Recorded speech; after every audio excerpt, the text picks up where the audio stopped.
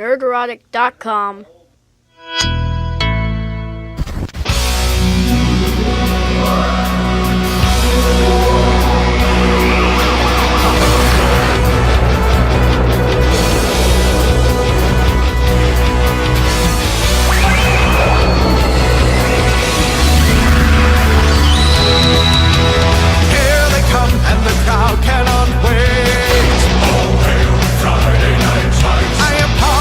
Cause I'm probably late. Oh, Friday night times.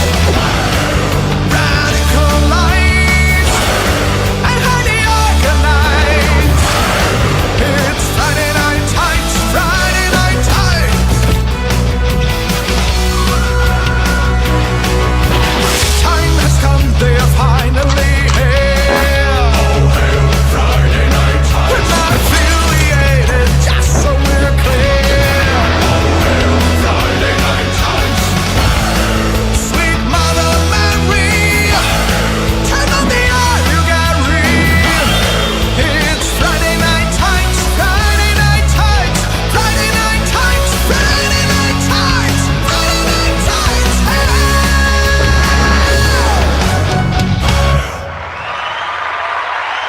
What up? What is up, everybody? It's Friday. How was your weekend? How will our weekend be? Not really sure. What We're are all gonna the find oranges out. for in the chat? How about those That's my dolphins? snack. I about got you told they're guys. mandarins. Oh, Yeah. And Oh, that's speaking what of it is, yeah. mandarins, I'm Yeah, feeling yeah. hungry. But I'm just gonna, little, yeah. for no apparent reason, I'm just gonna be peeling. It's good to make a great marinade on meat. Chad really went all out for this. Look at him. Holy Yeah.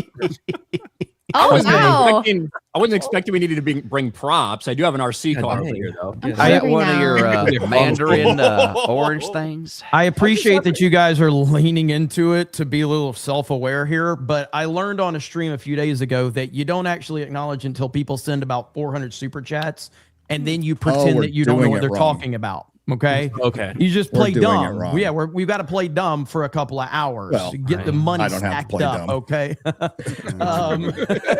do you don't mean wanna- play dumb here, Jeremy? We don't already want- are dumb. I don't want to actually the chat, but those are tangerines. They're not oranges. Okay. You have Wow. to search tangerine to get that up. Okay. It's a little disappointing.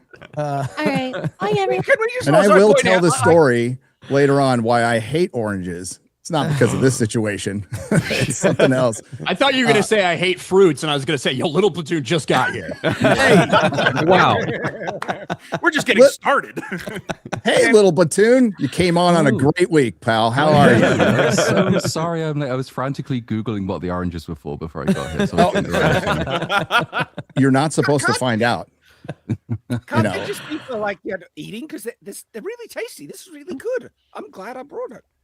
You know, I was actually thinking about eating my first orange in 30-something years on this episode. It's for What, when you women don't and like babies, oranges, bro. Eating No, an orange as a Oranges remind me of prison. The smell, man. the taste. They get handed out in jails and in prison everywhere, and then they have a cleaning product that smells like oranges. So it's just triggers the PTSD. I fucking hate them. Well, you don't want to get scurvy, you know. No, well, I mean, a lot of people use them just to make. That's a Pruno. pretty good reason to not like them, though. I will say Yeah. that. That is I actually, get I that. okay, that- you can't Mine's a really- texture issue, but that's not nearly as good of a reason as you just gave. So Yeah, it's a PTSD issue. Welcome to the show, everybody. I guess we have to address the elephant in the room, the oranges. The 400-pound, 2 million subscriber elephant in the room. Is that the word? Is that the elephant? Or That is would be ultimately the cause of all this, wouldn't Yeah. it? the So false flagger, allegedly.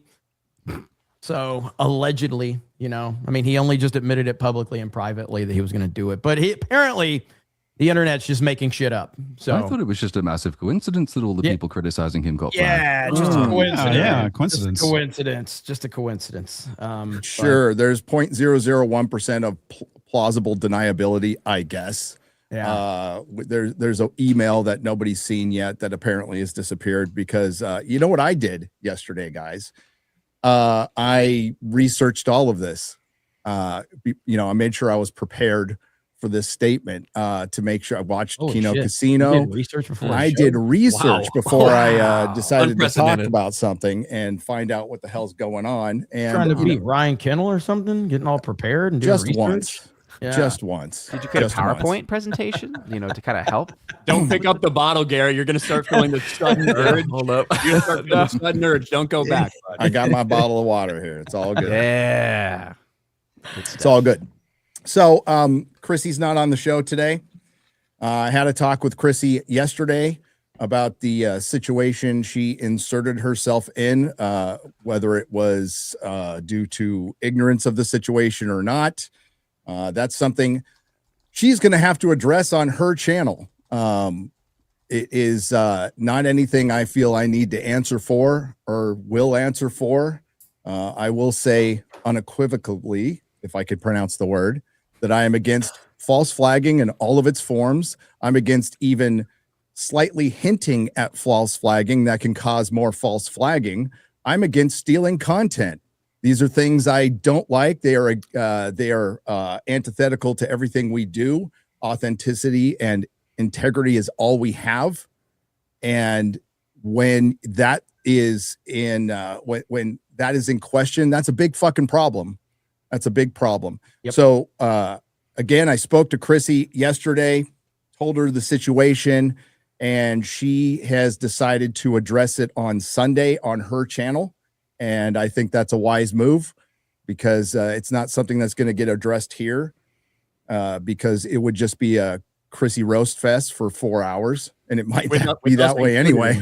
Well, I think it's a wise move to address it. I think it's a terrible move to wait 3 or 4 days. When I you could agree. have went on with Camelot because Camelot, I guess, is going to have her on and try to break everything down. And she, whatever. She, I don't know her business. Like maybe she couldn't make it or whatever. But, this is a situation that needs to be addressed as soon as possible. And on the internet, 24, 48 hours is a fucking eternity. And not addressing it ASAP it's just going to make it even worse.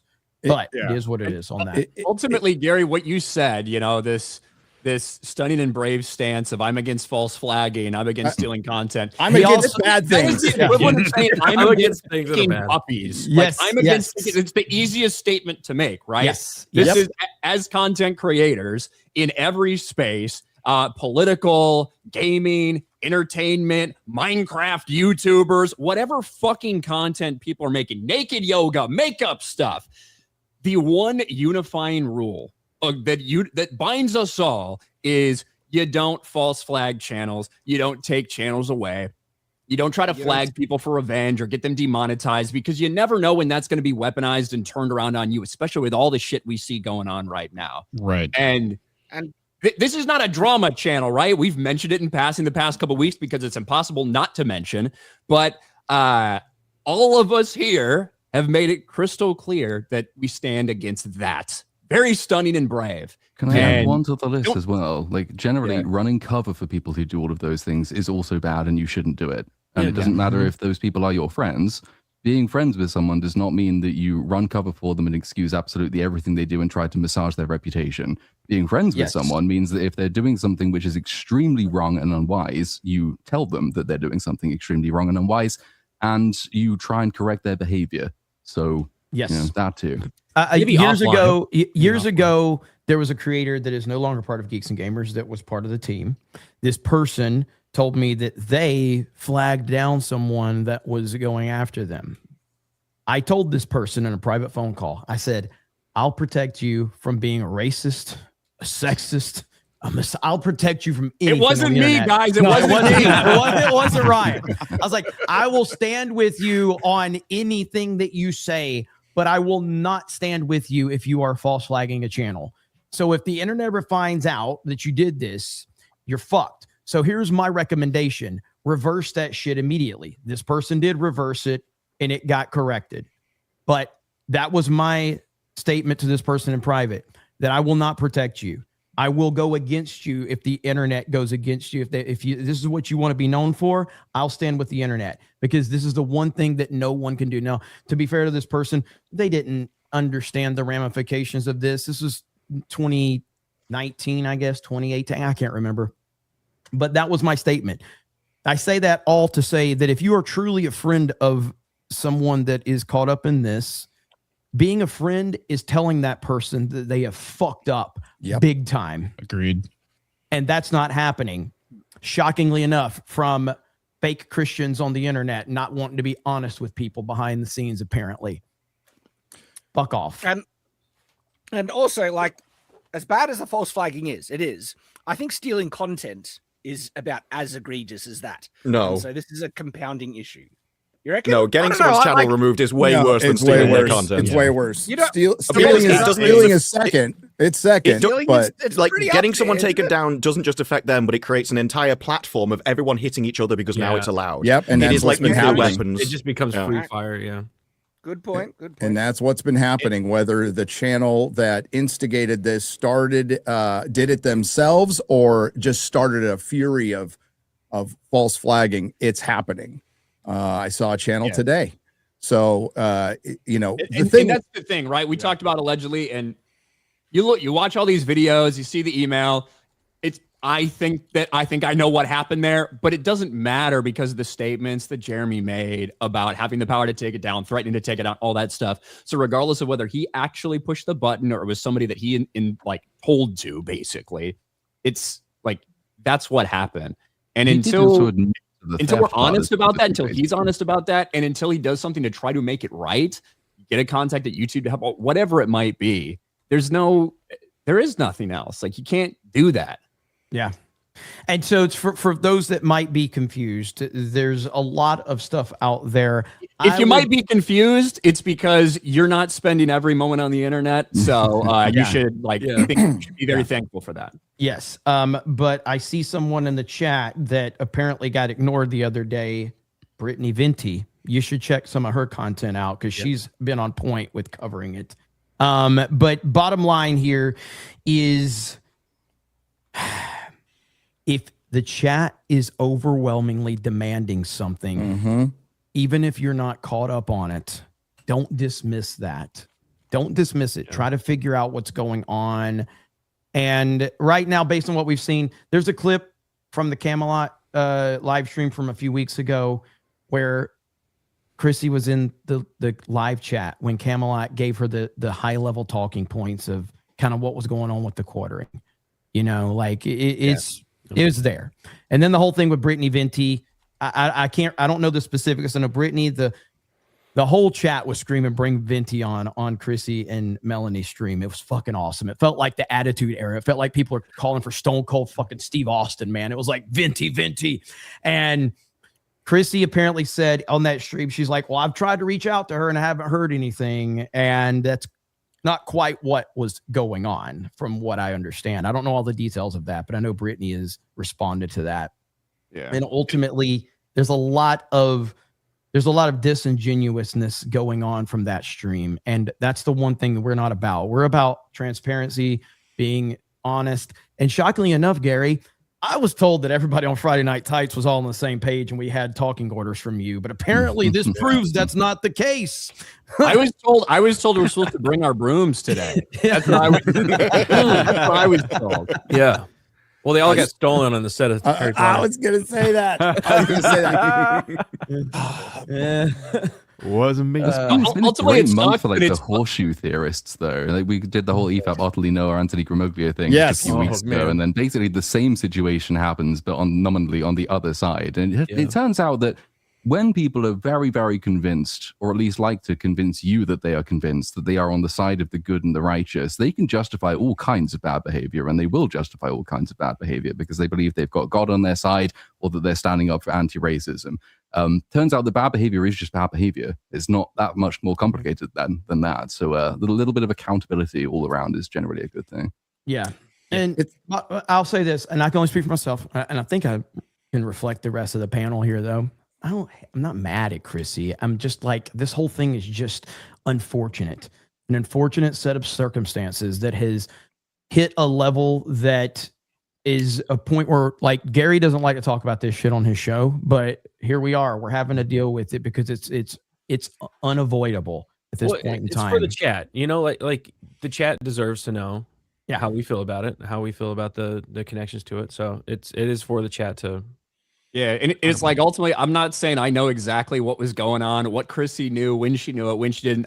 I don't have all of those answers. I have guesses and stuff like that, and apparently she's going to talk about it on Sunday on her channel. But ultimately, when your job is on the internet, and when talking about people and things on the internet is your job, it is your responsibility to stay up to date on some of this stuff. And if you're going to have someone like Melanie, and this is not like, you said you're not mad at her, Jeremy. I'm not mad at all. But it's like, if you're going to have, you know, somebody who's in the middle of something big, and that's what's going on with Melanie right now, obviously, you have to be aware of that. And you have to know that your audience is going to ask things or want to know things. And you have to make a decision of how you're going to handle it, whether you're going to address it, whether you're not going to, or what's going to happen. That's all part of our jobs. And being YouTubers or whatever, it comes with a lot of perks and a lot of awesome things. We can work from home, all this stuff, but it also comes with it. Like, you have to be aware of your audience and what they're going to feel about shit. You know, you can't just ignore them or push off their concerns or say it's just leftist attacking Christians or nod your head along with somebody who's saying it's just leftist attacking Christians, when I feel like that's not the case. And I'll say this, in the event, because of the subject matter that we're talking about, in the event this stream goes away, we're on Rumble. We're on Rumble. We're on Rumble. And honestly, as much as that might feel like a meme, it's not that crazy. It's not that crazy to put that out there. And that is why the situation is so bad. This is not just a coincidence right now. Some weird shit is going on.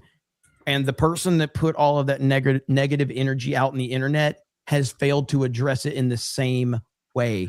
The same way he put that negative energy out there, he has failed to address it with that same energy. And that has created a fucking firestorm right now. The Streisand effect, you know, we've talked about it a lot. And listen, when your brand is based on criticizing things, all things, you need to be able to take it no matter what. It's not like we don't have channels and detractors. I wouldn't dream of stopping them. Go ahead. You deserve your say. Everybody deserves their say on this platform. And that's why false flagging is like snitching in prison. It's just something you don't fucking do. And Kino Casino, their clip channel needs to be restored now.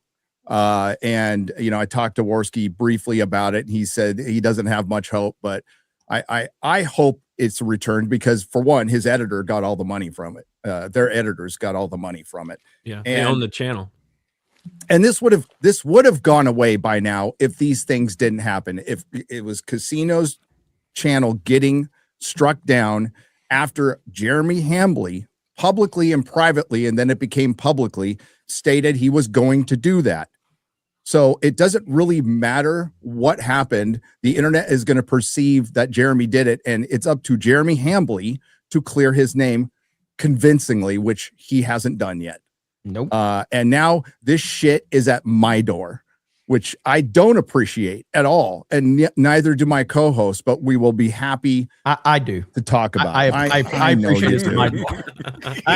I'm totally fine with it. Like, so. Well, PPP said last night that we were, we might just ignore it and talk about the next bad Marvel movie. We're going to talk about it and then talk about the next bad Marvel movie. Hold on, we're still doing that. We're not doing that. So, again, I would direct everyone to Chrissy's channel to see what she has to say. She's got some friends going on, including Brittany. If Brittany's in the chat, what's up? Hope you're doing good. And we'll see. And the thing is, to echo what Ryan says, if you want to be a content creator, you got to know what the fuck's going on. It's your job. We all do it. We all pay attention and we choose our battles. I'm not going to get upset over everything I see. I'm not going to comment on everything I see, but this isn't normal drama. This isn't somebody calling Jeremy gay, which he is. But this is Platoon is Something here. good Jer or bad Jer? You don't have to be mean to Platoon, okay? It's one of the called rare you gay. times we've actually been seen together at the same time. Yeah. Well, let me say this about one thing. Shout out to Chrissy for one thing. Leaving the stream public and leaving the chat up. Yep. That's something Jeremy Hambley cannot say because he never fucking does it. And Chrissy, you should be angry at Hambley for the fact that all of that energy came to your chat because he has silenced every fucking critic from his chat on Rumble and YouTube. So the reason that they bombarded you is because he has silenced them in his chat. So they came there because they don't have a voice to say it any other place that Melanie is on his streams. So that's why they came to your chat. So if you want to be mad at anybody, don't be mad at the casino. Don't be mad at the chat. Be mad at Hambley for pushing all of that negative energy towards you because he has banned every fucking body from saying anything. Even super chatters get banned for asking him how his weekend was. It's fucking crazy. Well, they have interesting names though sometimes. You could probably extend some of the anger to Melanie Mac as well, though, in the sense that she knew she was caught up in this drama. Yeah. She's been in it for weeks. She agreed to go on the stream. So in the best case scenario, Chrissy invited her on not knowing what was happening, and Melanie Mac didn't tell her what was happening, which is a shit thing to do to a friend. Just to be clear, Platoon, I know what you meant, but when you say send some of your anger that way, you're not directing anyone to go to her channel or anything like that. No. You're just saying in general. Yes. Yeah. You got to, why not give your friend the heads up that the shitstorm's out there? Why not? Like, I don't know. I just think that's dishonorable. It's totally dishonorable. Yeah. Just a heads up. You might catch a lot of that on YouTube, unfortunately. Yeah, be careful. Like, I'm just gonna say, if you have fake wizard on your stream, be very careful on who you have on next. Right? I mean, he did join the cast last week. I'm so sorry. Man. Oh shit. Now, hey, and I just want to put this out there too, because again, stealing content, false flagging, all that's terrible. However, tomorrow, if you guys want to tune in to the Geeks and Gamers channel, I'm gonna re-upload Gary's latest video, and I'm just gonna introduce it and say, "Hey guys, what do you think about this?" It's one of the Gary's biggest fucking video. You put the GNG logo all over it. Yeah, it'll be the best viewed video in Geeks and Gamers history. So there you go. Hey guys, this is wild. Tell me what you think. Yeah. That's transformative, right? What's the beard for? What are the action figures for? There's so many. Well, according to Rachel Leichman, I just buy them. I'm not a fan of any of this stuff. It's just to make me look like a fan. She's just jealous that she doesn't have enough money left for toys because she spends it all on fucking DoorDash. Yep. She's wider than she is tall. Just a heads up, we wanted to talk about it in the beginning and then move on to what we actually do, which is not YouTuber drama and is talking about dog shit and entertainment and pop culture. But we thought everybody deserved to at least hear it. So. By the way, which one's gayer? I don't know. We got Matt Jarbo being more respectable than Hambley before GTA 6. Okay, so like that's where we are. Don't worry, he already shot. Well, eventually, the scales will even out. What the hell? As the boulder turns, as they say, it turned back. Well, how was everyone's weekend? Wait, no, we've already done that. Hey. The best thing he's done so far is he's told his mods to ban any of that question, but once he did genuinely ask people how were their weekend, they answered and they all got banned for like genuinely asking the question that he answered his own My stream. weekend was actually pretty good. How was yours? Well, I'm guessing Jeremy didn't have a good weekend. Bad Jer, as on a sabbatical calls him. How did you become good Jer? I'm just not bad Jer. It's just by default. I'm just like a default create a character at this point. No, I loved what you said. Yes, wrestling profile. Yeah. I loved what you said yesterday. So if you haven't seen the clip, it's on Alyssa Clips and probably, I don't know, Geeks and Gamers too. No, it's not. Yeah, Ryan won't let me upload that shit to Geeks and Gamers. I have to keep it on D-Day Cobra. It was essentially respect the chat, don't ignore the chat. The chat is king. The chat is the reason you live stream. Yeah. And you have to acknowledge them. And it's one thing if it's one guy spamming the same thing over and over again. It's another thing when it's 99% of your chat or 100% in some cases. It has to be acknowledged and let this be a lesson, I guess. So we'll find out what happens on Sunday. But I didn't think this was the place for Chrissy to talk about how she got into this, how she stepped in a nuclear situation, and I think that was something that she could do on her channel. And hear her out, give her a chance. Yeah, I personally think, like, after hearing some of Camelot's responses on it, I think she should probably bring him on and help him. He's offered to guide her, so that's probably a good move for her if she was going to go on his show. All that. So restore Kino Casinos. Cachino. Sounded like a new slur. Did we add that to the list of new slurs? Kino Cachino. A new meme is born. God dang it, Gary. That's a coffee brand. That's a coffee brand. Kino Casino Clips channel now. It reminds me, remember that dog shit Adam Sandler movie where he was like two fat people and Al Pacino was somehow in it doing a commercial for Dunkin' Donuts? Dunkachino. Oh my God. It was the saddest thing ever. Yeah. Oh man. I do remember that. Dunkachino. Oh, Goodness. man. Kino Cachino. That's how we end that segment. Kino. Well, do we want to address everything? Fun? I mean, the redheaded libertarian stuff is like in the rear window now. It's like, I also get angry at a quote which was exactly correct and what you were saying you said. That's the wildest thing I've ever seen. They said no, what they said. Well, they said that I watched the movie, and then I couldn't remember, and then I saw the clip. It's like, well, she didn't watch the movie, but she's deleted the tweet about it. Yeah, yep. And then Sage said she didn't get paid when it clear, and Steph roasted her on this one. Steph, my nerdy home, give her a follow. Clearly says paid promotion. Yeah. But the thing is, both times I said, hey, good on her for deleting the tweet. What are we talking about? She and others, a lot of others promoted Angel Studios Animal Farm, which is it's just a terrible movie. Like, it's just a bad movie. And she hadn't seen it. Now, some of them had, but they were all paid.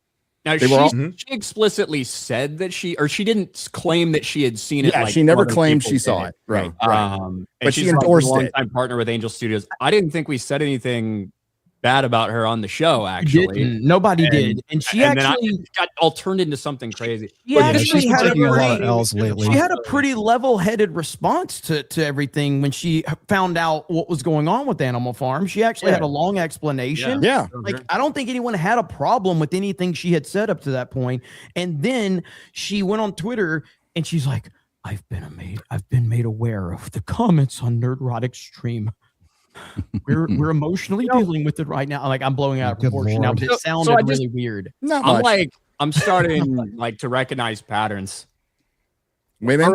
Should women just not be around on the internet? Is that weird? That's what I said. Women the problem? I said, what's the common denominator here? Yeah. Well, maybe if they start making more movies for them, like Devil Wears Prada, they won't need to be on the internet as Make a a series series of going to those. see this thing right now. So. The reason I'm never going to be like a drama internet, like it's making content about drama, is because, bro, if I did drama streams on all the people that I dislike or have a problem with, you'd have a lot of content. I would be streaming more than Jeremy. So I don't have time for that shit. Stick to my entertainment and pop culture. Some other channels are doing great. What's weird is that Ryan publicly stays away from the drama as much as anybody, but he probably knows more than anyone. Correct. Like an encyclopedia. Research. Yes. Whenever there's like drama on the internet, I call Ryan. I'm like, hey, what's up with this? 30 minutes of all the information I ever needed from Ryan. Like Oracle. Yeah, it's crazy, man. Platoon brought it up, and I don't know how many people have seen this, but EFAP covered the Otterly Noah situation, which was similar in the way that something got flagged down over a thumbnail. But the best part about it that I find the most hilarious is he's basically a detractor channel. He's gone after Drinker. And he's accused all, as yours truly, everybody, of being grifters. And he plagiarized a video calling us grifters. Several videos calling us Several grifters. videos. That's so low. The irony. So low. The irony. The guy had the only partial excuse of being like an actual autist as well as being a retard. So like he's got like a partial out. The other aspect of that drama was that he was being coached through his response to all of this by Anthony Gramuglia. And again, not dissimilarly to the way that people will try to massage messages to get their friends out of trouble.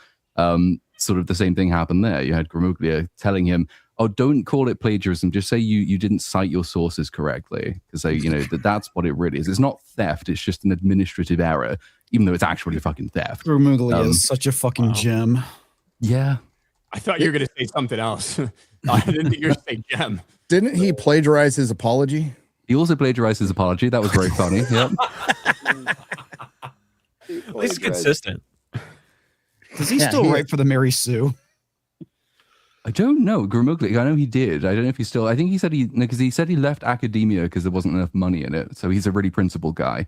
And I don't know about writing for the Mary Sue anymore. Oh my goodness. All right, so let's talk about the next bad Marvel movie, shall we? Guys, before we do that, let's get a palate cleanser. Let's make fun of celebrities. Okay. Oh, the Met Gala. Yes.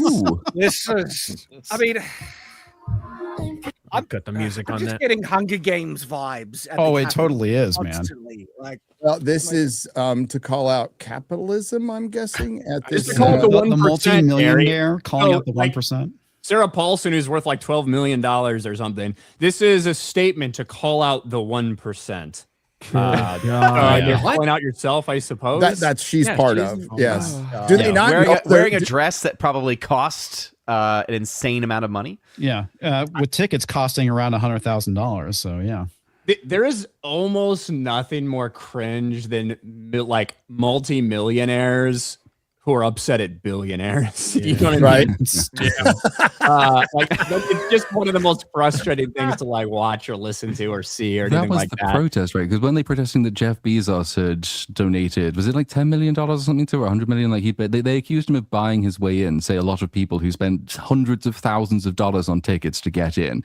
Really, all it is like these people have reached the top of their profession and they can't really go any higher, and they've still found that there are people more successful than they are. So all they can do is kind of bitch about it like that. They have no other recourse. They can't prove they're better than Bezos in any other way, so they just pretend that they're on the side of the poor and the downtrodden while wearing dresses worth $500,000. Yep. Exactly. And Sarah Paulson, a multi-millionaire lesbian, is going to cry about the patriarchy and how it's keeping her down. I hate the Met Gala, man. She can buy an expensive U-Haul, by the way. It is Hunger Games come to life. That's what the Met It is. Gala is. It's these like the most elite of the elite that are dressing like absolute circus freaks. And sometimes it's to put across some sort of message. Sometimes it's to look like a freak and get headlines. But it gives us off Hunger Games vibes. And that's how they see us. They see us the same way the Capitol looks at everybody in the fucking Hunger Games. It's such a joke. Wasn't Natalie Portman at this where she had the directors, all of the women directors? Yes. Was that the Met Gala? That was a number of years ago. Yes. I'm calling bullshit, Ryan. Share my screen. I'm calling bullshit. You hate the Met Gala? What are you talking about? He doesn't. Here? He doesn't. Come on. Here we go.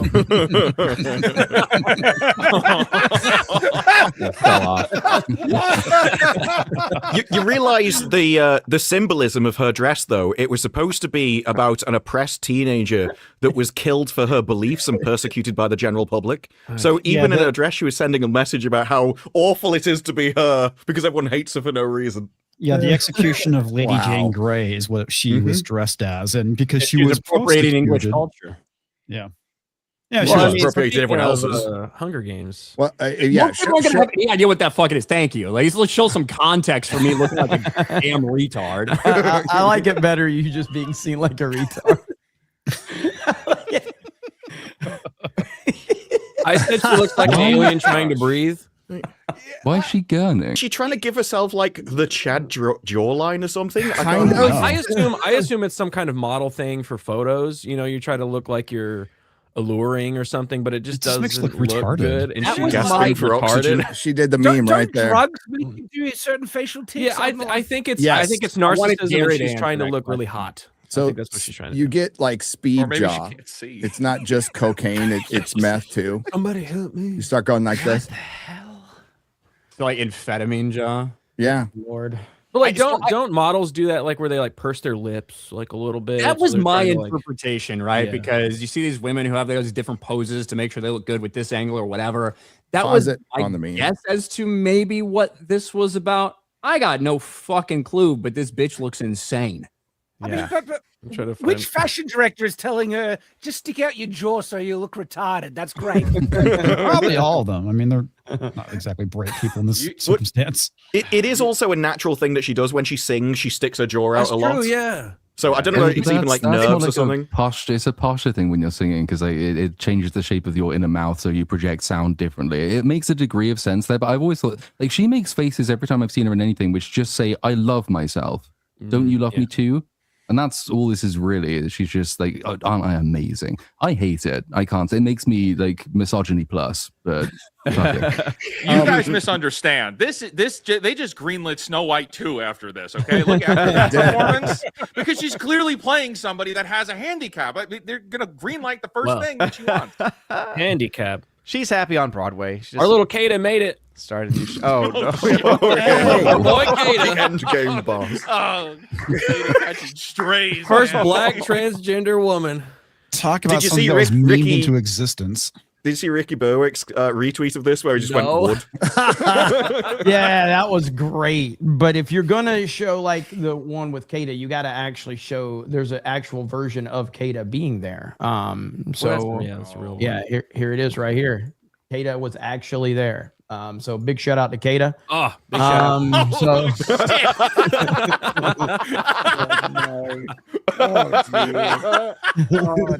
that's from Tree Bear. Oh man. Looking good out there, Kata. We're all going to hell. There's no hope. It's terrible.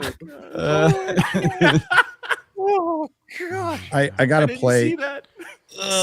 just the beginning of this daily. One of Perry's greatest cuts in the world ever. By the way, the rumor is that Kata will be playing Helen of Troy in the Odyssey. Can't wait. So Good for him, man. that's the rumor. So Man, that- he's if going so, up I got well. I got an exclusive interview. So we'll There you find go. out. First of all, men are better than women.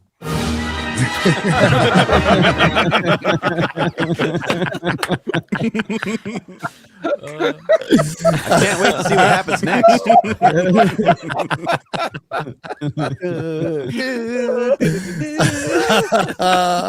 Oh, it's so fucking good. Hail Perry Chan. Yeah, Met Gala is a disgusting display of debauchery and hypocrisy, and it gets covered every year. It gets covered every. Maybe I'm glad they toned down on the eat the rich thing while they're walking around there. Was AOC there this time? I don't know. think so. No, I think Oh, she you're got right, a little that bit was- the I last time. We would know if No, she was. but- She'd make a stink. Yeah. Finn Wolfhard from Stranger Things said someone handed him a wine glass and said, "Top that up, please," because they didn't know who he was. Ooh. They just thought he would remember the staff. Was he dressed Hilarious. normally? Game. That's why. I Yeah. imagine so. Yeah. That's Jesus Christ. So yeah, we covered that on it's on Nerdrotic Daily. We did our we're gonna do that every year now. A bunch of idiots covering the Met Gala, and we were just trying to figure out who was a dude and who wasn't. And it was difficult. It's like, guess who? It's like, guess who? Let's talk about Disney Star Wars. Yay! Yay! Let's go, Jim. Yay! Yay! The latest crap Star Wars is out. It's coming out. So we're getting closer. So the projections haven't changed very much for the opening box office, and they're not good. We're already starting to see the cope. I don't think it's a good sign that you preview 25 minutes of your movie, a full like fifth of your movie. But they did. So they did the 15 minutes at CinemaCon, and then Yeah. they showed 25 minutes. Don't you want here. more? Weird, man. Like this is desperation, is what it Please sounds like to see me. the film. This sounds like desperation. And Yeah, as I it's 'cause showed, it is. I told you that after 12 hours of the more recent Odyssey trailer being out, it already had more views in 12 hours than Mandalorian Grogu had in a month. Oh, no, 2 weeks. It was 2 weeks. 2 weeks. 2 But weeks. that's still like, and this is Star Wars, man. Exactly. Yeah. That's crazy. The final Mandalorian trailer a week after the fact had like 4.1 million views. Yeah. That is bad. Now, That again, is bad. depending on who releases it and how they release it, you look at some of the stuff that Amazon releases, they get like crazy high views. It's because I think they embed it in some way on their service or on their website that like helps out those views because it doesn't really match up. But for just taking that in a vacuum, 4 million views for the last trailer is insanely fucking low for anybody. And yeah, the projections are still, 80 plus million, 80 to 90 million 4-day weekend. And I even think there's a chance that it kind of gets close to 100 million over the 4-day holiday weekend and gets close to what Solo did. But considering the fact that when you factor in inflation, Solo actually did closer to like 130 plus million in its opening 4-day, it just goes to show how sad that really would be. And it's also contextually different. I mean, Solo comes off the back of an historically divisive main trilogy entry in The Last Jedi. The Mandalorian was the one thing they had until recently that was sort of working for them. Obviously, season 3 is absolute dog shit. Season 2 isn't much better. But it was the one thing they had said that is definitively our own, which people seem to not hate too much. And now even this is coming out with no particularly bad blood, or no hot-headed bad blood around it. And still, no one gives a shit. I kind of like it because it's The Mandalorian and The Mandalorian sucks, but it's bad for the franchise. They do seem to have moved on already, even internally, to Starfighter is the one everyone's really excited for, right? Tom Cruise has been on set, and it's Mr. Levy who did Deadpool and Wolverine. Everyone's excited for Starfighter. That's going to be like a good, wholesome father and son tale. That's next year. You have a film coming out this month. You should be panicking.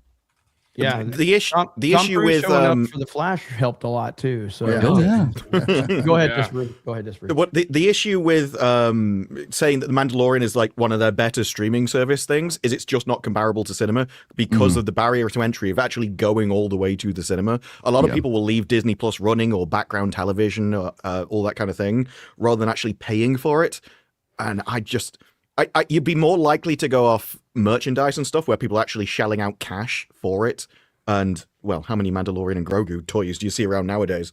But it's that barrier to entry of cost that I think will kill the movie. Rather than if they released it on a streaming service just as a free thing, they'd have a lot higher numbers. Or if they'd released it at the height of Mando Season 1's popularity, because then there was a lot of goodwill toward that. I mean, I even felt some goodwill. I didn't rate it very highly, but I felt some goodwill toward it. And the merchandise point, there was loads of it at that time, but that's a long time ago. Many things have changed since then. It makes it worse, too.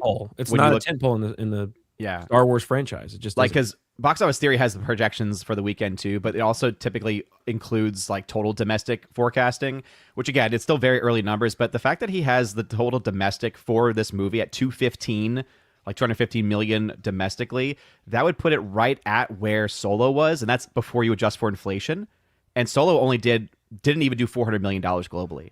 So if it's already tracking that way domestically, and if we see a similar reaction internationally that we saw for that film, and again, I think this one will maybe do a little bit better, but we're still talking, I think, 400 to 600 max, and that's abysmal.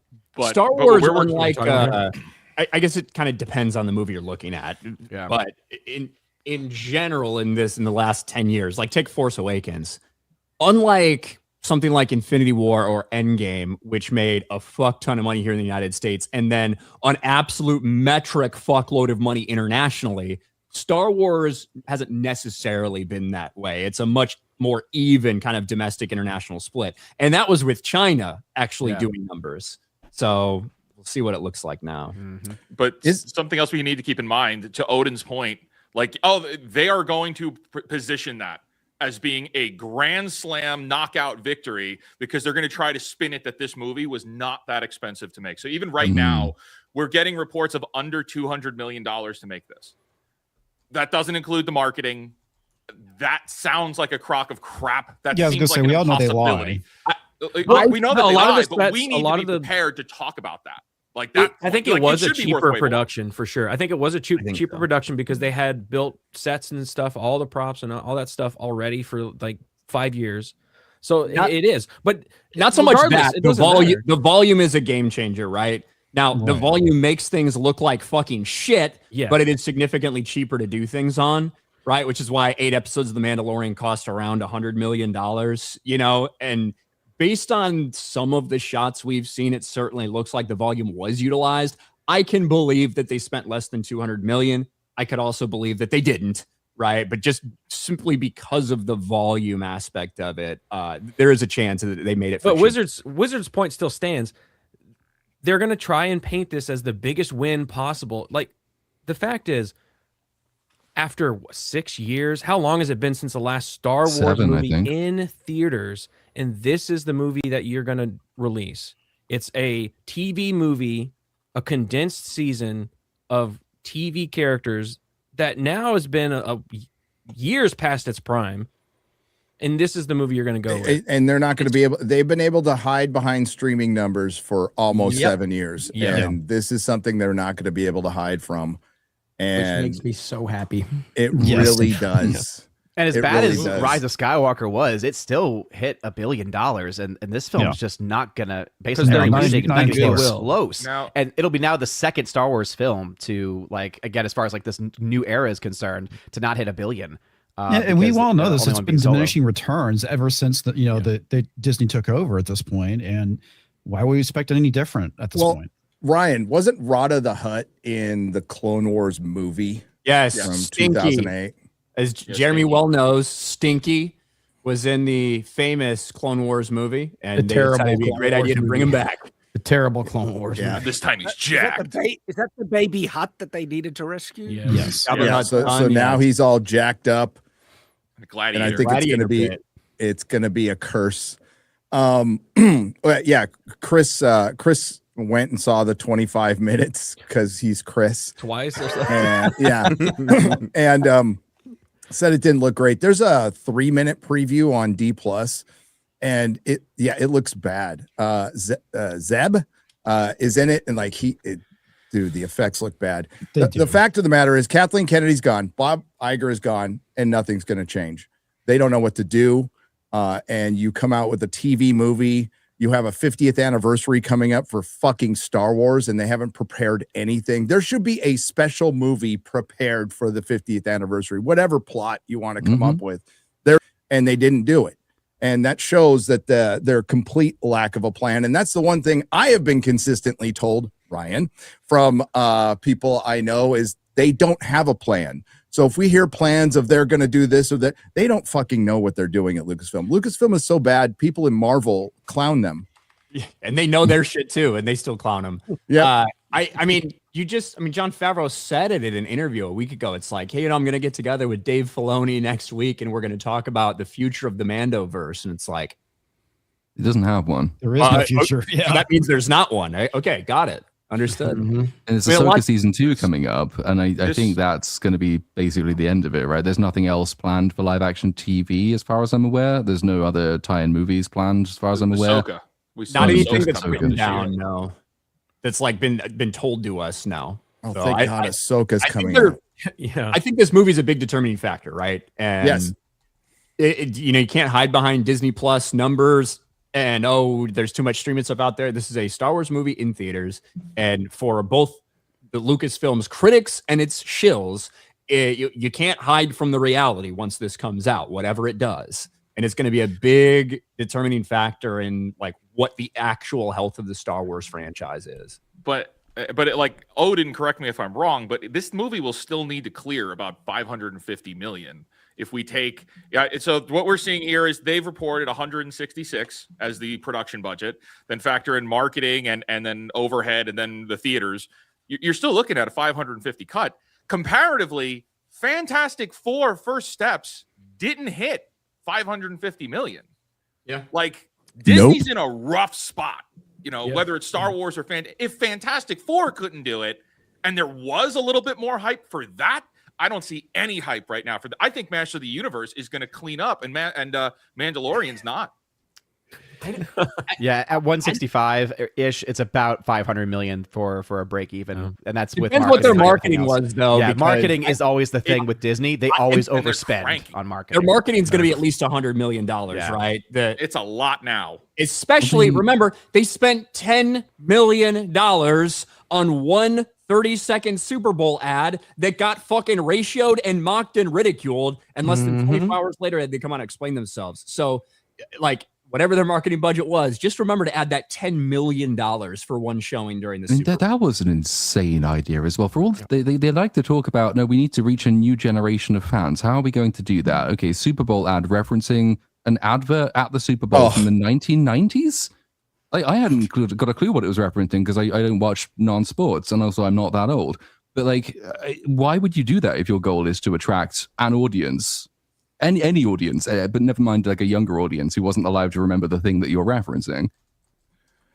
They truly have no idea what They have no clue. They really don't. And I think you're going to see a state of panic with them, probably internally, obviously, more than anything. But once this movie comes out, once this movie underperforms, I don't think it will be like the Marvels level, but I do think that we're talking potentially Solo level, maybe even lower than Solo. I think it might be on the table. It might be I on think the that's a table. possibility. Yeah. I think it's a possibility. I'm looking for the tweet with Joe Dante, the director of Gremlins, calling them out for ripping off Gizmo. He's like, yeah, Baby Yoda's a total ripoff, like 1-for-1 ripoff of Gizmo. So good for him. Oh my god! Well, this is a little There's also a promo ripoff that of Star the Wars character named Yoda from the Star Wars. Yes, he is a derivative Yoda that's a ripoff of something else. Mandalorian is a derivative Boba Fett. We have another Jabba. Hey, there's going to be walkers. There's going to be all-terrain armed transports. once again, Remember those? Those Disney's are neat. Oh, they're version. easily defeated. Disney's version of shit that you love, and it's never going to stand up. Well, it's because it started off as a Mandalorian series, but Grogu was so popular with women that they were like, well, we're just going to double down on that. We'll double down whatever We are works. back to women again. Well, it's true though. So it became essentially a Grogu series rather than. If you look at the marketing for this movie, it's all Grogu being cute, and that has a sell-by date because the maternal instinct expects their children to grow up at some point, and this never seems to. Like it never evolves past its original point. Yes, that's what I was going to say. It just gets old now. And now, because they feel this is their main selling point, Grogu is never going to change. He's never going to grow up. He's never going to learn to speak or anything like that because they need the cutesy baby thing. That's what they think is the only selling point. And I'm sick that's of a it by fucking now. huge mistake. Yeah, I was sick of I'm it tired of it. episode 1. Exactly. Same here.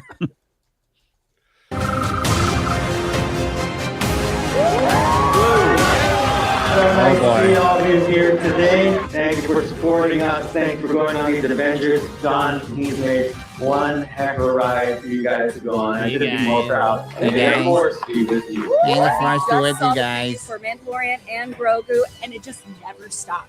Hold on. Oh, she had crazy eyes. None of She had these the crazy eyes. motherfuckers are Star Wars fans. And None a of nose them. ring. Yep. No, but they are Checks Grogu out. fans. That's the thing. I won't deny that they may be Star Wars fans, but they are a niche. They're a niche, shallow Star Wars fan. And No, that's at this point, they don't get to be called Star Wars fans. If That's you're the still only supporting people this that they go shit, after. you actively hate Star Wars. If you're still They're supporting not Star even Wars. Star Wars fans. They're Disney fans. That's the difference. Yeah. They're Yes. Disney. They're here for Yes. whatever Disney sends. It's not Star Wars. It's not Marvel. It's just Disney. It's shallow. It's the shallowest version of Star Wars, which is what Disney puts out, is the paint of Star Wars. Oh, look, it's got a ship. Oh, look, it's got a Mandalorian. It's got a Yoda. This is But what the they're corporate not anything. critics got really upset at CinemaCon don't is understand the Disney is going to start favoring influencers. And I have no idea who any of these people are. They're probably on TikTok. We saw that worked out so well for Amazon with the Rings of Power in season 1. Bro, I can't stop looking into this fucking hippopotamus's eye. Nose ring theory in full effect. All of those clips just felt so fake and manufactured. Because they are. It's just like, Well, there's more. Stop. Everything about it was so much fun. You will be oohing and awing at the action, at the duo, and most importantly, at Grogu. This movie might be the No, best you will Star not. Wars that we've seen Oh, it's the best Star Wars that we've seen. Probably is the best Star Wars that you've seen. Son, I tell you what, shit, boy. Like, yes, this movie made by Cowboy fucking Dave is going to be the best you've ever seen. It might be because he probably hasn't seen anything else. I mean, it's like, this is like Anakin blew up the Death Star level of retard. Oh boy, I remember that. There's going to be so many. And Star Wars doesn't have good moments. and evil. Yes, yes. Yes, exactly. There's going to be so many roastable It's moments just shades of from grays. influencers praising this movie. It's going to be, It's gonna be man. nauseating. Usual It's suspects. It's gonna be great. Yes. And then Grizzy will have it posted within he's 5 gonna minutes. He'll be eating good. He'll be eating good. Hail Grizzy. And then there's Baby Yoda, which is definitely a Gizmo ripoff. I mean, come on, let's face it. As is the character in the Ochi movie. Yes. A total Gremlins ripoff. You know, they don't even hide it. They're just like, oh, come on, it's Gizmo works. We'll do them again. There's Yoda, and then there's Baby Yoda. Hail Joe Dante, by the way. Yes, legend. Absolute legend. Look, I can see similarity, but at the same time, if you're going to age down Yoda, I mean, you'd kind of fall on that anyway. So I'm not kind of seeing it. Well, I mean, Disney's probably a little worried, considering the streaming data that we've all gone over the week, and we're going to go over it again. Why not? The streaming data that has a glaring omission, and that glaring omission is no sequel trilogy. Do we have a list of the streaming data? Let me go now. It should be in there. Should be at the very bottom. Scroll down. There will be one more. Keep going. Right there. Yeah, So there it just is. to put it in full context, this is specifically on May the 4th, a random day in May that they chose. Obviously not actual Star Wars Day, but of May the 4th from last year. And it's viewership numbers that they put out in an article on May the 4th this year. It should be noted that Andor had actively just currently released 3 streaming, episodes, and was airing at the time. And I believe Tales of the Underworld had just been released as well. So I do think those kind of mix in with this. I don't believe that Andor would have probably been the biggest one on a random day in October if it hadn't been releasing new episodes, but just for full I context. mean, this list is still wacky, but at least it doesn't have the sequel trilogy or Mandalorian or Ahsoka or watch your Obi-Wan fucking Kenobi. mouth with the prequel hate, Gary. Watch your fucking mouth. You prequels are there because the prequels are fucking awesome. Yeah. Okay. Return of the Jedi is too low You on like this the list. prequels. It is I pretty low. don't They're like the not prequels. awesome. I don't like the prequels. I fucking love the No, they prequels. are. You They're love okay? the prequels. He loves them Damn right. unironically. Like you love yes. your Trump body pillow. Dude, Revenge but- of the Sith is my favorite And Star you Wars can. movie. Revenge of the Sith is my favorite Star Wars movie. So what? It's fucking awesome. This is That's where the great. money wrong. begins. I'm happy But for you, remove- Jeremy. You are wrong, Gary. You are I'm wrong. wrong? With What am I you. wrong about? You're my enemy. Exactly. Your prequel hate. You are wrong. I don't hate- prequels. The Aggressive prequels negotiations. made an entire generation of Star Wars fans It that aren't did. retarded Undeniably. like the Disney, Undeniably. like the Annie, Disney you're trilogy. breaking That my doesn't make heart. me like them. Are you an angel? But the masses Master do. Skywalker, But the doom, the what are we masses going do. to do? Yeah, you know who makes. You know who makes. Hold on. If I hear any more fucking prequel hate, I'm gonna flag all your channels. You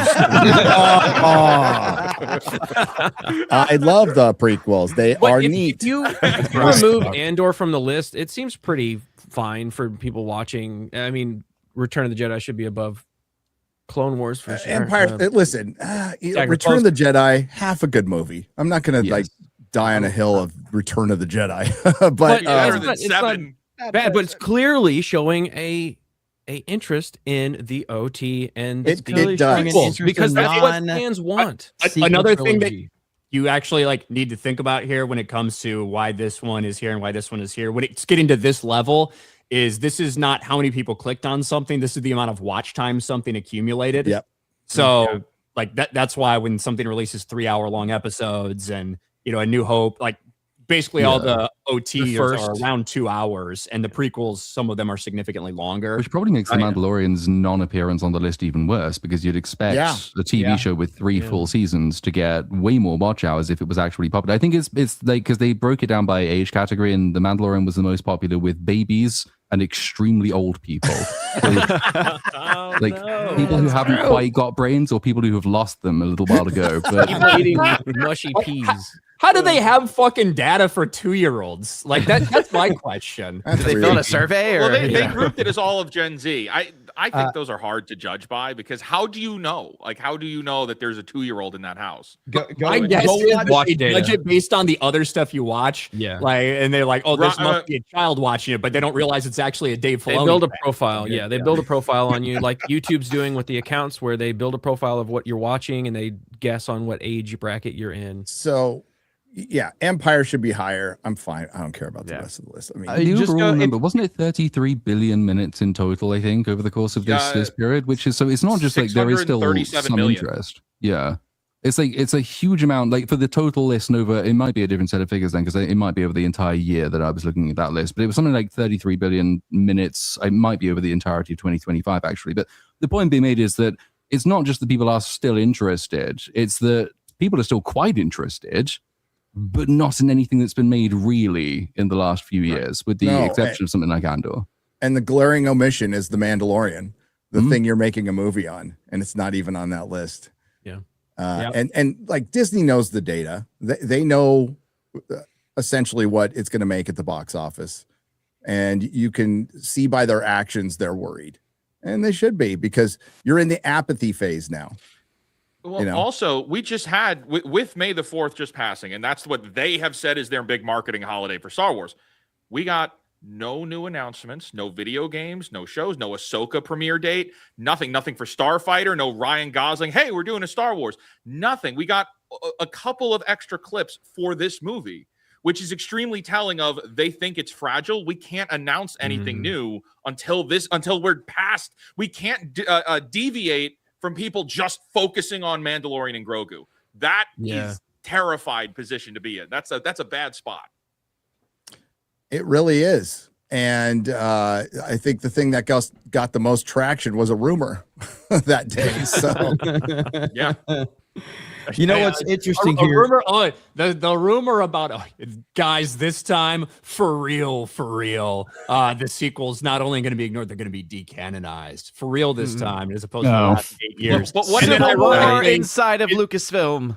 And then, ironically, as soon as that's circulated in the zeitgeist, they drop a trailer on May the 4th promoting The Mandalorian using Rey and Luke from The Last fucking Jedi as part of their promotion about The Mandalorian. Well, because they hadn't stopped. It's so weird that these fucking things get reported like right on the biggest Star Wars day of the year. It's crazy. People just in the right time, I guess. To play devil's advocate, the report was that they're waiting until Ahsoka season 2 is out because they want to stick with Rey. They don't want to deviate from Rey. They want to keep the sequel trilogy, but it seems like they're being given internal metrics that they need to reach, and if that doesn't work, Rey's out. Well, I don't think that's going to happen. But 10 years of metrics.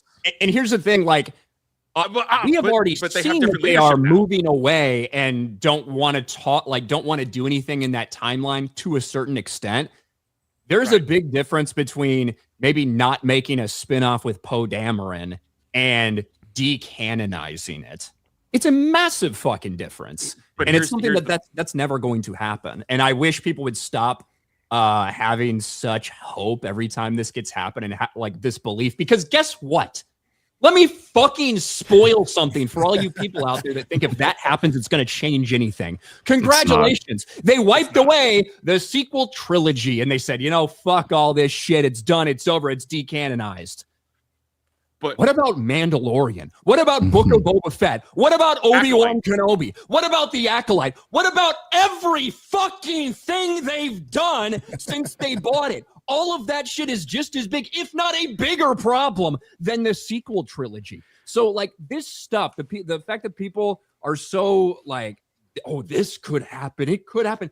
Even if it did happen, which it won't, it changes nothing. And I wish we'd stop hearing the same fucking thing we've heard for 8 years. Hey, Ryan, I do want you to have some comfort knowing if they do get everything Disney gone, we still have season 1 through 5 of the Clone Wars, brother. I know it's bad enough. Okay, I just knew that would make you happy. The issue is with what Fake Wizard said about they want to stick with Rey. They shouldn't want anything. As an entertainment industry, you shouldn't have favorite characters that you prioritize against everything else. If the audience likes something, you make that. You put out a load of feelers. You double down on what works. You shouldn't be like, we want to force this character into something the audience likes. It shouldn't even be on your mind. Yeah, it's not about what the audience wants. It's about the egos of the creators, Disparu. If they want to make money. Well, George Lucas is the only one that has the right to do dumb shit like that. Yeah, I agree. Completely agree. If you own the property, you bought a property that is worth some value because audiences want to see more of it. So then you make the audiences happy. They're not concerned with that. What? No. But yeah, they also don't know how to connect with audiences anymore. No. But what we are seeing is the money people are, just based on their actions, the money people are stepping in and saying, shit's got to change. Because Bob Iger's gone, Kathy's gone, the leadership is changing in there. And now we're seeing in like real time, Star Trek is going down, competing with YouTuber minutes watched. The Mall show has just went out. The numbers are starting to come in for that. That is embarrassing. So now, and to see like a big Star Wars blockbuster that you need a $500 million to break even on, they're not in a good spot. They can't allow it to keep moving forward. So actually, them cutting the sequels is actually so tone deaf because they think, all right, well, if we get rid of that, that'll bring everybody back, instead of actually understanding what created the problem in the first place. They just think we'll throw away the sequels. That's what all these neckbeards want, and they'll all come flocking back. That's not the case. No, the 50-year-old fans that they didn't want to satisfy anyway. Remember, Josh D'Amaro was behind the Galactic Star Cruiser. He's in the video. He's in the damn video. So it was really funny. There was a bunch of like sycophantic Disney fans who like really hate Josh D'Amaro, who were using clips from my video. I didn't even know it was Josh D'Amaro because he had his stupid COVID mask on, and he's sitting there with a lightsaber in the Galactic Star Cruiser. I said, "Look at this fucking retard here. It looks like an absolute moron." They were like sharing that video out there, not knowing who I was. Probably that's hilarious. Probably not. The thing is, what they should be doing at this point, and to take a step back, we don't like the sequels. A lot of people don't like the sequels. With that being said, there are people out there that like these characters. There are people out there that like those movies. And if you were to just completely and totally decanonize it, you would be telling those fans, a minority of fans, to go fuck yourself in a desperate hope that the ones you told to go fuck themselves before will come back. They're not going to do that because, in my opinion, they can achieve the same thing in theory if you just get out of this era. Get out of this era where you're relying upon stormtroopers and Skywalkers and, oh, remember this, remember this. Go 1,000 years in the future and make your own story on a planet that people have never heard of. Now, they can't do that because then they wouldn't be able to rely on the nostalgia. They would only be relying on their own ability. And they don't have anybody there that can do that. No. But that is your path forward to Star Wars. It is go 1,000 years in the future, not bring up names that people recognize. Do your own thing within the Star Wars universe. That's what they should do. And it's what they should have done for a long time. What would you say, like, as a counter? I don't think this would work by any means, but if they were to instead say, right, okay, we're going to go back, we're going to do the Thrawn trilogy, we're going to age up the characters, with like recast, we're just going to adapt that. We're not going to reference where it's going. Like, the sequels will still exist, but we're just not going to really regard them or mention them in any way. And we just did that entire trilogy instead. Would that have any chance of? And then, of course, you'd have to assume that somebody other than Dave Filoni was writing it. But if all of those conditions were met, any chance that might work? I think it would definitely get some attention if that happened. The problem is you can't really adapt that with where it leads. So that kind of is an issue. For people like me, who are fans of all of that stuff, I want them to stay as far away from expanded universe characters and stories as possible, because we've already seen what they've done with the handful of bastardized ideas they've brought in, and they just rape these characters. They just do. It's embarrassing. Yep. All the fucking people out there there are people out there that would get excited for it. There are the same people that are like, oh my gosh, wouldn't it be amazing they brought Mara Jade into canon? Why? No. Yeah. She doesn't have a point. So what? Like, she's not going to be Luke Skywalker's wife. She's not going to be the mother of Ben Skywalker. She's not going to play the same role that she played before. She's just some bitch with red hair that you're using for a name.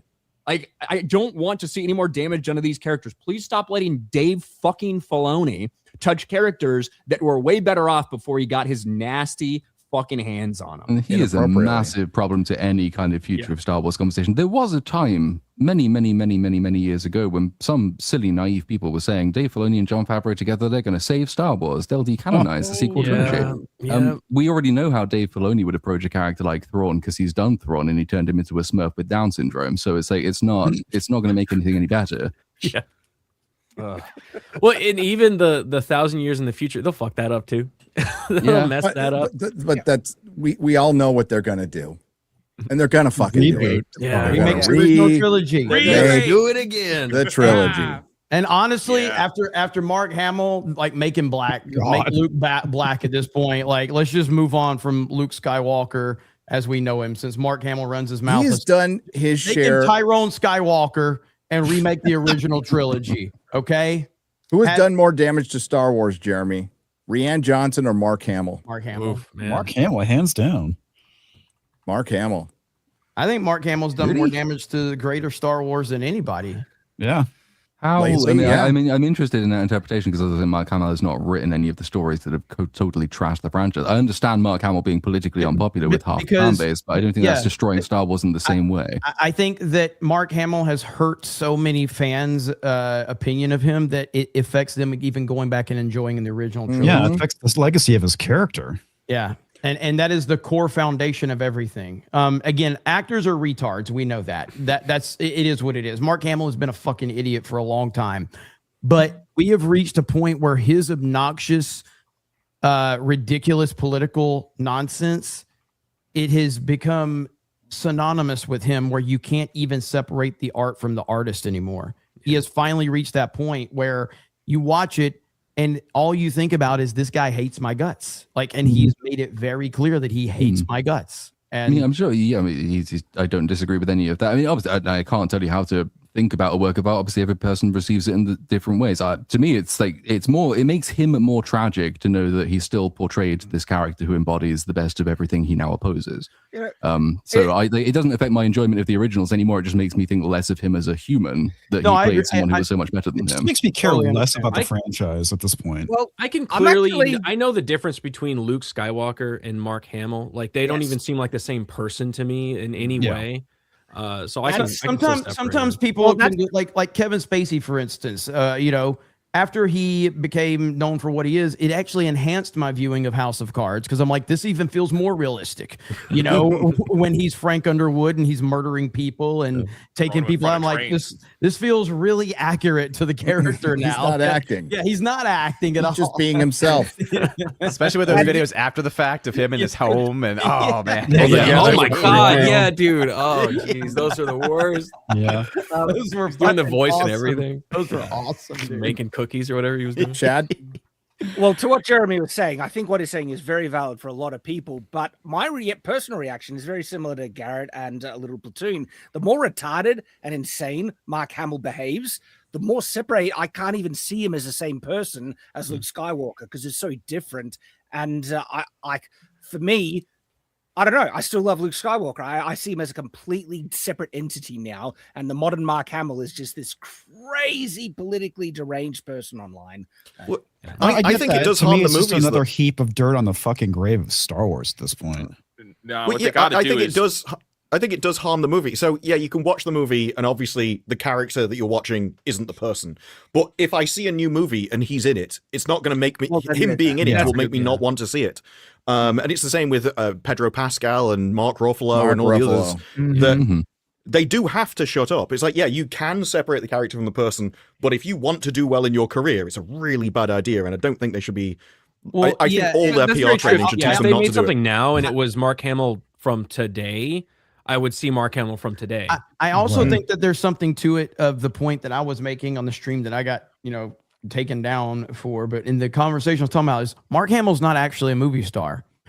And outside of, I know he's the Joker and all that, but like He's not known for anything else other than being Luke Skywalker. That's literally all we know him as. If Harrison Ford, and we know Harrison Ford's a miserable old man, and we love that about him, but him playing Han Solo is truly Han Solo to me. It's not Harrison Ford, because Harrison Ford is a legitimate movie star. This is all Mark Hamill has, is him being Luke Skywalker. It's the only attachment you have to him. What else is he known for? And minus the Joker. Voice of the Joker, but he's not his face. Right, exactly. So it's like we don't know Mark Hamill for anything except for two things: Luke Skywalker and TDS. That's all we know him for. And so it's a more direct connection from that perspective. Yeah, there's gonna be a whole generation who just knows him as TDS. Yeah. Was your question at the beginning, well, who's done more damage at Star Wars, Disney or Mark Hamill? Though was that your Rian Johnson? Rian Johnson. Okay. Yeah. I didn't hear that. No, Disney has done the most damage to Star Wars collectively. Yes, Jay explained it to me that way in the this morning. I think. Well, that's because Jay stole it from me on Cobra Cast because I asked the question. So the answer still has to be Rian Johnson. I just said that there's a realistic discussion that Mark Hamill's done more damage creatively. Mark Hamill's done more damage to Star Wars with his nonsense than Kathleen Kennedy did creatively. That was exactly how I teed it up. Maybe Kathleen Kennedy, because her direct involvement is always nobody knows ever exactly. I'm just giving you specifically that was Ryan the way Johnson I teed it up. though. So would The Last Jedi have been better if Ryan Johnson had taken Mark Hamill's advice about the character? I know there's all those clips of Mark Hamill, but I really don't know what Mark Hamill really believed because there was a lot of comments that Mark Hamill still made. a bad movie. Yeah. I mean, it's hard to take away what they did to Luke, but it's still a bad movie. It's you'd still have to fix everything else that's wrong with it, but at least that is the thing that's probably the easiest to latch onto, though, in terms of why that movie is so contemptible, is what it does to the main character of Star Wars. Mark Hamill reportedly did tell Rian Johnson he thought every creative decision he made for the character was wrong, and he agreed to go along with it. I also agree that every creative decision Rian Johnson made was wrong. So by implication, Rian Johnson is more responsible for the failure, at least of that movie, than Mark Hamill is, but also he wrote the story. So to me, it's always going to be the writer has way more ability to damage a universe they're writing for than an actor who comments about things outside of art. And hurts your perception. Well, but that's the thing, though, is Mark Hamill has utilized his Star Wars brand to attack half the country. Go force yourself. He has used this way too many times. So it's not like he's just there doing it. He has used his stance as Luke Skywalker as a character to go after people politically. So it's not as cut and dry as, Mark Ruffalo or Chris Evans or any of these people. It's just a different dynamic with him. That's why there's more weight to it involved in it, because he has constantly leaned into him being Luke Skywalker and a reason to go after people over political opinions. What Disney needs to do now in order to try and this is not going to work, but there was rumors of there's going to be a cameo of Luke Skywalker. They're going to bring the trio back for Mandalorian and Grogu. Don't AI them, recast them. That will take the power back away from the actors, which is kind of, if I'm a business person, then that's what Disney would need to do. Like if I was in their shoes, what I would have to do, what I would say to do is don't do the AI thing, because people it ages poorly. You got to recast them, and you got to recast them as no-name people, not Pedro Pascal as Mr. Fantastic. Don't do something like that. You got to bring in some new folks, some new blood. The guy who's doing the body double looks just like him. Yeah, the guy who they AI'd, and he probably can act better than Mark Hamill. The guy who they AI'd Luke Skywalker's face over looks a lot like fucking Luke Skywalker. Like they should have just had him do it, or whatever. Yeah, I mean, and mileage may vary with what you think is worse. I mean, the lightning rod is The Last Jedi, but I just went over fucking Obi-Wan Kenobi again. Holy shit. That's definitely The Last Jedi for the prequel fans. And it does horrible damage to the lore. And to Obi-Wan Kenobi, makes him look pathetic. He's chasing around a 10-year-old girl. God, Darth Vader, Leia, and Kenobi all get screwed, the guy. we're moving away from the sequels. Okay, well, what about Obi-Wan? What about all the other damages? What about Mandalorian, which, by the way, the entire time is setting up the First Order for the sequel trilogy. That's what the entire Mandoverse is, just for the record, for the dumb fucks who haven't been paying attention and need things spoon-fed to you. That's what it is. Even the relatively minor Mon Mothma gets a huge amount of damage in everything Filoni's done in the Mandoverse. She's the one who's going around voluntarily disarming the Galactic Republic at precisely the moment when the First Order is supposed to be rising. There are pirates everywhere. It's like, so she's kind of directly responsible. Her idiocy leads to the creation of the First Order. I kind of like her as a character before that. She's really good in Andor. She's good in the expanded universe. She has a minor role, but an important one in Return of the Jedi. She was fine. And then Dave Filoni came along, and now she's not. Dave Filoni, Ryan's favorite guy, and his fingerprints are all over all the Acolyte, everything. He was creative director. He was around approving all that stuff. So I don't think it's very similar to the problem with Marvel. The guy who created the problem is not going to be the one who can fix it, and this is a huge problem to fix. I don't know where you go. I think they should, like with Star Trek and Doctor Who, let them sit. They never will, though. They never will. And it just shows like how little effort they put into this with the 50th anniversary coming up. And what are we going to get? They're going to re-release. I heard there's a rumor they're going to re-release like the original versions of the OT in theaters. That'd be great. That'd be great. But what are you doing for the future? What's the legacy of Star Wars? Something they've never, ever concerned themselves over. And the Chuds were right. Deal with it. The best thing they could possibly do is nothing. Absolutely nothing. Yeah, that is true. Yeah, just shelve it. Let it sleep for a bit. Do what not gonna happen. Re-release it unedited. That's not going to happen though. Like look at some of the best. Look at some of the best times in Star Wars is where nothing was happening. And the fans were creating theories and all these scenarios, and of course you had the expanded universe and all that. You had games that were fucking bangers. Yeah, like we were eating so good in like 2000, like 90s and 2000s. We had great expanding universe stories, comic books and books. Comic books were selling like crazy. By the way, there's a couple of Star Wars games coming out this year. There's the Galactic Racer thing, and then there's Zero Company, which is by I think some of the people who used to do XCOM. And there was a time when probably that would have been in front of many people's conversations when it comes to the video game world, because it's Star Wars and it's video games. Star Wars Episode 1 Racer, I was fucking waiting for weeks for that thing to come out. Any new Star Wars game should be kind of top of the agenda. But even then, they're just like, oh yeah, by the way, those are also coming out. No one's really interested looking at them, talking about them. They're still watching the stuff on Disney Plus as the figure show, but no one's paying attention to what Disney's announcing now. Yeah, well, I mean, next year's going to be Jedi Knight. It's lost its luster. It's lost its luster. It used to have, when you said Star Wars is coming out, be it video games or what, it doesn't matter what medium. This is Star Wars. People are going to show up to it. That is just not the case anymore. When they had Battlefront, when Battlefront 2015 came out, the hype for it was so fucking crazy, and it had no campaign. And everybody, I returned it same day. Then they announced Battlefront 2017. And remember, it had all the eras together. The hype was fucking crazy. And then the loot box controversy happened. Yep. And I still think that game was fantastic. And the campaign. The campaign kind of sucked, but the multiplayer was amazing. But they fucked it up. Yeah, Aiden, the diverse female Imperial that obviously it was obvious. Oh, I remember that. Right. The Galactic Empire's plan, Operation Cinder. What we're going to do is we're going to set fire to all the worlds that support us in order to show them that they should still support us. So what? It had a great version of Luke Skywalker in it, but that's the only scene people talk about throughout the entire game. Nobody talks about anything else with the campaign. Just the Luke scene. I like how people are like, "This is the best representation we've ever seen of Luke Skywalker," and just to sum it all up, it's like. He was kind of nice. He was kind of a nice storytelling. Well, he was a dick in Mandalorian. He's all kick rocks. That is the bar. Little baby Yoda. Get the fuck out of here. Ryan, you said it best. Disney Lucasfilm would be better off if Disney hadn't made any Star Wars at all.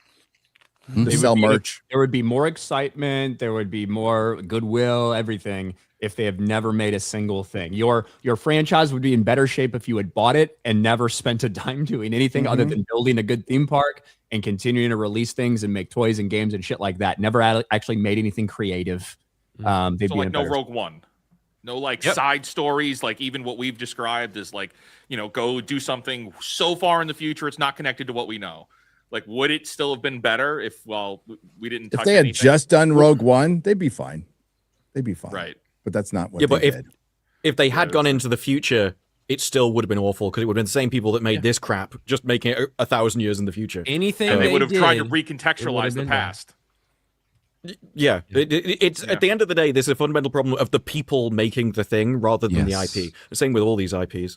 It's a huge corporate why a culture reset problem. And won't it's not matter. entirely changed because many of the same people are still in charge. Obviously, Kathleen Kennedy is gone, but Favreau and Filoni are still there, and all of the other background people. Everyone Kathleen Kennedy hired is still there. And many of the incentives still remain the same. I might have a slight theory, which is that John Boyega is calling them racist until they give him a new job. 'Cause they probably will. I mean, They it's probably worked for the will. rest of his career, so he's just repeating it. He's in a loop. In a racist loop. That guy. Okay. And like he doesn't appreciate anybody. He attacks pretty much everybody across the board, even the people who support him. So yeah, it's gotten to the point where I'm glad they shrunk his face on the poster for China. Fuck him. Fuck him. What do we want to do next? In closing, can we just say the line that Star Wars is dead? Yes, Star Wars is dead. definitely dead. Star Wars is dead. dead. And this is the first time we've said this, by the way. Like, it's Never said it before. We're breaking ground here. But it's I mean, at this not. point, I think that's what the streaming figures show. Star Wars isn't dead. Like everyone still really, really likes it. It's just they don't like anything else that they've made. It's like Disney Star Wars is dead. Absolutely. Disney Star Wars. Lucasfilm. I think the normies are out though. The middle's gone. The people that are not emotionally invested. You've got the super Disney fans, and then you've got, I'll just say the chuds, right? The chuds are out.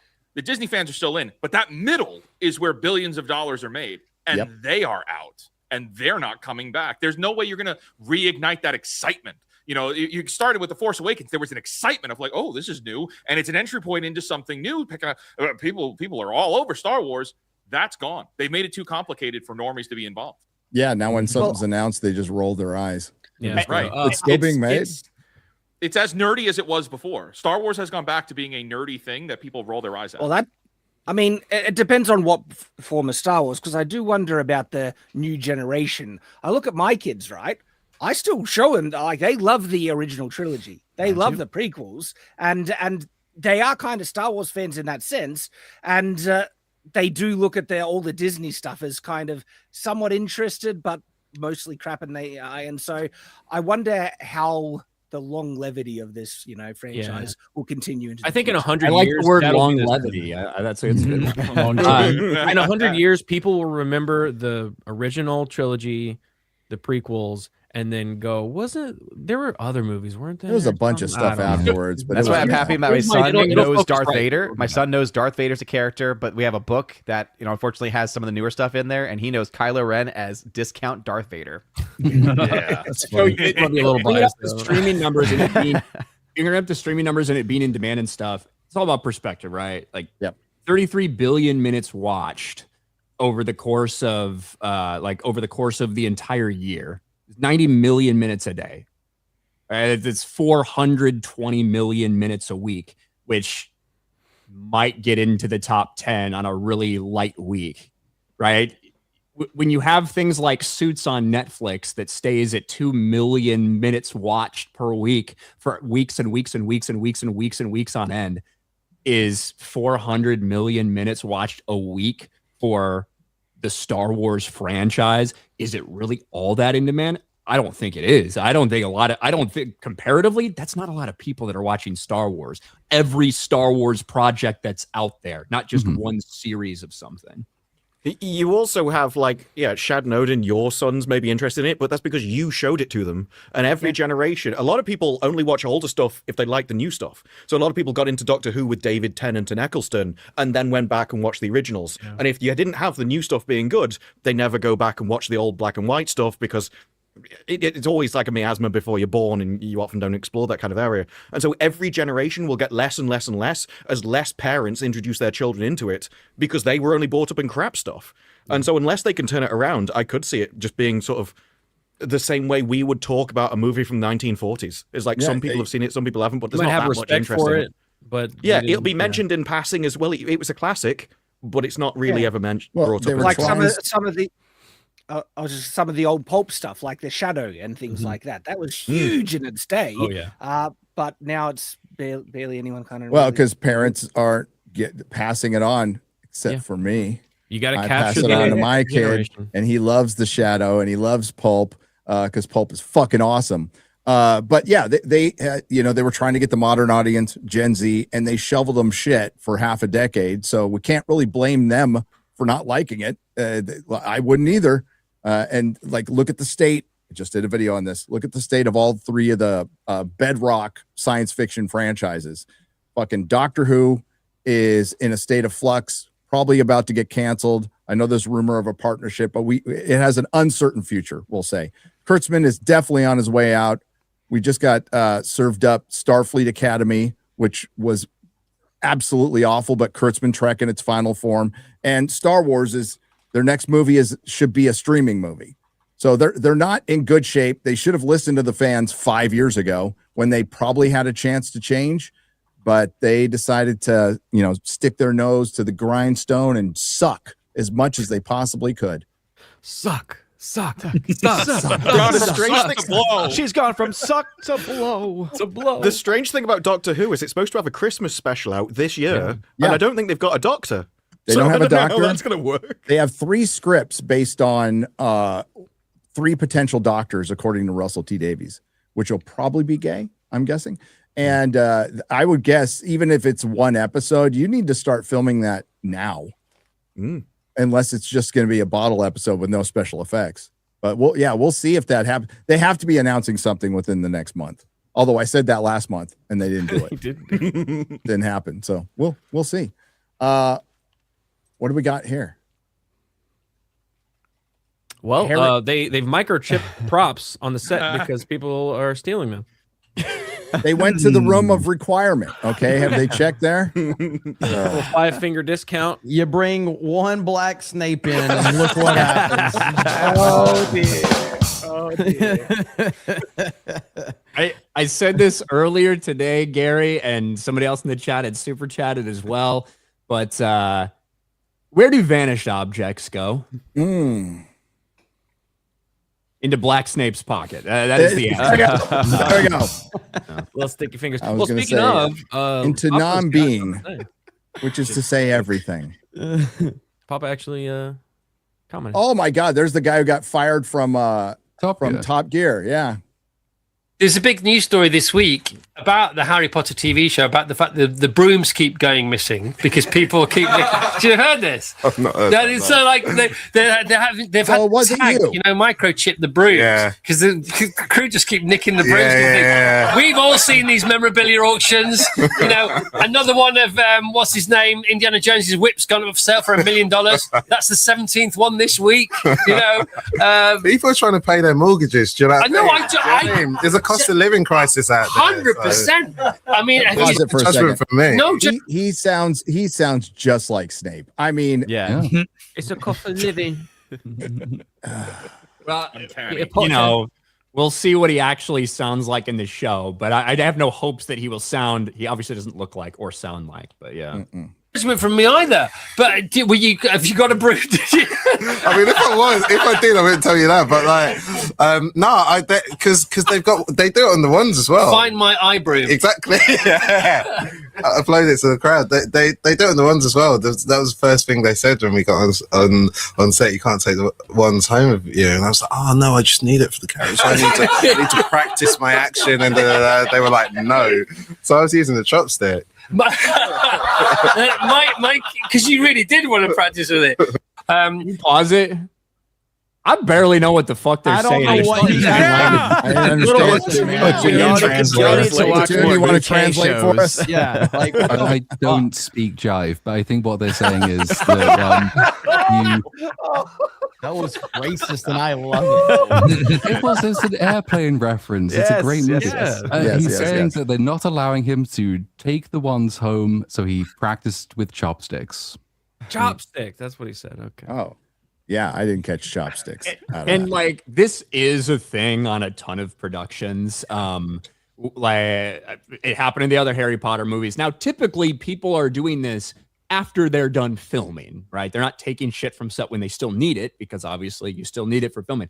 The reason this became a story, and the reason that reportedly the execs and the people managing the show are mad, was because it happened in the middle of their production. And there's a lot of stuff they have there, and they have 10 years worth of planning. They don't want to have to order new shit every single time and between takes, all this stuff. But it's ironic that this Black Snape comes along, all of a sudden stuff starts going missing. People are looking at Papa the same way they look at Snape, around the castle. Which of the original, was it Jason Isaacs? One of the original cast said like the advice he gave to people asking him like who had been cast on this was to steal the props. Yeah. So some of the original actors are basically saying, yeah, just go nick it. I would nick it if I was there. This happened for all of these guys. Game of Thrones, like Star Wars stuff, Harry Potter. They all take stuff back with them. Yep. It's at the end of production when they do that typically. Yeah, I'm pretty sure. Didn't Natalie Portman say she stole one of Hayden Christensen's Padawan hair braids or something? Yeah. And now those are selling on eBay weird. for fucking $25,000. Does rely on the thing being good though, doesn't it? So I suppose we'll have to wait and see for this. We will see. It does. Dude, I had God, I hate telling these stories. I had the chainsaw from Spider-Man 2. They made 3 of them, and they're resin, so it was just it wasn't a real chainsaw, but I had it, and then I have a guess, Gary. You sold it to buy cocaine. Yeah. Don't do drugs, kid. If you go watch The Basement with AJ from the Y-Files, he did a show with Gary. It was like 4 hours long, and there was a lot of stories like that, similar to the stories in the book. Yeah. Sucks. About Gary just feeling really shitty about all the awesome collectibles that he had to sell off. To buy drugs. Oh, Jesus. So you know what? If you can find Garrett, just the beginning, I shared it with you, Jeremy. The beginning of Matt Walsh's video about it can lead rock into music, this, right? About rock music dying, which I don't necessarily disagree with the assessment of the video that he breaks down afterwards, but just that first part, I found it interesting. I don't know if you saw it, Jeremy. I saw it. I didn't see it when you sent it to me, but I saw it going around on Twitter. So just wanted to play the first part of the video, and it definitely go check out the video when you get a chance. It's fine. Just like he said something pretty interesting in the beginning, which I have a theory on. But we got Robert Downey Jr. next. But as far as Harry Potter is concerned, that is going to be unfucking believable online. The bullshit around it for a lot of reasons, and I said it before it came out, and it was made so much worse with the casting of Black Snape. But that's going to be a cultural punching bag, and it's gonna blow up because you know what? Pop culture matters, guys. Culture matters. Really? Yeah. I heard Culture who War would've was thought? dead. I heard the Culture War was dead. Yeah. That's what I was told. As Our you may have channel's not noticed mine. recently on the show, we've started to focus more on cultural commentary, a little less on politics. And the reason for that is partly, views. if I'm being totally transparent, I find the entire political podcasting space to be increasingly boring and redundant. I mean, I agree. Everyone's saying the same things. Everyone is Orange. talking about the same Politics stories. is a wild place right now. Luckily, I don't talk about it. So, Yeah, luckily, I you're don't staying get out of it involved. pretty I much, stay so. out of Yeah, it. yeah. It's too toxic for me. I just can't deal with it, man. I stick to nerd stuff. Conservative podcasters all repeat essentially the same basic talking points unless they're fighting with each other, which is even more boring and at this point even more redundant. So I find it all incredibly uninspiring and uninteresting, which is enough reason to try to find different things to talk about. Also, culture matters, and that's why. No shit. Oh. Wow. The quartering told me it doesn't, so I'm gonna stick with that. Orange videos do matter though. That's Culture good war, nah, you don't need any of that. Yeah, How many Jack, decades ago it was Andrew Breitbart who said that politics is downstream from culture, and I think he said that back in the 1990s. So it's been a thing for a little while. Better late than never, but could have been quicker. Sure, and in my go on, opinion, Matt has talked about stuff like this actually a lot. The thing is, we tend to only remember the times where he basically says, if you play video games, you're wasting your fucking life, or anime is demonic, which are obviously, well, anime, I don't fucking like anime. I don't think it's demonic, however. And I think that if all you do is anything, whether that's play games, whether that's golf, whether that's fucking sit there and stare at the wall, it's probably not going to talk about politics. There's been a couple like out of touch things like that. Overall, I feel like he has talked a lot about how culture does matter throughout his. Yeah, he's done a couple of really good videos on it, actually. And he was a rock DJ, so he knows his music, right? And it's actually a good video. I recommend it. It's based off a Rick Beato video who's talking about the same thing. Rick Beato's been on top of this stuff. Great channel, by the way. Pretty much ripping everybody on Spotify. Beato. Like Beato, sorry. I want to give him the respect. At the same time, though, I do wonder how much of this is just out of like a survival instinct rather than genuinely caring about it. Because he's in the same company as Ben Shapiro, who's lost 90% of his views. And it's like, is he just? I need to change topic. I need to find something else. And it's like if Manosphere or whatever content was high now, we'd be there talking about that instead. I think it is just someone trying to find the next thing that'll keep him going in the cycle rather than any kind of genuine interest. This is classic. This happens every time that like your team is in power, your side, the energy gets a little bit lower. But something gets lower, gets turned fucking against each other. Yeah, people go like there's no enemy to fight, so then we start fight amongst ourselves instead. You have a bunch of people that have a couple things in common that kind of conglomerate and unite for one big thing, like the bigger evil, so to speak, in what some people view as. And then the problem is that alliance you form, there's actually not that much in common with a lot of those people, and some things vehemently opposed morality-wise and things like that you overlook in the moment to win a battle. And then there's this big fucking fracture. You might let in a psychopath here and there every once in a while. Once in a while. And then Jack Posobiec will call for a Star Wars boycott. I've been talking about this for 10 years. and he called Epic Mike a child. He's all sit back, child. All right. Who coined the hashtag dump stars back in 2016? Shut up, Jack. Nobody fucking cares. Yeah. Hilarious. I thought that was interesting. Robert Downey Jr.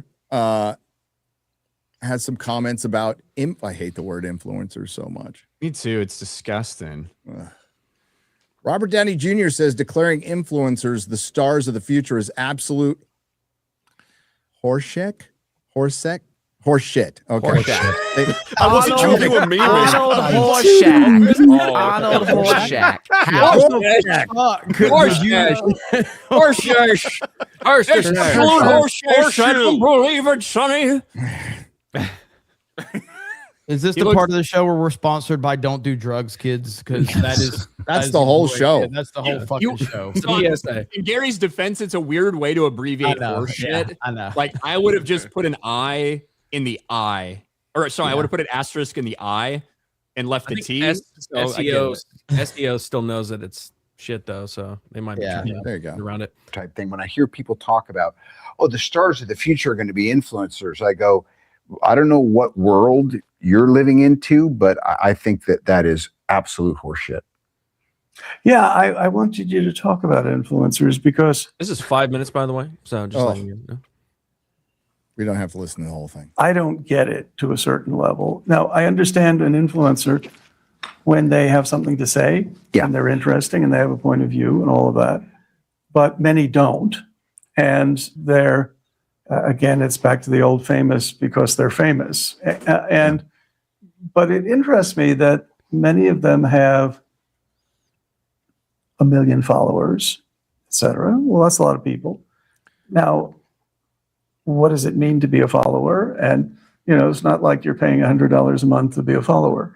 And so it's not hard to be a follower. And so I think the interesting question is conversation to listen to. It is. My God, it's like dude, like these NPR. A follower is just listen. What's worse, this or RFK? This is so fucking bad. Like I have 1 million followers. I don't understand influencers. I'm 95 years old. I look like I should be rocking my chair on a fucking porch somewhere. I have no idea. Is that Herschel from? That's what it looks like. I am curious though. I want to hear more, but it's just like it was painful to listen to that lead up. There is more context to the original clip. Okay. Version of This Is Ours, like my kid. A player. What do you Kids know that we didn't have influencers per se. We had Ronald Reagan, who was in politics and on TV and doing whatever General Electric or Westinghouse commercials, and was an actor of some note. But then you have like the first I was listening to someone who had started a podcast when it was still on MySpace, like back in the turn. And there's something about this 2006, 7, 8, 9. There's something about that era that, because we were just in it, and you know how it always feels like 2009 was 10 years ago. You mean Obama? Or 5 years, or whatever it was. It's like no. It's actually, we're getting a little longer in the tooth. That was a while ago. Visibly, this whole phenomenon, that the advent of that. Sometimes it's who is luck, maybe first in the door to do it. Joe Rogan was doing it before it was cool, and he's kind of got his whole own space now. But again, like my now 13-year-old son Exton, he kind of got caught up in this whole influencer thing, and next thing you know, it's like, hey, if you like the way I'm playing this video game, do you want to send me a donation? And really, it becomes a religion. Yep. What? So there's something about the influencers today are almost like the evangelical hucksters of the information age. At the same token, it's different because we're playing in this new territory, and so it's a little bit of a frontier, and I don't really have a judgment on it. I also know when I'm promoting a film now, it's a weird fucking take. Well, what does he think the difference is between him and an influencer? Yes. Because to a streamer, you're getting the money directly from lots of people that are all watching you at the same time. Yeah.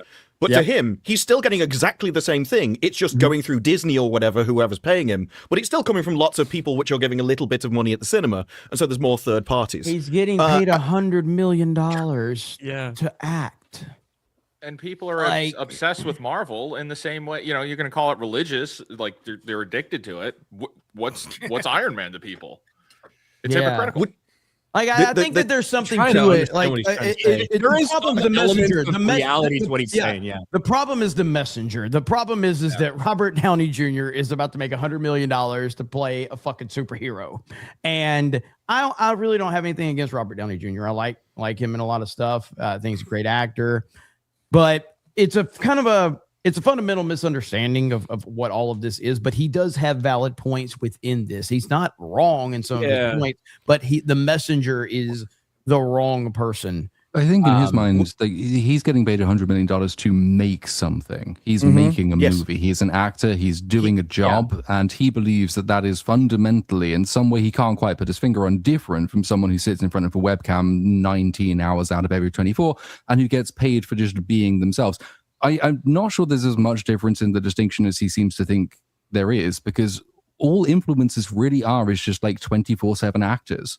They're always on screen. Most of them are playing a part just as he's doing, and they're doing it directly to your screen as opposed to going through a movie studio or turning it into a story.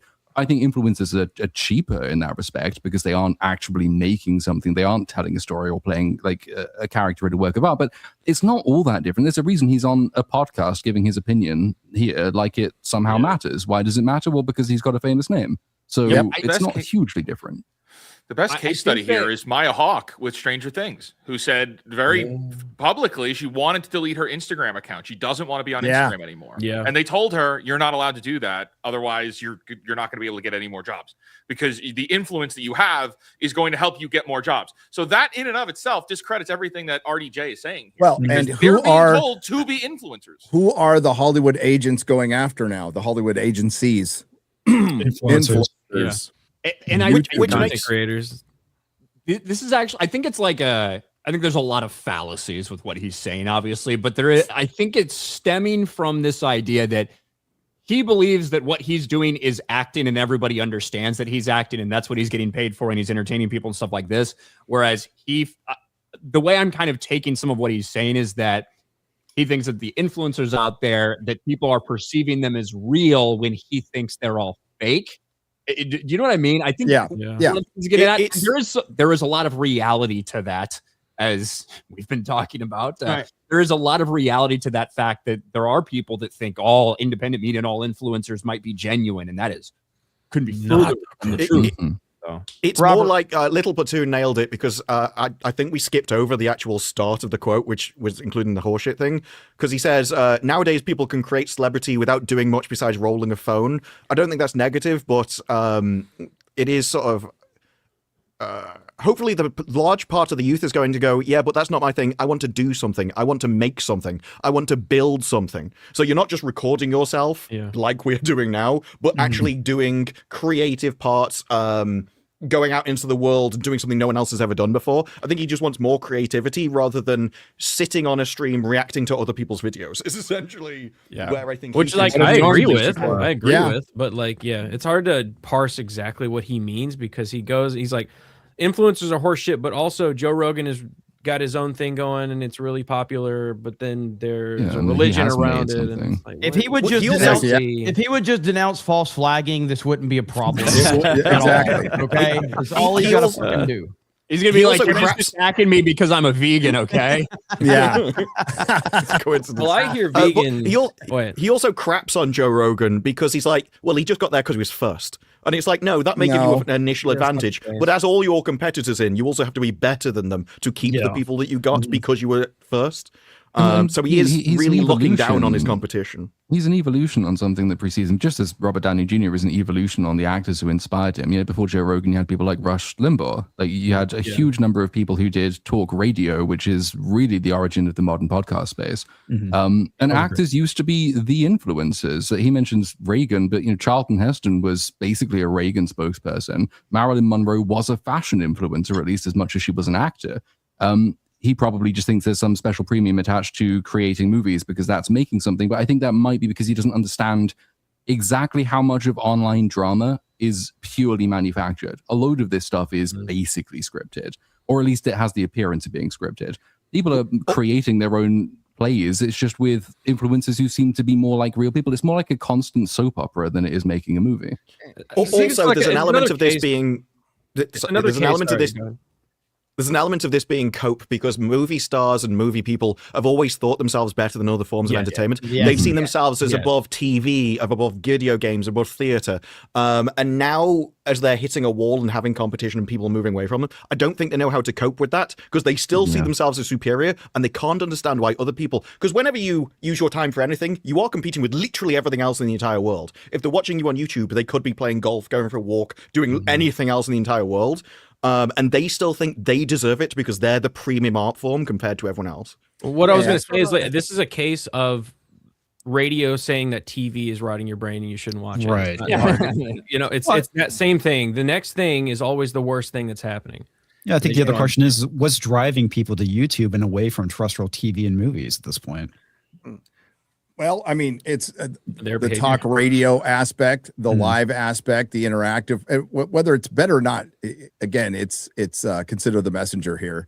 $100 million for 2 movies where he's only on screen about 60% of the time, reading his lines off screen, has a giant trailer, like city dedicated to him, has his own chef there. So, I mean, that's an interesting perspective from him. But like it or not, that's the problem. See, the movie star died. The movie star died because we got to know them because of social media. Yes. Yeah. And to what Disbrew was saying, I was going to touch on a similar thing where he does really seem to be making a distinction between an actor and any other type of fame. But if you really want to break down what celebrity is and popularity, I mean, he is not representative of most actors. And in actual fact, there are a lot of influencers that are vastly more popular and famous than a lot of mainstream actors. And so I think just on a base level there, and make more money on a base level there, a lot of really popular influencers are the new celebrities. Just look at the popularity, look at the attention. And so drawing a distinction between profession of how you achieve the celebrity seems like a distinction without much of a difference. And we're not saying it's a good or a bad thing. It's just what is. Yeah. It's what is. But interesting. Thought that was interesting. Let's go to the Odyssey. Okay, Daddy. Oh, God. Let's do the Odyssey. There was a lot of trailer. Do you want to watch the trailer? There was so many things that Might I get hit thought for it. could go wrong in terms of not just with Nolan adapting it, but just the idea of doing the Odyssey right now after it's been rewritten by a woman for a modern era and like all this shit around it. And never in my wildest dreams did I think that Robert Pattinson would be saying, "You just want your daddy in the fucking Odyssey, dude." That was the last thing I thought would be possible. But here we go. But even still, the casting is still so much worse than that. The casting is fucking horrific in this movie. A handful of them, yeah. It's bad. No, dude, if Ellen Page is Achilles, what the fuck are we doing? Allegedly. We could show the trailer. We're just gonna have to cut it out. This is why you doing. Ellen watch it live. Page as Achilles. Or do we want? We don't want to get rid of the chat on this. We don't want to get rid of the chat. Yeah, let's ahead of you. So we want to leave the chat up on this. Let's not watch. You can skim through it though, like I did on main event, because I just didn't play it. I just paused, or I just muted it, and we just skimmed through it. Didn't play it. Just went. Look at the pauses. Yeah. Like Jeremy, the Giants. I am interested in your opinion because you've been so hyped for this.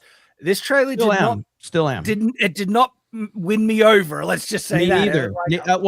I talked about this on Open Bar yesterday, but like, I didn't like the trailers for Oppenheimer at all. And I mean that from like, Nolan trailers are usually phenomenal. They're usually, if you go back like Dark Knight Rises, Interstellar, like these trailers are incredible. I haven't liked I didn't like the Oppenheimer trailer. Armor's awful. This triggers me so much. Sorry. So you go into this, and I don't think either one of the trailers have been particularly great at all. But there's just a weird vibe around this movie that I can't quite figure out yet.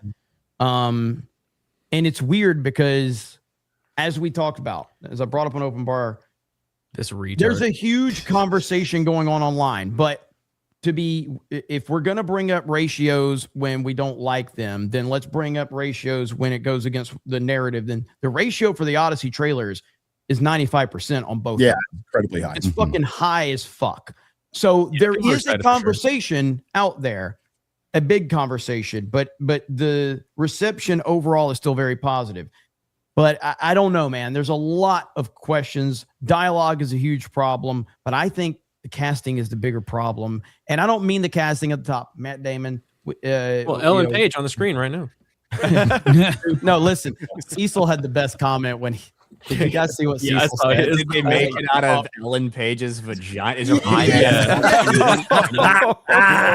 He said that they used 70,000 likes. It was amazing, dude.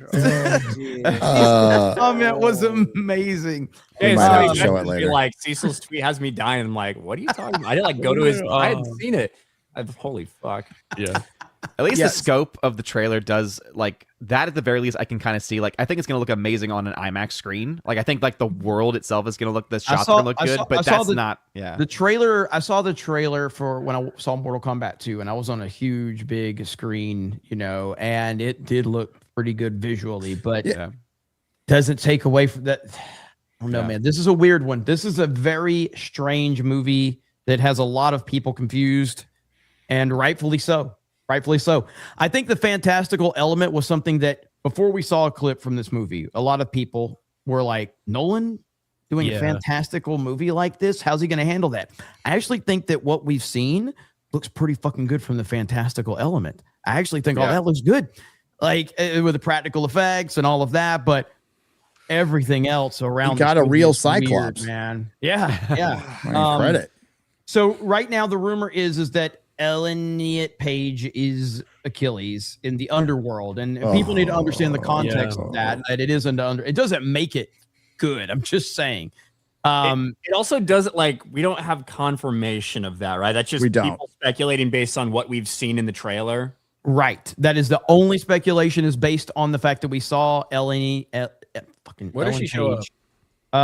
Right. It's the underworld shot with the mud on her face. It's after he says daddy, but before Tom Holland says dad. Yeah. So it's right after this. It's an underworld shot. You see them walking through. Yep.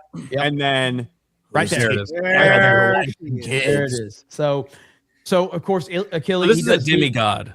Odysseus leads Achilles into underworld, and Achilles basically, repeats how he regrets his actions. Blah blah blah blah blah. It's kind of underworld, right? He sails like all the way to the edge to the doors of Hades and shit like that, and he does a ritual to get to talk to spirits and everything like this. And that's where he's confronted with, I believe, Agamemnon and Achilles, at least that I can remember.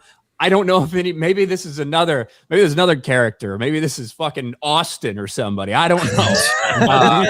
If this is Achilles, dude, there will be no, there will be so much backlash. If they make a 5'2" bitch, mentally ill bitch into Achilles. Yeah. Now, in the Odyssey, in this moment, the whole point is that Achilles is just broken and a shell of himself, all of that. And that's how I think some of the cope will be. Doesn't matter. It's Ellen fucking Page. Yeah. What are you doing? You could literally have old man Brad Pitt in this moment. Yeah. And that would be fucking awesome. It'd be way better. It would. How awesome would that fucking be? Would be good. It would be incredible. It's Nolan is hit and miss for me, but it's tough to bet against him, and he has got an insane fan base that will support him. I'm not saying it's gonna flop. I'm just saying I think it might be a chance that we have major issues with this movie. Yeah, exactly. I'm fully expecting it to do well and to really, really dislike it. I can see both of those things happening at the same time. I don't imagine this is going to go badly. The casting is cynical, and he's got past reputation for this. I mean, casting Harry Styles in Dunkirk probably did boost ticket sales for Dunkirk. Did he also really fit in that movie? It didn't. Yes and no.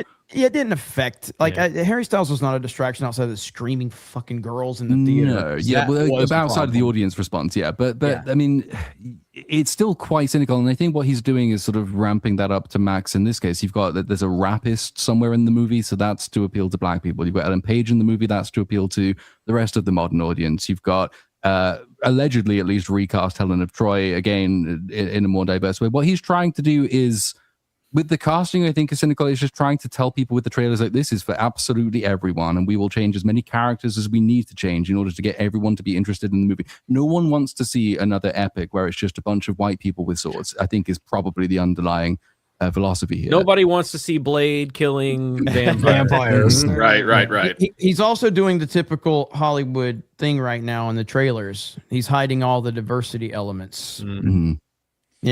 It's a bait and switch. Yeah, it's concerning. I still think it's going to do really well, and I would have loved to have seen a good Odyssey movie. That would have been. And there is an argument. Still might be. You never know. He's doing a Homeric thing because this is sort of what Homer did with the Odyssey in the first place. The Odyssey is not a work of history; it's a work of mythology, but it's deliberately updated in order to fit the modern audience of Homer's contemporary day. All the weapons they use are of his current day, not the day he was describing. All of the armor is the same thing. He's trying to make it seem alien and familiar at the same time. And in a way, I think Nolan's doing something similar. It's why when you get all of those shots of people in full plate armor, for example, then the response of anyone who knows history is, that makes no fucking sense because that doesn't come around for several thousand years. But from the Homeric tradition, what that is basically trying to use universally familiar modern things in order to tell a timeless story.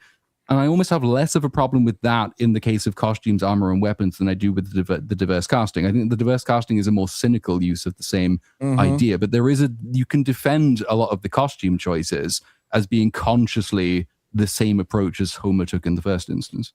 I don't think, because it's like how many things can you remove from the actual original source material before it's no longer the original source material? And I think even just removing gods from the story changes it so much that it's not really the same story anymore. When you're trying to ground it in real life, you can't tell a grounded story about gods interfering in Greek, that kind of thing. Yeah, it's it's like how gods many and people, monsters. I mean, how many you can't people do can you that shit, include right? from around the world before it no longer feels like the original setting? Well, I wasn't under the impression that gods are removed from the They're not. story, right? He said he we wanted to don't tell know. a grounded We story. He wanted to we don't imagine what it'd be like if we it don't was know, done but in- like Troy, that's what Troy he said. doesn't have gods in it, and a lot of people, or at least like. Well, Troy is more of a. I know, but that was a huge historical. criticism of it back then. People were pissed that it didn't have those elements in it. So I don't know that we know that they won't be in it. But I mean, hell, you've got Black Girl Zendaya is Magic. supposed to be fucking Athena or some shit. Yeah, Isn't Black that Girl rumor? Magic's in it. Yes. No, Athena's a confirmed. I think she's. Yeah. confirmed. Zendaya is playing Athena. That's been confirmed. There's scenes like you've got Poseidon that's going to be referenced in it. Like I think they're going to be in it. It's going to be how they're going to be portrayed within. It's more the mystical thing. He said that he didn't want it to be like where the gods are actually real. It's how would people explain the world around them that don't understand because they don't understand the science of it. So a whirlpool appears and they will call it a god, but it's not actually a god doing it. Whereas in the original thing, it was genuinely gods calling all of this thing. He said that when he first announced the movie. There's a fucking monster inside that whirlpool. But it's more done from like, it's meant to be like the little person that doesn't understand the greater parts of the world explaining it as gods, but the gods aren't genuinely real. Yeah, but you try to be have very philosophical with it, like the sensist ideation of saying, "Oh yes, anything that I can sense is real," and then I can somehow use that to explain everything. Oh.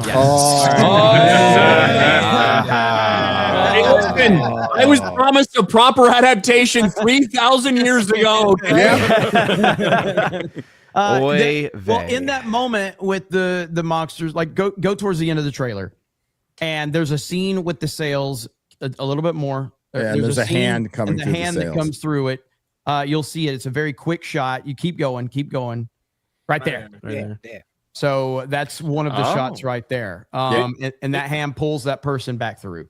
Yes, there are obviously like monsters and shit. I mean, that is a choice you have to make when you're selling. Are you going to take on the whirlpool? Are you going to go that way through that monster? Or are you going to go to the cliffs? I forget the creatures' names at this point. But Scylla and Char. And Odysseus makes the decision. Charizard, yeah. Odysseus makes the decision. Oh, this thing's got 5 hands or whatever it is. Well, we'll just leave 5 crew members out there, and we'll pass on through. Yes. I think one of the big concerns, and you brought it up, Ryan, the Emily Wilson translation that I think Nolan referred to it once. He referred to it in an interview, and that's the only one that he's on record referring to. So the narrative has been that that's the one he's adapting. I don't know if that's exactly what the case is, but he did reference it. That's all that I know. And there's more context. I haven't been caught up on that, but he did reference. Well, that's Emily a big Wilson. red flag, because if you don't know, it's a feminist, or it's a translation with a feminist lens. It's a modern retelling, which is meant to highlight the misogyny and the racism and the oppression of minorities. And well, as long as they're highlighting it, might be good. and honestly, just the trailer itself and how much they focused on Penelope does make me think that, and how much they're completely focusing on this time frame where he's missing and what's going on back in his kingdom. That does tell me that they're at the very least expanding on that, and it wouldn't be surprising to me if they were using elements. It feels like it's going to be intercut. It's non-linear. He's already confirmed non-linear. Oh wow, what a surprise! Nolan non-linear. Nolan What? Get out of here! Whippy shit. So tired of shit. Yeah, Explain the language as well, because I think one of the things that translation does is, and I think she said it's deliberately to try and demystify and also in a sense disempower the idea of the noble warrior. This idea that in the original telling and in most older translations, war is spoken of in terms of great glory. It's highly poetic. It's designed to uplift people, but toward an ideal of war, which he doesn't particularly like. And so one of the reasons the language has changed so much is to make it, A, more readable to a modern audience, but B, less mystical and less moving. It's almost less inspiring by design, which I think, I mean, from her point of view, is obviously a very good idea. From a point of view of an audience, though, I think we sort of want to be inspired. We like the magnificent. We like almost the poetic, which has seemingly been stripped away from this. The idea, obviously, in having lines like "you just want your daddy" is so that everyone can understand it. But if everyone can understand it, then what is there left to figure out? There's almost nothing to aim for. It's not a higher story anymore. It's just you lose the point. Okay, You lose the point completely. Again. It's like, oh wait, you're gonna make the poetry not poetic. Oh, okay. What is it? It is a poem. And it's not to say like, yes, I understand that 3,000 years ago, there were informal Greek references to the word father, which would be the same as dad or daddy or whatever today. But that's not the point. The point is to immerse us in this world. And when you have somebody that says the word daddy on screen, and what we're supposed to believe is, 3,000 or 4,000 years ago, that takes you out of it. That took me out immediately. I had to pause. I was like, did I really just hear what I think I fucking heard? And I then still Tom think Holland yes, Tom Holland's takes me out more than Robert Pattinson's did, because I was waiting for Tom Holland to just ask, like, can we? He looks like he's about to make out with him. Yeah, I thought it was when Tom Holland said it, though, I really hated that one. And the "Let's Go" with Odysseus running, screaming, "Let's go, let's go, let's fucking go!" And the very end of the trailer, it's like, I think we're good, or what was that at the very end? Yeah, what was that little like Marvel? I think it's asleep. I hate that comedic bullshit on these trailers. Yeah, I think it's asleep. Yeah. Are we seeing the end of Christopher Nolan's career, Jeremy? Yeah, it's over. Christopher Nolan's career is over. I think this he's movie, a fraud. He's washed up. I think this movie's guaranteed to do $400 to $500 million just on Nolan fans. Mm-hmm. What beyond that depends on how well the perception and the conversation is around it. But for people that are saying it's going to flop, I'm sorry, man, but Christopher Nolan has the biggest fan base in Hollywood. That's its name is Tenet. Its name is Tenet, and even when it came out, it still made $365 million. It's a film, Tenet. Whereas this has the huge advantage of, even with all of the stylistic changes, the language changes, the casting changes, everything else, if it still basically tells the story of the Odyssey, it will make infinitely more sense than Tenet, because it's not only because it's a really strong story, it's just a story to begin with. There's going to be, the dog is in the trailer. You can't not cry at any version of the dog in this story. It's going to hit some fairly low-hanging fruit, and it's going to also probably some of the higher ones as well. It's going to do really well. I would imagine like Troy's inflation-adjusted box office is a realistic bet. So if I'm not mistaken, that if you adjust it did very well. It did very well. $800 million in today's money, I would imagine this is realistic for them, at least realistic for this. Well, the trailer, I just had to look it up, but so the Odyssey trailer, the first one, did 121 million views in 24 hours, over double what Oppenheimer did in the first 24 hours. Views don't equate to box office. I understand that, but it's director to director, and he did, Oppenheimer did almost $1 billion fucking dollars. So people are hyping, which is insane. And Oppenheimer introduced Nolan to a generation of people that didn't see him as being that visionary director. They were for a lot of people, like Nolan. Oh, he did the Batman movies, but like after Oppenheimer, now things are really shifting. Like he is the Spielberg of the day. So you're going to get a lot of people that are just going to this because this is the movies and what the movies was supposed to be. He is the biggest movie star in Hollywood. Yeah. And I think it's a good thing. Like I've said before that I haven't liked a Nolan movie in a while. Like Oppenheimer? It was all right. It was all right. I didn't love it. Like I used to love his movies like a lot, and I just haven't. Well, outside of Oppenheimer, he hasn't made anything great since Interstellar, but Oppenheimer was pretty fantastic. But I think overall, it's good that he is making film, because he is like one of the only guys still doing it like at a cinematic level, like actual cinema level, and I'm glad that he's still popular and still doing stuff. So I hope it's good. I hope it's good. Yeah. Who knows? I hope it's great. Who knows? I find it to be it's just if Alien, whatever. Alien. I like Alien Page. Alien. Alien Page. If Alien Page is Achilles, I don't know how that's. I don't know how you can overlook anything, dude. I really don't. But also, I'm not sure how you can overlook anything if Helen of Troy is Lupita Nyong'o. I know the it's most a small beautiful role. woman. Yeah, in our space, yes. I mean, she's pretty, but like she's not Helen. Yeah, Troy. it's just like it's impossible to overlook that shit, dude. Like that is tough. That is really tough to get past.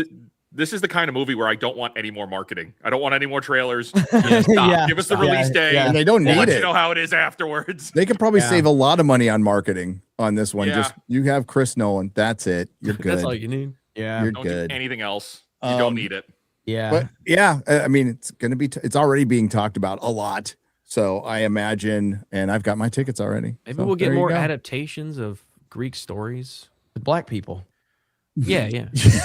Hey, there's a play. There's a play called accurate. Frogs. Was it Euripides Frogs? That was implied. Maybe they'll be gay. You're not And wrong. they'll be a modern It's funny setting. because it's true, Jeremy. It would be funny if the first Nolan movie to flop is the one that he pushed diversity in. It's like the one thing that can take down the most powerful director in Hollywood is diversity. Boom. Forcing diversity into Greek poetry. Win for the Chuds again. Yep. It's tough because there's so many bad castings, like a handful of bad castings. There's also some ones that I think could be really good, you know? We brought it up on Open Bar yesterday, but like you look at the actors in Hollywood that are, you know, in the between 40 and 50 years old, and like Matt Damon, when you look at that list, he's not my first choice, but you look at that list and he's got to be in your top 3 or 4 I don't think he's a bad choice. he looks the part. It fits his coming home saga, you know? So it works. Yeah. And then I'm not Tom Holland. I don't hate Tom Holland like the internet does. And Anne Hathaway's always going to be awesome. And, you know, John Bernthal, which again, if we're worried about the dialogue now, wait till let me tell you something. Let me tell you Until something. Bernthal starts talking. Well, look, I think that when the first thing came out and people thought that Tom Holland was playing Odysseus, that would have been a nightmare. In the same way of him playing Nathan Drake was kind of a nightmare. Him playing Telemachus, I think, makes perfect sense. I'm totally good with that. Yeah. It's not the top of the casting that's the problem. It's some of the second and third rate. And you don't know how much trans people and black people are second or third rate, Jeremy. I don't think you want me to confirm that or deny it. I think you I wouldn't have a problem if you said it. I just want to be sure. I'll call you afterwards and say something even worse. So You'd rank it maybe what, 3 out of 5? Just about. That was a good one. We'll come up with some sort of compromise. Compromise, exactly. Oh my lord! It will be a hell of a discussion around this movie. I and can't wait. It's going to be a fucking shit show. History online. bros versus Nolan bros. It'll be a battle to the death. There's more Nolan bros. Okay, so It'll be History Mortal bros, be Kombat. ready. We were Mortal looking Jeremy, Kombat. how many times do you think you're going to see this in theaters? I don't know. I only saw Oppenheimer one time. So Okay. Well, he'll probably see it 12 times to break his own record that personal he has record. power over. I think I only saw maybe I saw it twice, but Oppenheimer. I didn't really appreciate Oppenheimer until I watched it at home, though, and it's just like it was. I have yet liked to it. watch it a second time. I did like it the first time, but I was like, it's a 3-hour fucking biopic. I don't want to rewatch this shit over and over again. I was just really upset we didn't see more Japanese people getting nuked, right? That was Yeah. That's what I wanted to see. Well, we got a sequel. We got Godzilla -1. That was the sequel to Oppenheimer. So, yeah, but Oppenheimer, good movie. He's totally not a communist. He was only fucking a communist and hanging out with the communists, but he totally wasn't a communist, guys. It's okay. Nah. So, shit, we watched a bunch of stuff to talk about. We're gonna have to kind of speed run through it. Let's start with Daredevil. It's over. We're not going to talk about it. Daredevil. Thank God. Oh my god, that show is so fucking retarded. And I'm glad it's Daredevil. done. The ending is Bored again. Oh my It was God, it was the worst episode of the season. It was. It was. So halfway through, I didn't feel like it was going to be the worst episode of the season. Then the fucking last 30 minutes, dude, was just. Then it ended. I mean, this episode actually made me feel something. Yes. Not positive though. It made me pissed off with how it ended. I've been so ambivalent and bored throughout this whole thing. This one actually woke me up, and then the way it friggin' ended, I Pull up the clip, Garrett, which pretty much sums it up. But which is, for me, the courtroom part, and I think a lot of it was poorly done, especially kind of the nonsensical answers that Fisk was actually giving then that I don't think it's really believable. However, I will say that when Matt revealed himself as Daredevil, like that moment, maybe considering I've been watching so much of the original Daredevil run, like that too is like, oh shit, like I felt something there when he made that reveal. And I was like, okay, that's kind of surprising. We'll see how this goes. Well, but then the way everything else happens, the massive fight sequence that was just throwing everything at the wall, random people showing up at random fucking times. He starts out nerfed because he got shot in the leg and just shakes that off by the end of the episode. And that's not even the worst of it. I thought when he revealed himself as Daredevil, it was cringe. They were trying to do I Am Iron Man. It didn't work. And then the Kingpin's, like you said, the Kingpin's response is like, you don't get to know what I'm doing. Like, oh, Jesus. They're trying to do You Can't Handle the Truth and fumbled that horribly. But his speech, like rather than using any kind of legal commentary in the courtroom, he did a big speech about how now the court didn't have any just right to rule on the thing in the first place and everything. And then the judge went, yep, you've ruled my emotions. Obviously, I'm going to throw away all legal precedent and just allow everyone to leave. Case is thrown away with prejudice. Yeah, it was very bizarre to be using essentially just emotional arguments rather than any kind of legalistic. None of that stuff would have been admissible. Listen, I've been in court more than a lot of lawyers. All right, so let me. You're a bit tell of a you legal something. expert, huh? Let me tell you. They could never figure out what exactly legally admissible was, because there's an earlier scene in an earlier episode where the whole point was that there is basically no law here. It is just a show trial. You go there and you get charged, and then you go out, and because Kingpin rules. Then this scene comes along and it's like, well, no, there is still some sort of legal due process that has to be applied. We just don't really know exactly what it is, and it conflicts with the earlier scene, so I don't know what the rules of engagement are. And then it's just, well, no, I guess it's thrown out with prejudice because of what exactly? They're probably trying to say that, you know, when the law fails, good men must stand up, and it's the strength of his emotional appeal is what allows ultimately victory to win the day. It's like, you've contradicted yourself so many times. I don't think this scene could happen based on the way the earlier court cases have already run. It just doesn't seem to work. Well, Kingpin actually says they also have to make it a real trial, not a show trial like previously. Yeah, I think the biggest reason why in their mind that they get to this point is because Kingpin wanted the cameras there and let the cameras in, which never happens for these things, specifically because he wanted to basically make a show for Karen to draw him out. And then obviously he comes there as Matt Murdock, and then the whole trial is actually on display for everyone, and these judges have it on display for everyone to see. But they also carry that theme on between Daredevil and Fisk, like later on to the end, where Daredevil's something like, I understand that you want what's best for this city. And it's like, no, we're both looking after the city from different angles, which is what I wanted. I wanted it to be like, I'm doing what's best for the city by using crime to actually control people, and I'll dominate you, but you'll have a nice life. Versus the one's like, no, I want more freedom. I'm going to do it from the underworld when the your rules fail. And at no point have I thought Fisk when going down that line that actually he wasn't trying to enrich himself. He was looking after the best will of the people inside. And then suddenly they pull out this theme as if it's supposed to be deep and complex that you're all supposed to appreciate. That hasn't been built up to at all. No, nothing was. It felt like you can't do this shit at the end as well with fucking Kingpin and Daredevil having this like, I know what you want, Wilson, blah, blah, blah. They just go away and what. He just fucking murdered 50 people with his we'll get to that. And walk away. So there's a whole trial because most people haven't seen this. I mean, like, people are so disinterested. I'm just glad we're going to be moving past it, but nobody's watching this fucking show. And it just felt like the writers wanted to fill time. They didn't really have an idea. And they're like, well, this might be like the Netflix series. And hey, we'll bring in Jessica Jones to do fuck all, like nothing. Absolutely nothing. Kingpin is pathetic. He's just pathetic. Daredevil's a side character in his own show.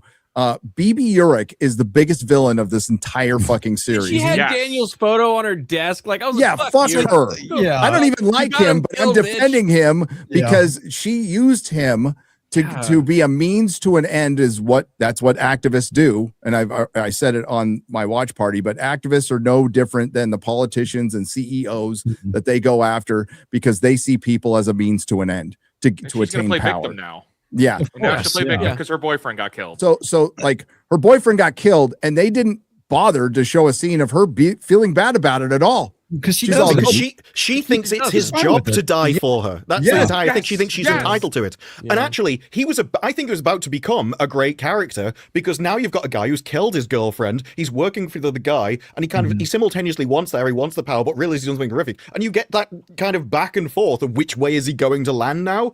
And instead, we have to have her who is just literally entitled to other people. She caused all of her own problems. She should have been the one to die. Agreed. And that would have created, like you just said, it would have created a far more interesting story with James Gandolfini's son. Instead, he dies for her, and she goes, well, yeah, of course, you're supposed to die for me, but I'll put your picture on my desk while I go make videos. You know, it's like he had a great storyline of Mark. Yep. He had a great storyline of how small increments and little steps can lead you to a dark path you never saw coming. Like, he never thought he'd be burying bodies. He just wanted to climb up the slippery pole of a job. And before he knew it was out of his depth. And that's an interesting story, but, well, that's gone. It's so interesting they did it twice, because it's that's how he ends season 1, is when he's already, like, he's fully paid up and he's bought into this whole thing. He goes and threatens the New York Council. Like, then they have to reset him for season 2 because they have no new ideas for him. But like, you could have done something with either of those. When they go to bury the body, would have been more interesting if that was BB's body as opposed to body. Like, that could have worked as well. Yes, there are many, like, he could have been a really interesting character, and now they've just killed him. And who have they left us with? A character who's only beaten really in the villainy stakes probably by Heather, who I despise. She's final shot. Actually evil. Jesus. No, and you're right. And this is where diverse casting takes away any stakes, because it becomes very predictable who's going to live and who's going to die. Yeah. And BB was safe. And we'll get to Heather Glenn in just a second. I don't know what you're going to show here, Garrett. I was talking about this is just him saying, I am Daredevil. What? Objection. Objection. Order. You're wrong. That's it. So here, this sass. sums up, because once the action starts, everybody, we get this.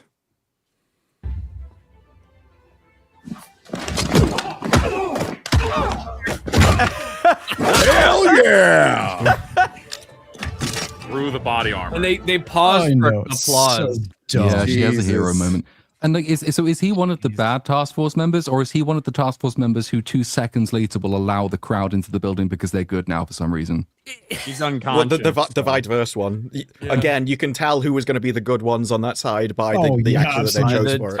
Yeah, the skin tone. And it's such a joke. It's such a joke. It's and it's still Trump and Antifa and like upraise you guys against the Trump character, and just they even did his fight thing, which I thought there was a couple of moments where I just thought, yeah, you are just doing Trump at this point. And like, I'm fine with taking artistic inspiration, but that's just, you haven't built it into your story properly. That's where I sort of draw the line. And they do this thing several times, but particularly in this last episode, where they're like, oh, the city is divided between effectively the Trump supporters and the non-Trump supporters. It's divided. How can we possibly live in this city? And then they cut, and then the side that supports Kingpin's just gone. No one does anymore. It's now just about the good Antifa people, because they can't really envision a world where the other side has a point of view. So they mention they exist, and then they just discard them because they can't bed them into the action properly. No, and they do a reverse January 6th where Kingpin locks himself in City Hall, and all the people dressed in red and Daredevil masks raid. And this is what Ryan was talking about. It's so fucking ridiculous. They raid the building, and Kingpin's like, let him in, and he just starts murdering people. Like, he murders. It was amazing.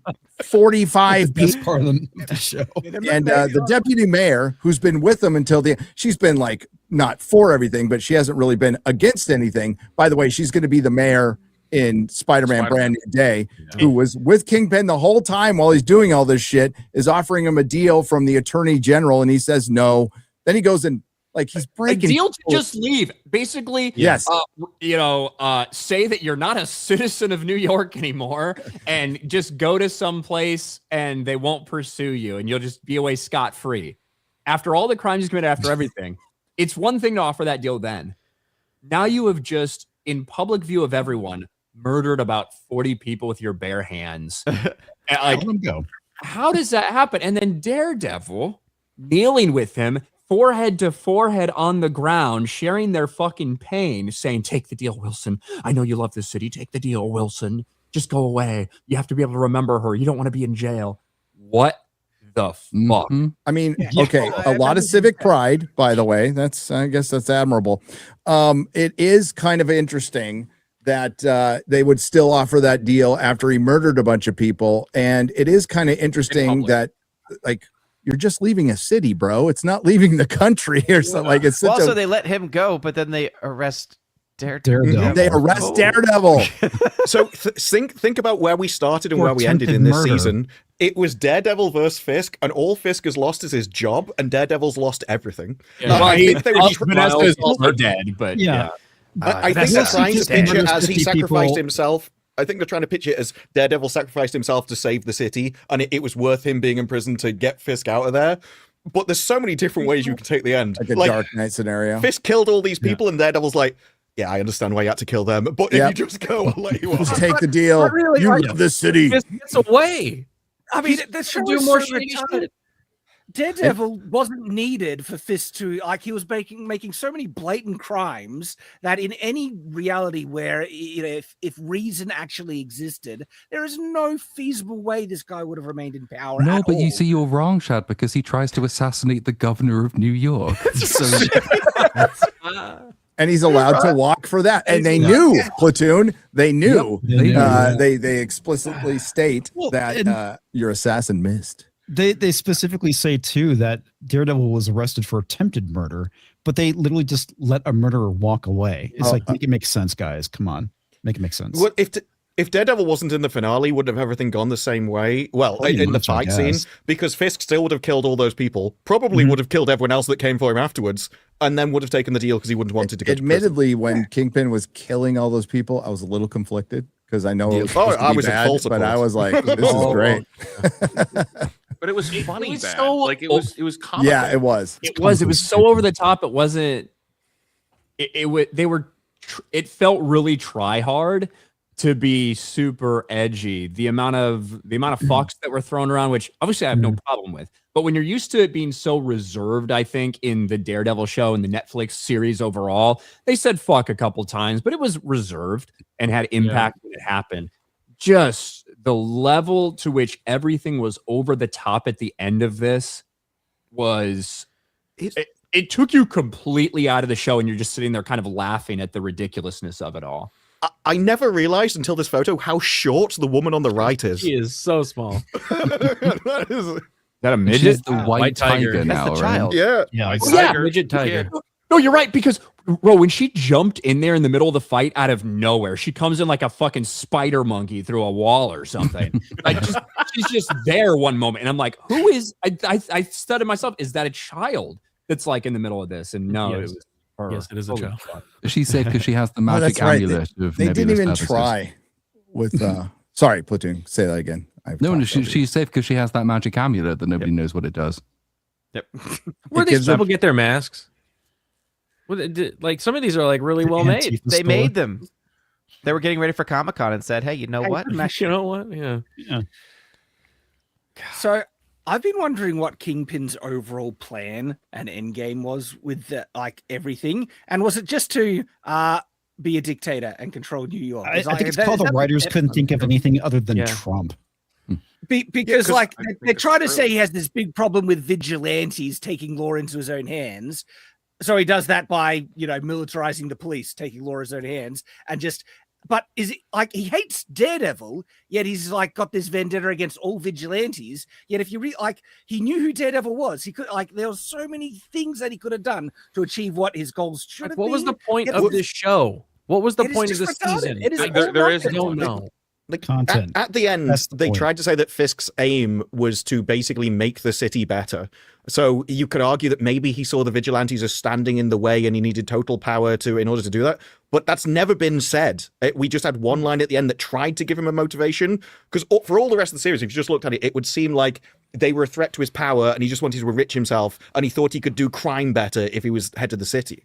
So they tipped everything around, and I do wonder if this is part of the problem of having different writers for every single episode. No one knows who's doing the other one. They're all written out of order. There is no grand scale, or it's not plotted out properly. And so you have characters changing episode to episode who change their entire personality and reasoning. But this is the massive problem that we're seeing with all series right now. It's not just a Daredevil problem.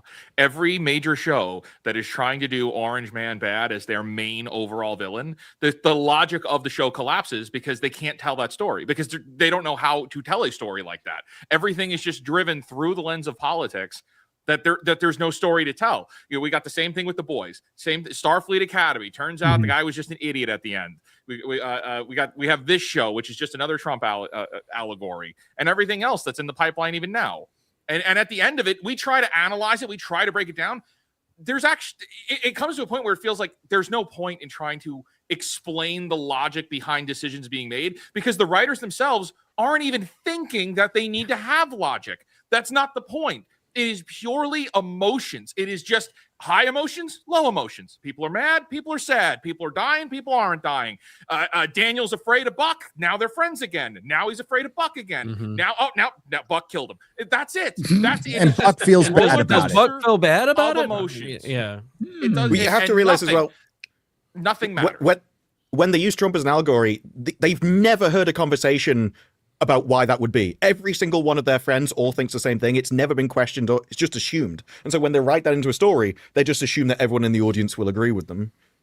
And they probably haven't really critically thought about why they think he's a villain. They just go, he's a villain. He's a bad guy. He be bad. He do bad thing.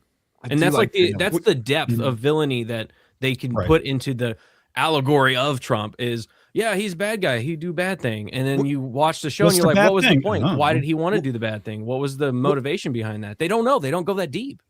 And in this, they do have to justify it, because part of Daredevil is he likes to hurt people. And so you have to say, well, he likes to hurt the bad guys, and that's why it's fine to hurt the bad guys.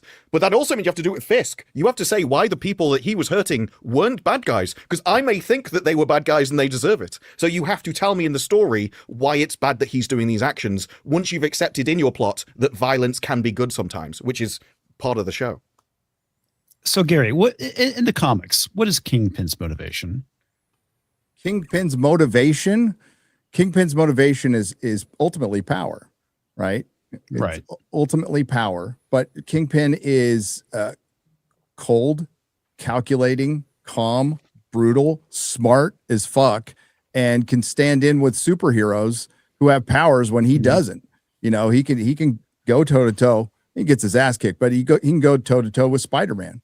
Yeah, right. And it's basically the opposite of what we're getting from this version of the Kingpin. Yes. And he's a like retarded child who throws tantrums. He's honestly, emotional. The Kingpin in the Miles Morales fucking movie is more accurate to the comics than this. Yeah. And I thought we were building up to this, like to that Kingpin. I thought, in the early Netflix Daredevil seasons, it was Kingpin begins basically. But if you look at it, he was in way more control in season 1 than he is here. And he's always on name. Yeah, you couldn't in the first season. You couldn't speak his name. Or Yeah, they would were kill terrified. Yep. Oh well, and Jessica Jones came back to do nothing. But Luke we got Cage to see came back Luke to do Cage. We got to see Luke Cage. Little cameo. Yeah. Did they in this scene think that they were pulling like a V for Vendetta, and that the only thing that's required to overthrow a tyrant is just turn up in numbers in a mask? Yeah. Is that like their little fantasy that they pulled? Basically. Yes. Yeah. It's art imitating life. It's over. It'll be out Not next really. year, Thank and you. I'm not going to make anybody cover it. Like, this was brutal to watch. Just lame. It's yeah. such a brutal thing because it's something that's so awesome. It was so awesome, and then it's wearing the skin suit, and not just the name, but the actors are in it, and they're supposedly the same characters from that. It's just, it hurts more. It's like Star Wars. Star Wars? I mean, What? Listen, we don't need Raging Rhino showing up in our chat, okay? So Oh, let's boy. just stop talking about Star Wars. Let's just Sorry. stop. We don't need to, yeah. I love No, every week no, no. Flashcast. Every week on No. Flashcast, Flash like steps away for a minute. He's like, Rhino, you're in charge. Yeah. And Rhino starts talking Star Wars. And he'll be in the chat 5, 4, 3. Somebody's like, Star Wars 3 times. Wait, I gotta. Hey, look, it's not fun to make fun of Australian speech impediment. Okay, we're disabled. All right. How do you say no? Well, I can do both. Get that motherfucker out of here. I love that guy. Get that piece of shit out of here. How do you say it, Shad? I can do both. When I'm pissed off, I'll go full Aussie and be like, no! But then I can just say, no. Why do you? Okay, all right. Oh, no. No. Clear the condensation, Leo. No. So, you want to talk about boys or Mortal Kombat? Let's talk about Mortal Kombat before Jeremy leaves because he actually watched that. Yeah. Mortal Kombat was fine. Yeah. It was boring. It was the type of movie you turn on TNT while you fucking fold the laundry. 100%. Like you look up and you're like, oh, there's a fight. Cool. When the mainstream media, like Hollywood Reporter, says it is strictly for Mortal Kombat fans, it is strictly for Mortal Kombat fans. There is no explanation as to why people are showing up. They're just like, hey, we're here to fight. We're gonna transport. I have no problem with this, by the way. I'm just making a statement that it is truly for the fans. And I think it's fine. Look, Mortal Kombat 95 is still the king. You're not going to top that one for me. Right. I don't know if that's my nostalgia goggles or not. No, I think it has better character development, better I think the characters are more relatable too. Like the actors that are portraying the characters just are more relatable and they have more of a personality and everything. But the acting is shit though. So which one? In the first ones? All of them. No. In this one, the Mortal Kombat. Okay, yes. Yeah. So katanas, especially. They fixed some of the issues from the first one. The big issue. Everybody knows what the big issue was. The first one in a spectacular way. Yes. Yes. Yeah, that kind of reminds spectacular. No spoilers. That kind of reminded me of what happened with G.I. Joe, the live action movies. But Channing Tatum was so dominant in the first one as Duke, and everybody's like, "What the fuck is this motherfucker doing in our G.I. Joe movie as Duke?" And then the second movie, he didn't fly so good. We'll just say that from The Dark Knight Rises. But so yeah, Mortal Kombat 2. I think Ryan's assessment of it is pretty spot on. If you are a Mortal Kombat hardcore fan, I think you will enjoy your time watching this movie. If you're just looking for something to, chill out and, find a good movie that's got some pretty good visual effects and some really good fight scenes. Yep. And Carl Urban is fine. So Carl Urban is really good in it. I'm not going to say he blew me away, but he was fine. He was good. Kato was once again. Kano was great. I do have a question for you, though, Jeremy. Do you reckon there was a bit of a bait and switch with how they were setting up Johnny Cage and then how they ultimately utilized him at the end, and there was a different focused character? That bothered me at the end. The whole plot of we're not doing spoilers for Mortal fucking Kombat. I do like how how every week we spoil the shit out of even the biggest release, and now we're like, let's be respectable. No spoilers, Loretta. Yes, I do agree with you, Shad. Definitely a little bit for there. But you kind of saw it from the beginning. To be fair, they set it up in the movie itself. Exactly, the movie actually does set it up. That the very opening scene is that set up. So I from that saw in that isolation, I saw like, that. okay. Yeah, as soon as it starts out, I saw that coming a mile away at that point. You know what I mean? I'm like, oh, I know what's about to happen. But given her character, I don't mind. That's exactly what I was gonna say. Given the games and what we know about the character and all of that, it was fine. Yeah. Shao Kahn was fucking awesome in the movie. He was pretty dope. However, if we're talking spoilers, like, what the fuck? Like he didn't even get a hit on her in the end. You know what I mean? That I recall. Yeah. I don't recall him actually hitting her straight up. Well, he choked the fuck out of her. He was, but that's the point. That's the cop out for whenever you get a fucking woman involved in a fight. No, she got hit. She got thrown around a bit. Did she get hit? Yeah, she got. Yeah. She was down. At the same time, Johnny was down. And No, I mean, like, I mean, Yeah. punch though. Time he reaches No, for the she got plastic punched. She thing. was taking some hits. Okay, But that's before Technically, the he amulet would- gets he destroyed, won. right? So prior to the amulet's destruction, I think she takes a few hits, and then after Yeah, the she amulet's does. destruction, she Okay, does but not. Shao Kahn was beaten. awesome. Yeah. He was He was so pretty fucking dope. cool. He was Like the badass. visuals in this movie are 100% way better than the last movie. The costumes are really good for a lot of the characters. They do traditional costumes from the games. They get their move sets right. The sets, like the fighting arenas, are shot. They even do like the camera move set up, like it looks like the fighters are about to go. Yeah. Like there's a lot of visual things that are really good in it. The story is It's a little boring. Little boring. Little Oh, if boring. you think about it, it's Little boring. retarded. I'm sure the more you think about it, the all dumber they it needed gets. to do, Sub-Zero just didn't need to fight them and keep the amulet, and they're all screwed. Yeah, They that could was not the- have won that at all. was Kano kinda having the dumb. amulet on his body, and they bring him back to life to find out where the amulet is, and it's in his pocket. And it was They like, even that have was a dumb. line calling There's that a lot out. of We could have just conveniences like left him that. dead. It's yeah, you could have left they him wanted dead. him in the movie. They That's it, needed yeah. him in it. Yeah, they need him in the movie Yeah. because he has a lot of charisma. My problem, one of my problems just watching it, just kind of like rolling my eyes, and look, we're basing it off a video game where some crazy shit has happened throughout the course of decades and decades. So it is what it is. I'm not saying it's not precedent, but the fact that, oh yeah, everyone's just coming back to life. It's no, this guy died, no problem. Get the necromancer, get this little Voldemort ball sack looking motherfucker. He'll fix it for us. It's like there's no stakes. Like, And there's no like. I think off it's at I doing think it, it I think it's very much on the level of the Mario movies for what it is. If you like the Mario games, you'll like the Mario movies. If you're looking for a good movie based on the Mario games, you're going to be disappointed. This is not a good movie, but it's a good time watching a Mortal Kombat movie. Does that make I sense? disagree with that yeah, only it because like I do like the Mario games a lot, and that's the reason I hate the Mario movies. I have no knowledge of Mortal Kombat whatsoever, but I imagine something similar is gonna play out there as well, which is that like, I understand it's enjoyable to see familiar references on screen fighting each other.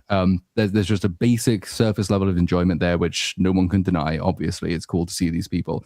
I just think if you actually like these games and you want other people to like them too, then maybe what would be nice is if you gave them a reason that they didn't already have to like them. You're going to be introducing, say, friends to a film. Maybe those friends haven't played those games before, and they understand that you have this hobby, and they don't understand what that hobby is. And then you show them the movie, and they think, "Well, that made no fucking sense. That's kind of lame."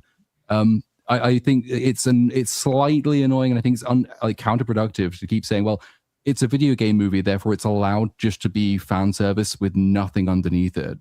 These games are good for a reason, and it's not that they're shallow and empty. It's that they're really well made and often have really, really good stories. And I would like to see more of those put to the screen. It'd be better just to wait for clips to come out online, to be honest, because I don't think it's worth seeing the entire film. Yeah, I've been watching Odin while we're talking, and Odin's just in I'm just like, this is not, it could have been. I wouldn't pay to go. Like, I would not recommend paying to go to the theater to see it. No. This is a movie you can just turn on streaming while you're doing other stuff. That's my view of it. It is, to me, the movie is just kind of slop, but it's incredibly inoffensive slop. You know, you can watch bullshit. I mean, but I got a criticism and one final criticism and compliment to the film. I was disappointed with how they utilized Johnny Cage, with how they set him up in both the film and the trailers. I thought he was going to have a bigger kind of contribution to the clutch victory and stuff like that, where that felt a bit, lackluster. But I will give compliment. The standout fight scene for me was Liu Kang versus Kung Lao. Yeah. That was cool. I wish the whole movie was like Liu Kang should be the lead. The lead character. It should be about Kung Lao, like him trying to get Kung Lao back. Like that should be the movie. That's the heart of the movie. Like that was the only time in the movie where I felt like some kind of connection or emotion when he pulled him down and he was like, I was like, this is the heart of the movie. And then they cut away and then do a bunch of other stuff and they fight. I didn't like what they did with Liu Kang at the end, though. It's like they kind of pulled him copped out of the said, fight, like, oh, so I'll see you in Katana can have her Act moment. 3. And see you in Act 3. he's supposed to be the lead. Yes, he is. But I think the bottom line is it's very inoffensive. Yeah. And I think that if you're a hardcore fan of the games, I think you'll find some enjoyment out of it. Wizard, I know you saw it. What did you think? Or did you see it? I thought the acting was so bad that it was noticeable. I think the predictability ruins it. It was very predictable. The opening scene is all right. Katana's going to fight Shao Kahn in the end. You already know what's going to happen. That's very much set up. Like it's pretty obvious. But it's every single fight, every single conflict is already pre-established of how it's going to end. Oh, hey, Jade is don't kill her. You do what you have to do, but don't kill her. So then whoever's going to fight Jade, they're going to spare her. Like, it's that kind of a movie, and they just play that out until credits. But like, there are no stakes to, like what Ryan was saying. Once you introduce that, and yeah, I know it's canon to the games, like, so it makes sense. But as soon as you introduce that, like, this necromancer is bringing people back that were eviscerated and torn into pieces in the last film, what's the point of us being here? I do think, and I guess that's the one thing that Garrett didn't want to spoil, but the character that they give a send-off to was brilliantly done, and here's why. With a character that the audience doesn't like, normally they just humiliate that character. But if you look at the actual substance of this character's outro, he wins his fight. If it wasn't for a technicality, he would have won. Like, he would have won the fight, and then they did what the audience wanted, which was to exit him from the film. But technically, by winning, it honors it. I love that. It honored the first movie of, like, he was in it, and then also we gave you what you want. And I like that, because they could have just humiliated him, and they didn't.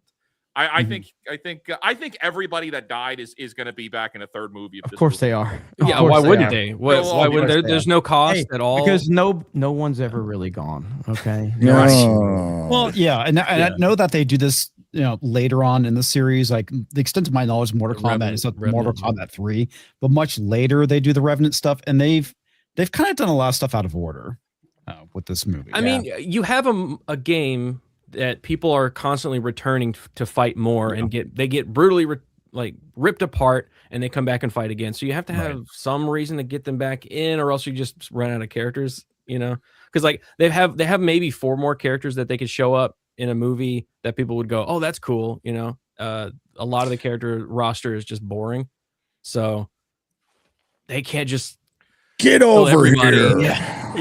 Like Sub-Zero. Come on. Scorpion is like, they have misused Scorpion so They much. really have. I do not like how they're executing Scorpion in both films, by the way. He could have been. I love the actor. I respect the actor. Yeah, He's great. He's too old. I don't like the character. I don't like what they've done with him, really.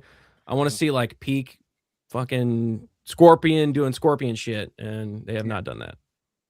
All I know is Christopher Lambert is still the king, Raiden. Hell yeah, dude. Everybody in that original. It's not even Christopher Lambert. Terry Gilliam. He also freaking way better than this Shang Tsung. I laughed so hard when I saw him as Raiden. It's just, I don't know. It didn't work for me. French guy playing a Chinese god. Yeah. It's awesome. It's awesome. Okay. He's the only good Frenchman. Yeah. But he played a Scotsman in another movie. Yeah, I know. Yeah, Highlander, man. Yep. Again, a mid TNT movie, I think, is the best. Yeah, it was fine. I feel like that's a genre that everyone knows what you mean. At least people that are above the age of fucking 25 at this point. Like, a movie that when it came on TNT, you'd put it on and you'd watch it, commercials and all. You wouldn't really pay attention to it super close because maybe you've seen it before or something, but you do it while you're cleaning stuff up, while you're folding the laundry, you're making food, whatever. That's this movie. How is this performing relative to the first one? That's a good question. Just came out. That's a Odin question. Is not here. The Thursday, Odin's not fucking here. The Thursday numbers were not super great for it. I think it was originally tracking from 50 million. Now it might be closer to like 45 or something. I don't remember what it did the first time, honestly. It's been so long, man. What are we, like 5 or 6 years removed from that? 5 years. 2021. Did that come out at the same time it came out on streaming? Was that one of those? It was Yes. And it's terrible in the box office because it was the big streaming of 2020. Yep. But this movie should not have set up for a third movie. There was way too much setup for a third when there is no guarantee that this thing is going to make the money for a third movie. It made 84 million. Yeah, 84 million worldwide. It did do really well on streaming, I believe, if I remember. But this is, to me, it's a streaming movie. It is a streaming. There's also a lot less marketing this time around. Like, Street Fighter is getting more buzz and more hype than this movie did. It made 20 million. It's been put on the shelf for a while because it was supposed to come out last year. Then they delayed it to this year. So like the marketing on it got a little stuttered.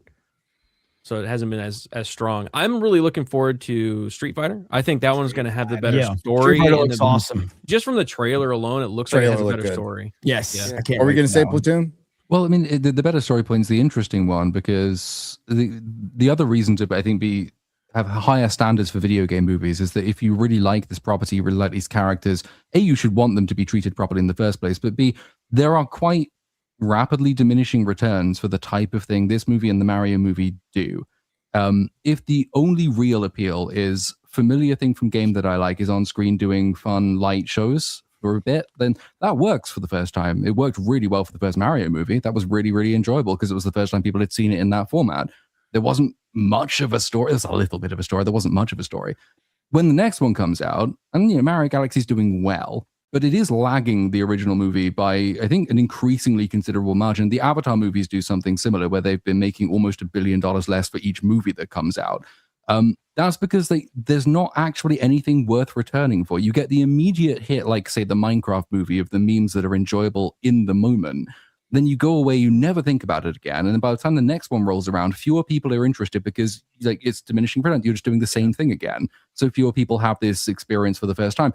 If you treat the characters like characters, you tell a story like many of these games do, even though lots of people seem to think they don't, you have the same natural growing interest in where this story's leading, as opposed to just sort of playing out all of your familiar characters and then leaving yourself with fewer toys left in the box each time that are worth going back to see.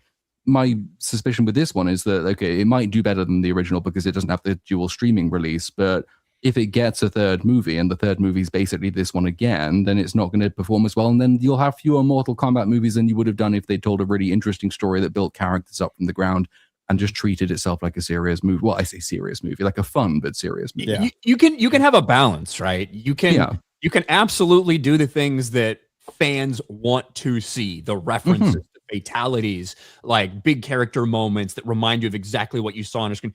You can have both. You can do things like that and still fit that into a well-earned story where you're invested in these characters. And that was kind of like, I don't think the first Mario movie is great, but I think the first Mario movie is a very basic level story, whereas the second one kind of isn't a story at all, and it's just a lot of things thrown at each other. It tried at least. I like the second Mario movie more than the first to establish that.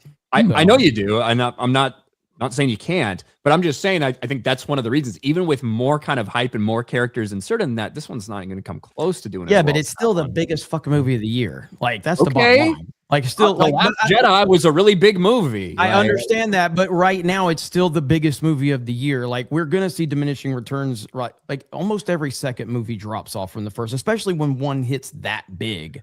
Like I don't think anybody was expecting Mario to do $2 billion. I really don't.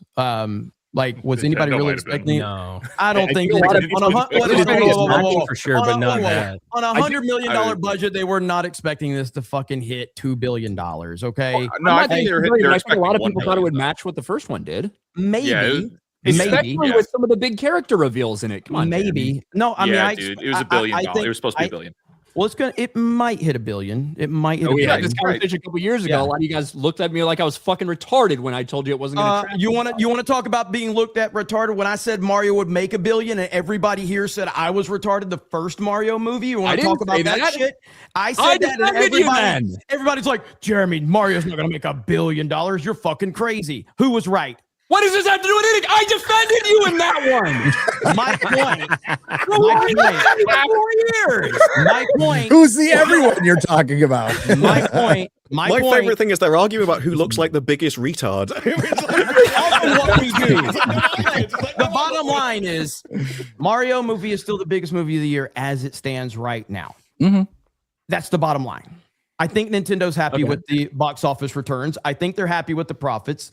I don't think that it has hurt the Mario brand in any way, shape, or form.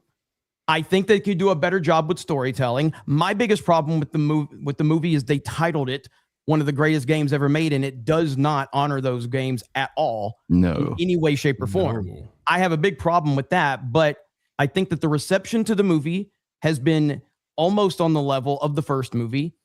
I don't think the first movie has any deep storytelling at all.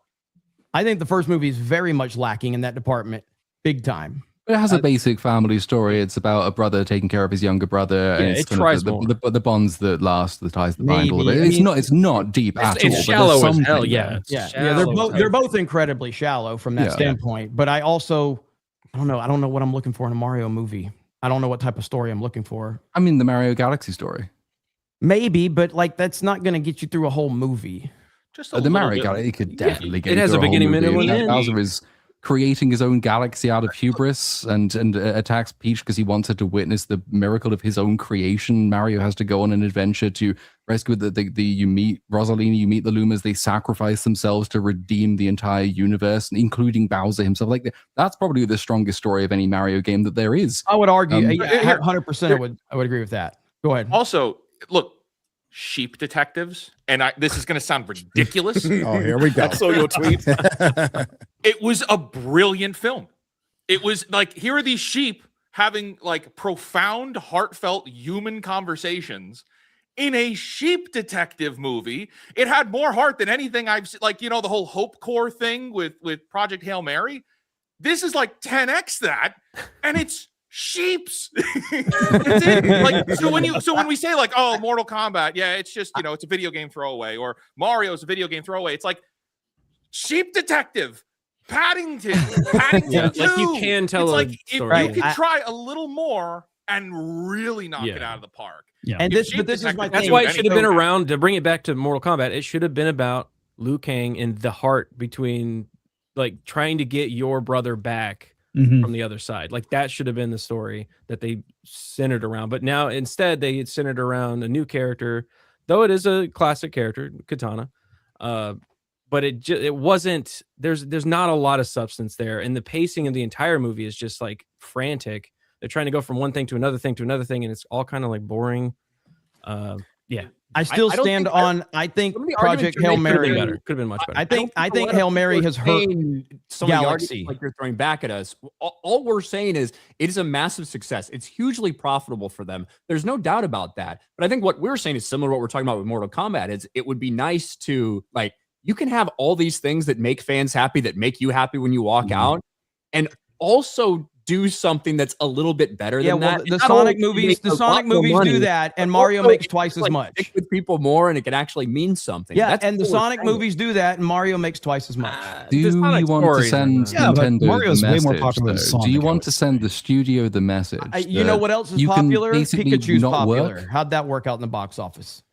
Not great, but then the market. I mean, the Detective Pikachu's a weird thing anyway. I agree, but here's the argument. examples. When Nintendo does something that's successful, people say Nintendo fans will eat anything up. It doesn't matter.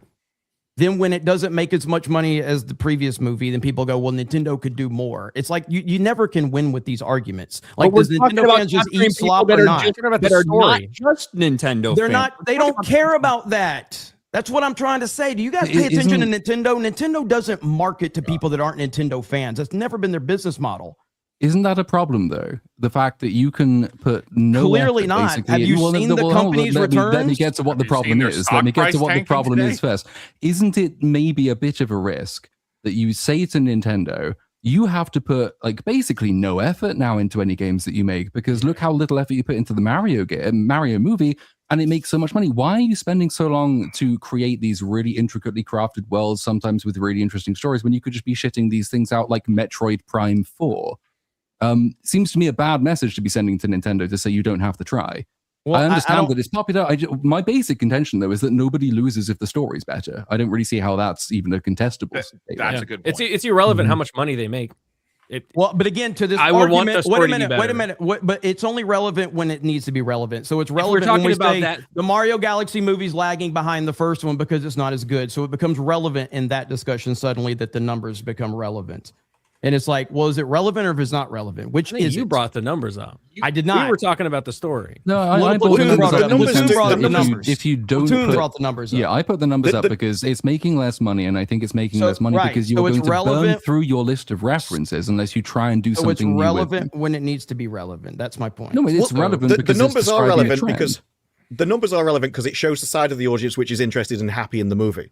And I do think there's an advantage in a movie to niche down as far as possible as long as it's financially viable, because you're making something very specific for a target audience. The danger is you're like, yeah, I want a story in this, but that might water it down for that audience. It would be like taking John Wick and going, I want a really complex story in John Wick. That would ruin the movies for me. I want the story to be as fast as possible, just get to the action and do that all the way through. And so I do think that you could be like, well, we can do both.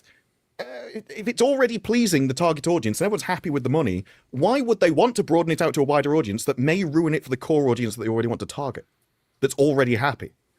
Well, because the audience becomes the audience is happy, very happy once, half as happy the next time, a quarter as happy the next time.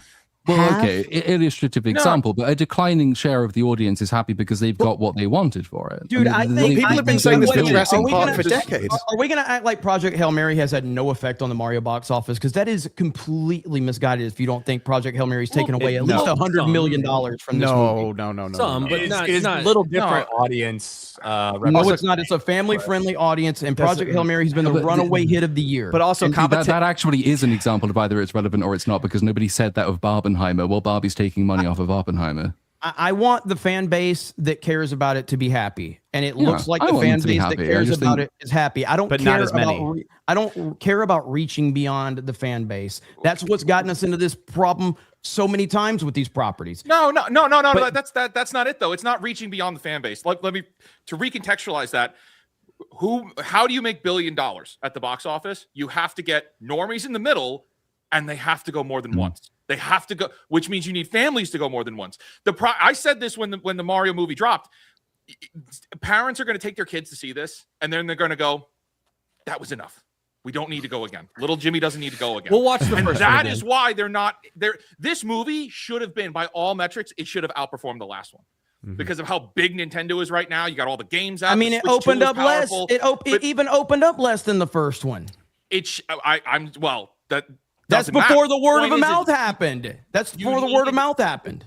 You have to get families exactly to go more than one but time. It was still behind. Galaxy's not doing that. I said because it's actually too intense. It's a too intensive film. It's just the fight scenes are way too much. It could have used a little slowing down for a second to just feel out the scene a little bit. Let's talk a little bit more. Like, let's be real. The dialogue recordings for the actors were done in an afternoon. Because there was so little dialogue to be said. That's all it is. If they had like turned it down a little bit and turned it up a little bit here, I think it already would have hit $1 billion. Because families aren't going back a second time. I think if there's no Project Hail Mary, it'd be at $1 billion. No, because that's not Hail Mary's fault, though. I didn't say it's his fault, but I'm just saying it's a valid reason to show. It's like that's. But also, it insinuates because what you're saying, you're insinuating that people. You are insinuating that people chose. You know what? I can only choose between these two movies, and so I can only choose one, and so I'm going to choose Project Hail Mary instead. And now I'm not going to go see that one. But that's exactly what you're saying because you're saying it's stealing audience. You are saying it's stealing audience. That's the rewatching. But that also might be true in this case because the difference between Barbenheimer is that's adults going to see it. I think there might be a difference when you're arguing about parents 100%. And the parents don't want to take the child Shad, to you even said movies. that you chose to go see Hail Mary with your kids instead of Mario a second time. It's because we for shit. I don't know. I went to see both. But I dislike the Mario one so much, I did not want to go again. But I took my kids a second time to go see Hail Mary because it was so good. But you liked the first Mario movie? No, I didn't like the first one either. Did you go see it multiple times? No. Huh? No. Wait a minute. I went, but then my wife took my kids after me. So they went to see it a second time, though, right? Your kids saw it a second time, the first one. No. Couldn't the argument you've proposed be also true in reverse? Could have Project Hail Mary's success boosted Mario because more people go into the cinemas? No, people going to the movies. There's a just strong an argument there as the one that you're trying to make. I think. How many parents take their children to see movies back to back with their attention spans, especially nowadays? My dad took me to see Godzilla 98 7 times. We had no problem saying that Sound of Freedom took away from Mission Impossible, but now suddenly we have a big problem of saying I personally never said that, by the way. So I said that during that time because very specifically, the audience is almost a direct 1-for-1 of people that watch Sound of Freedom versus people that watch Tom Cruise movies. Well, like I got a spoiler for you, Ryan. Circle. I got a spoiler for you. The kids that go see Mario have a parent with them. And those same kids that go see the Hail Mary have to have a parent with them. The little 12-year-old's not running into the theater to see Mario by themselves. I think that all these other random this or that arguments you're trying to make, Jeremy, I don't understand why you feel the need to so incessantly refute the idea that maybe if the movie was just a little bit better, it would be better for everyone. I don't understand the need. That's to not the point that I made. And I never said that Hail Mary directly did. I just said, I think that's a valid thing to look at, to go, that probably had a little bit to do with the box office lacking off the first one. Probably a little, $50 million. You don't think that's realistic to say? That Hail Mary could have taken 50. I'm just saying. I'm not, because it had a better story. Making it 1.3 instead of 1.3. Have a better story, yeah. Okay, sure. Yeah. We're talking about it. I don't know if it's going to hit $1 billion. We'll see. No one's arguing that it's successful. It's successful. It's a moneymaker for them. Absolutely. But they can afford it.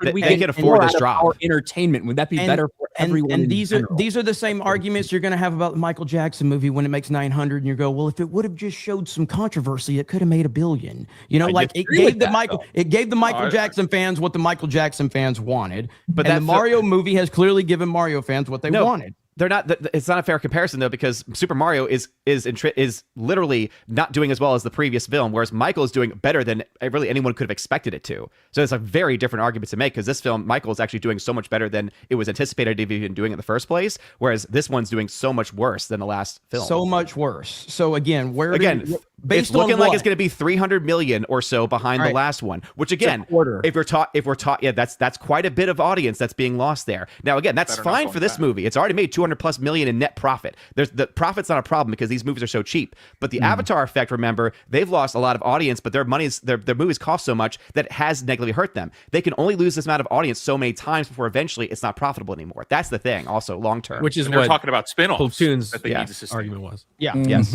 Okay. What do you think, Gary? What's your comments on the video? What's some game math movies? you can give us, Gary? Well, if you, I couldn't pull up by the numbers and show the line.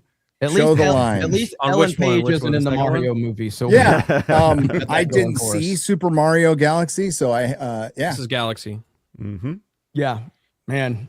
Highest movie of the year. It's over. Nintendo. Yeah, but so when the next one performs almost certainly less even again, and then the next one performs almost certainly less even again, then they stop making them. Are you going to be happy as a Mario fan that you're not getting any more Mario movies because nobody's interested anymore? I mean, we'll have to see if that actually happens, but right now it's still the highest grossing movie of the year. That's the bottom line. Like, it's nothing has made more money than this movie at this point. We're in May. Well, again, though, we've had some big hits this year, and it is the biggest hit. Like, it's just we just started getting big movies like about a month ago. But we're having a conversation of like, how many $1 billion movies are we going to get this year? I think we may have 3 tops, maybe.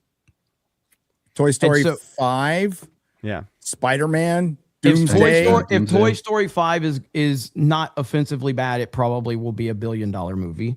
I think Spider-Man, Mandalorian, and Grogu. That's $2 billion. Yeah, that's $2 billion. We said $1 billion, not $2 billion. Okay. But again, I had these same arguments about the Switch 2, the highest, the best-selling system in history, but apparently Nintendo's failing. It's the best-selling system in history. A lot of people with the Switch 2, man. I really don't think you have the same arguments about the storytelling required in this purchase of a Switch 2 that you're having with this. It's the argument that it's the #1 movie of the year. That's the argument. So far. Yeah. But right now, yes, it is. Still which is also still worse. It's still predecessor. doing worse than the last movie. And that if it does that again, if it does that again, I mean, you're right. We don't know until that actually happens. Hang on. Avatar 3, though. Wait a minute. What did more money at the box office? Spider-Man Toby 1 or Spider-Man Toby 2? What did more money at the box office? I guess people hated Spider-Man 2 because it didn't do as much as Spider-Man 1. Damn. I guess we don't want more Toby Spider-Man. Like, it's such a crazy good stories. Doesn't matter. Why did Spider-Man 2 perform worse than Spider-Man 1?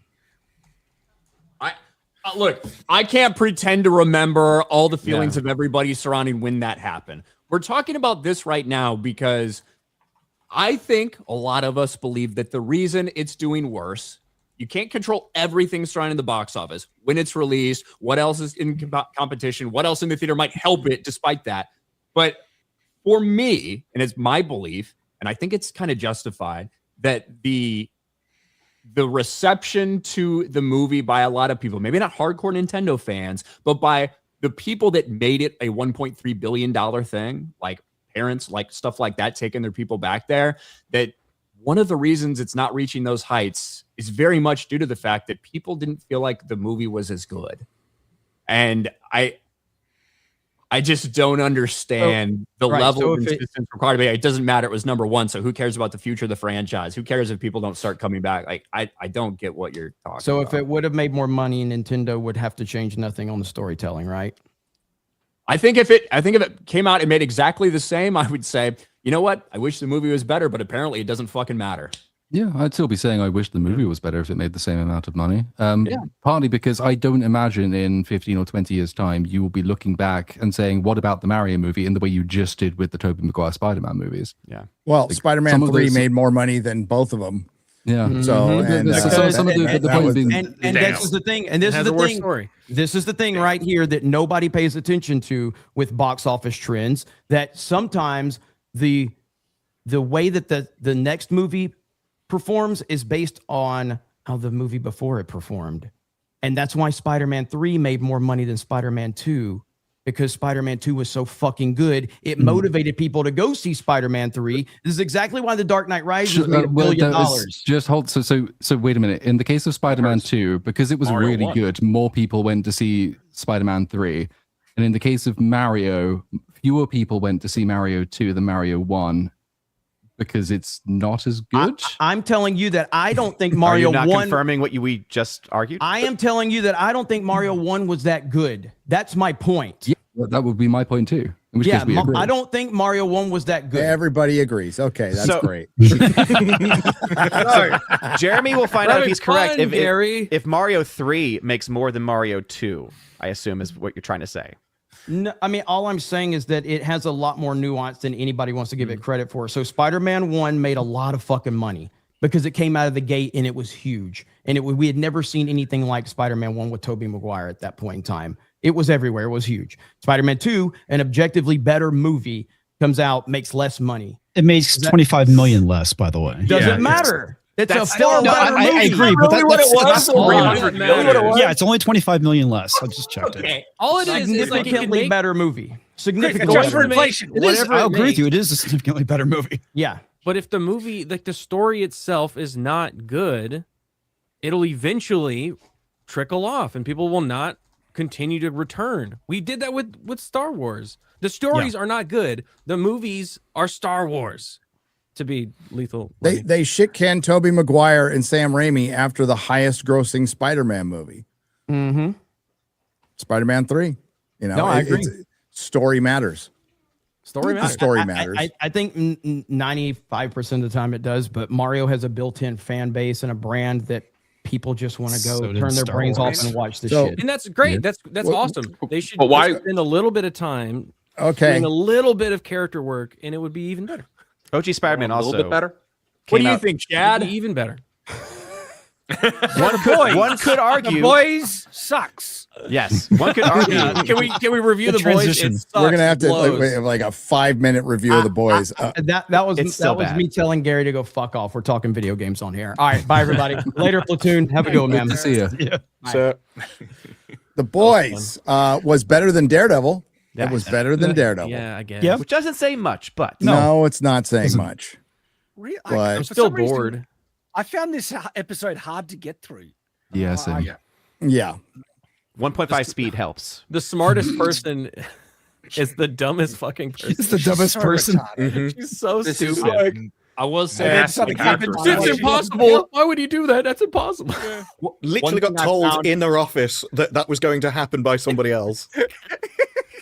That wasn't a contingency plan. Like you didn't have anything. I will say this. One thing I found extremely funny in this episode was Firecracker's AMC theater. That was good. Yes.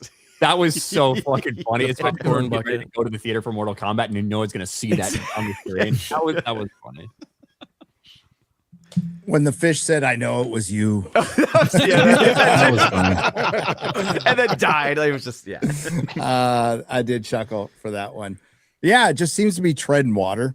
Like and just the joke has gone on too long. We're still looking for the V1. And they finally resolved that. They finally resolved it at the end, and Starlight still can't talk.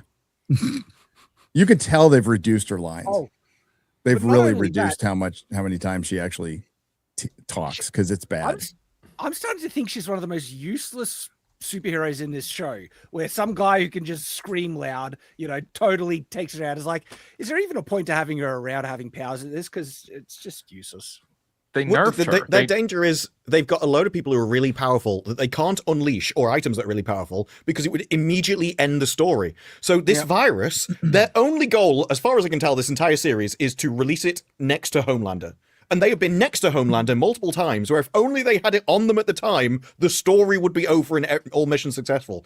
Except now we're going to leave it in a random building, set it for 24 hours in the future, rather than just keeping a vial on us at all times and ending the story at the end of this thing. So you have to write all these weird loopholes and people causing problems just to stop yourself winning, because you've set yourself an easy target to hit.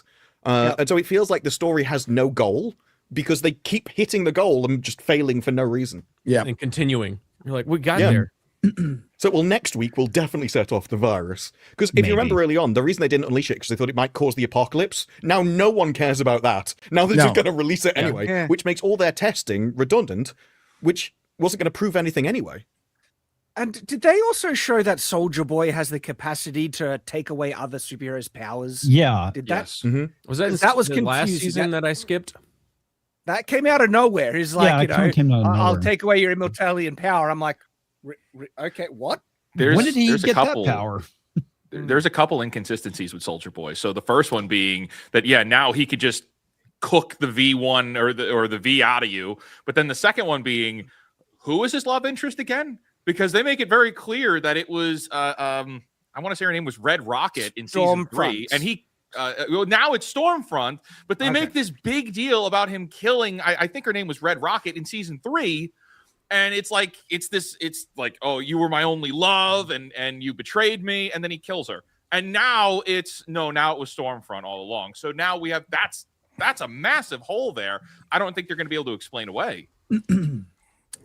They only got a couple episodes to do it. And the next episode is going to be a waste. It's just going to be running away from Homelander. Yep. and it's going to They're gonna it's kill going off to be some a characters. rushed ending.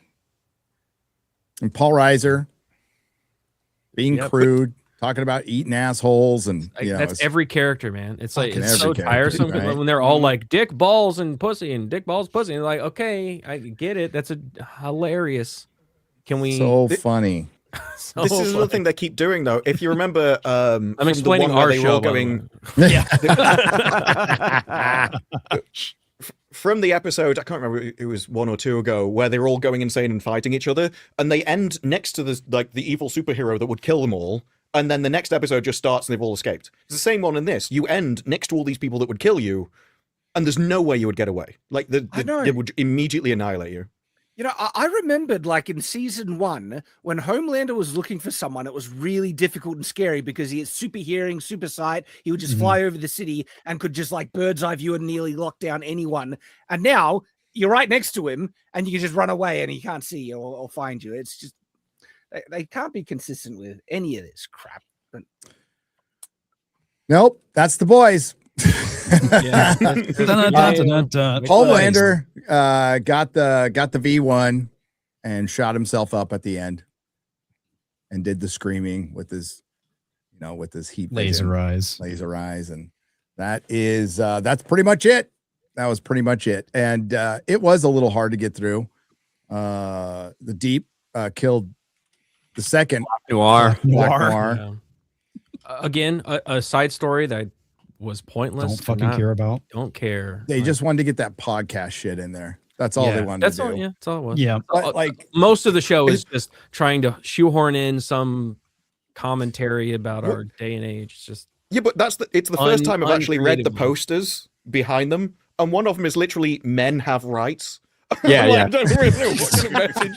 Wait, yeah, to what? send about this. What? It's like They were doing a reasonable parody of slogans. like podcasters and red pill guys and shit like that. Yeah, Yeah. Manosphere. Yeah. Yeah, but make them a bit weirder than men have rights or I know. men's lives matter. It's like put a repeal the 19th poster behind there. Right? Yeah, that would make more if you sense. mean it. So extreme. If you mean it. But yeah, that's the boys. I think it's heading. It's going to be somewhat like Stranger Things. It's gonna when it ends, a lot of people who are hanging on, we're just gonna go, what the fuck? And I'm seeing a lot more of that. Right. Actually, I see way more defense of Daredevil than the boys online.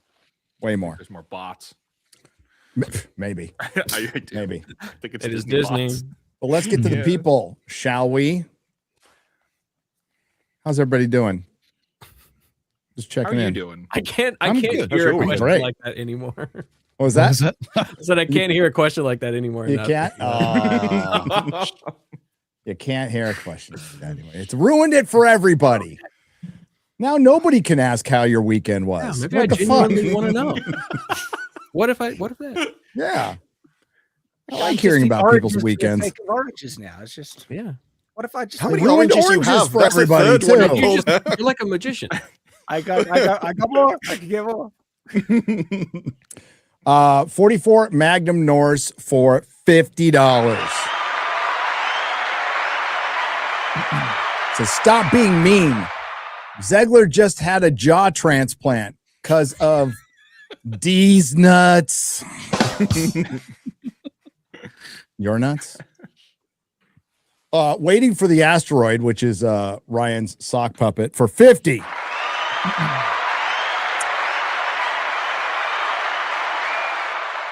As flatter as I am that you think I am. That's what it says. Ryan, despite my username, I am not that suicidal. Hi, Little Platoon. Nice to see you. Love your videos. I want to try reading some mystery novels. Any suggestions? Love from Callie and hail the fellowship. Just to clarify, there's a big difference between wanting to die and being suicidal. So Yeah. There is. One Mystery requires a little more effort, I guess. Yeah, Don't do it, by the way. It's very bad. Permanent solution to a temporary problem. indeed. Any mystery novels, guys? Because we're big mystery novel fans here. Technically, all the Harry Potter books are mystery novels. Yes. I like They are. Sherlock Holmes. The sheep Sherlock detective. Holmes is good. Agatha Christie's good. Yep. Yeah, and then they were none is a really good one from Agatha. But you're right about Harry Potter. Yeah. They're all I just finished mysteries. Half-Blood Prince and I loved it. Oh, the audio is so good. I mean, if you want a mystery TV series, Jonathan Creek from back in the day was awesome. Oh yeah. I'm gonna be saving, even though the last full cast audiobook for Deathly Hallows drops like 4 days or something. I'm gonna be 12. saving that for my trip to Mhm. Japan. Same here. 17-hour plane ride. I think like I need to save something for that. Are you That's gonna be brutal. taking 2 planes? Obviously. Yeah. Yeah. Yeah. First one's like a 2-hour flight up somewhere in the Northeast, and then I'm headed straight there. Yeah, we're flying to SFO, San Francisco, and then we're flying over. Yeah, it seems like you can go both ways. It's almost like the same amount of time. It feels like. Yeah. I'm You going the flying- other way, I think. You going to Chicago? No, I'm going I think I'm going to like Newark or something. Okay. And headed from there to Japan. So Well, that's going to be fun. That's going to be fun. Roland the Wretched, 4 parts for $100.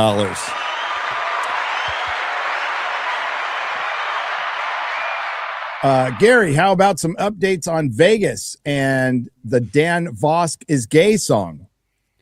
Is it Dan Vosk is gay now? Did he change it? Dan, the song is making progress, and we are closing in on a location for Vegas, for a place. We are need to very close. Yeah, we need to check out the parameters, but it looks like it might work out. And if it works out, it's a very cool place. It's a very cool place. I'm actually really excited if we. It's a really cool I place. hope so. And all it takes is putting feelers out there and go, hey, do you want to have a bunch of people over drinking all your alcohol. Do you want to make money? You want to make money, and it works. What's that, Shad? I was just noticing the Nerdrotic symbol above X-Ray Girl's head there. It looks like you have a shrine right behind. Well, I also have a Gary. Geeks and Gamers. It does look like a right shrine. there. A home altar. There you go. He. Oh my god! I'll give you about tree fitty. It's so messed up.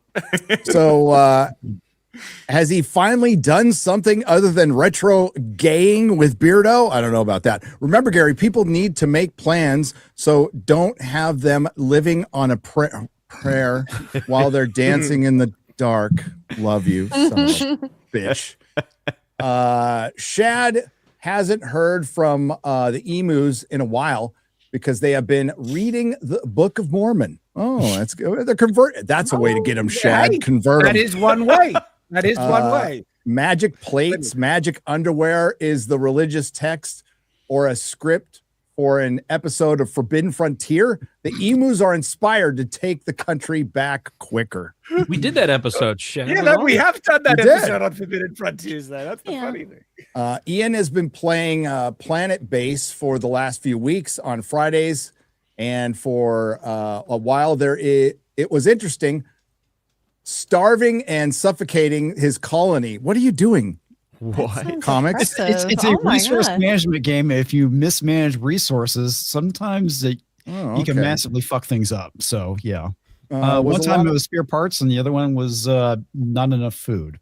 Okay. Starving and suffocating his colony was a lot of fun, but now it is boring since he has built a well-established colony. It is time for a change. So kill them all, basically. Today's read is Genesis 1:3, and God said, there are no aliens. And there wasn't. Hail FNT. Oh, you're just a yes. A nearly non-believer. Demons, okay. man, Listen, we're covering that on Forbidden Frontier. I know it was the big news today, but we have a lot to go through, and I can already tell you some of those pictures aren't new. Seen them. Fellowship, Chad, Mods, and Little Baby Thor. The entire panel is super gay, but not Dan Vosk gay. Oh. Well, that's good. Thank God. Not yet, anyway. Ooh. Close, but not quite. Until next time, so long, gay boys. So long. Read the next one, X-Ray Girl. 20 Petunia for $50. Gary, I started the video you released on the Kenobi show, but I was reminded of why I don't watch any new Star Wars. The lazy writing and blaming of the fans was just awful. I'll stick with the 6 movies and EU books. Have a great weekend, everyone. That's the way. This is the way. This is the way. Yeah. With Kenobi, you're reminded like all the bullshit that happened before that with Moses Ingram was just unfucking believable. Yeah. The Ewan McGregor car video. I've just You're no Star Wars fan of mine. Racist comments about my co-star Moses Ingram. It's still one of my favorite turnarounds for a character to be good, though, is if you save a child from dying to yourself, you now did a good deed, and that changes you into a good person. I prevented a murder. She was planning to betray Darth Vader by murdering women and children. Okay, Yeah. that was her way to. That was her path to. She was very redemption. mad about Darth Vader killing Jedi, so she killed Jedi. Killed more Jedi. It get to equalizes it. Totally makes sense. You know what? It's girl math. Yeah, it kind of was. Neanderthal 2020 for $100. I am 45 minutes behind on the stream. Probably a little more now. I have no idea what the first topic is about. Real jobs for the loss. Real jobs. We knew that was going to happen too. That like half the people are going to have no idea what the fuck we're talking about. I know. Yeah, that's just the way it is. But there's also half the people who like obviously it's a very very big deal. Yeah. So if you had no idea what we were talking about, good for you. Stay Probably there. a lot of time off. Stay So there. much better. Nice place to better. be, and I envy you.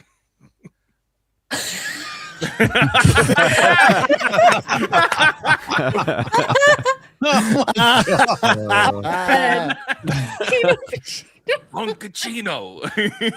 I love it. Cachino.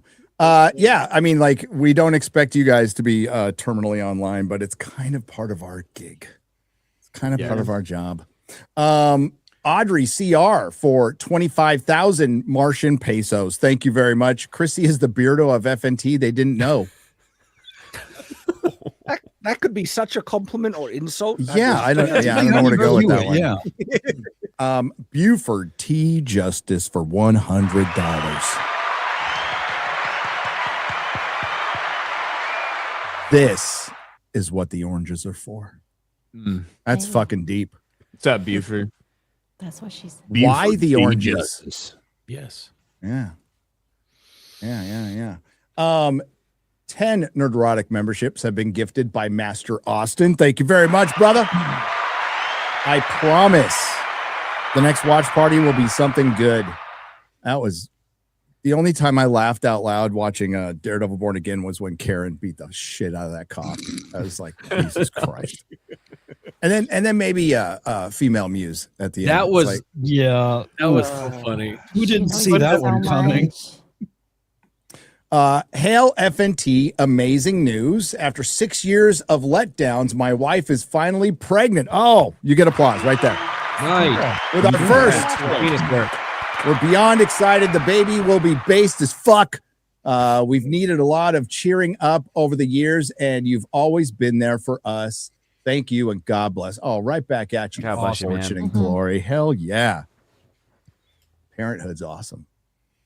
Sean, 487 for 50. Would love to see you play the Canadian version of Amelia re-immigration video. Is that the AI the British game that person released or whatever? Yeah, I don't know. You were never meant to freeze / where you belong. Make sure to put CC on. CC on. Closed caption. Oh. I actually put that on automatically for most stuff because I'm blind and deaf and old.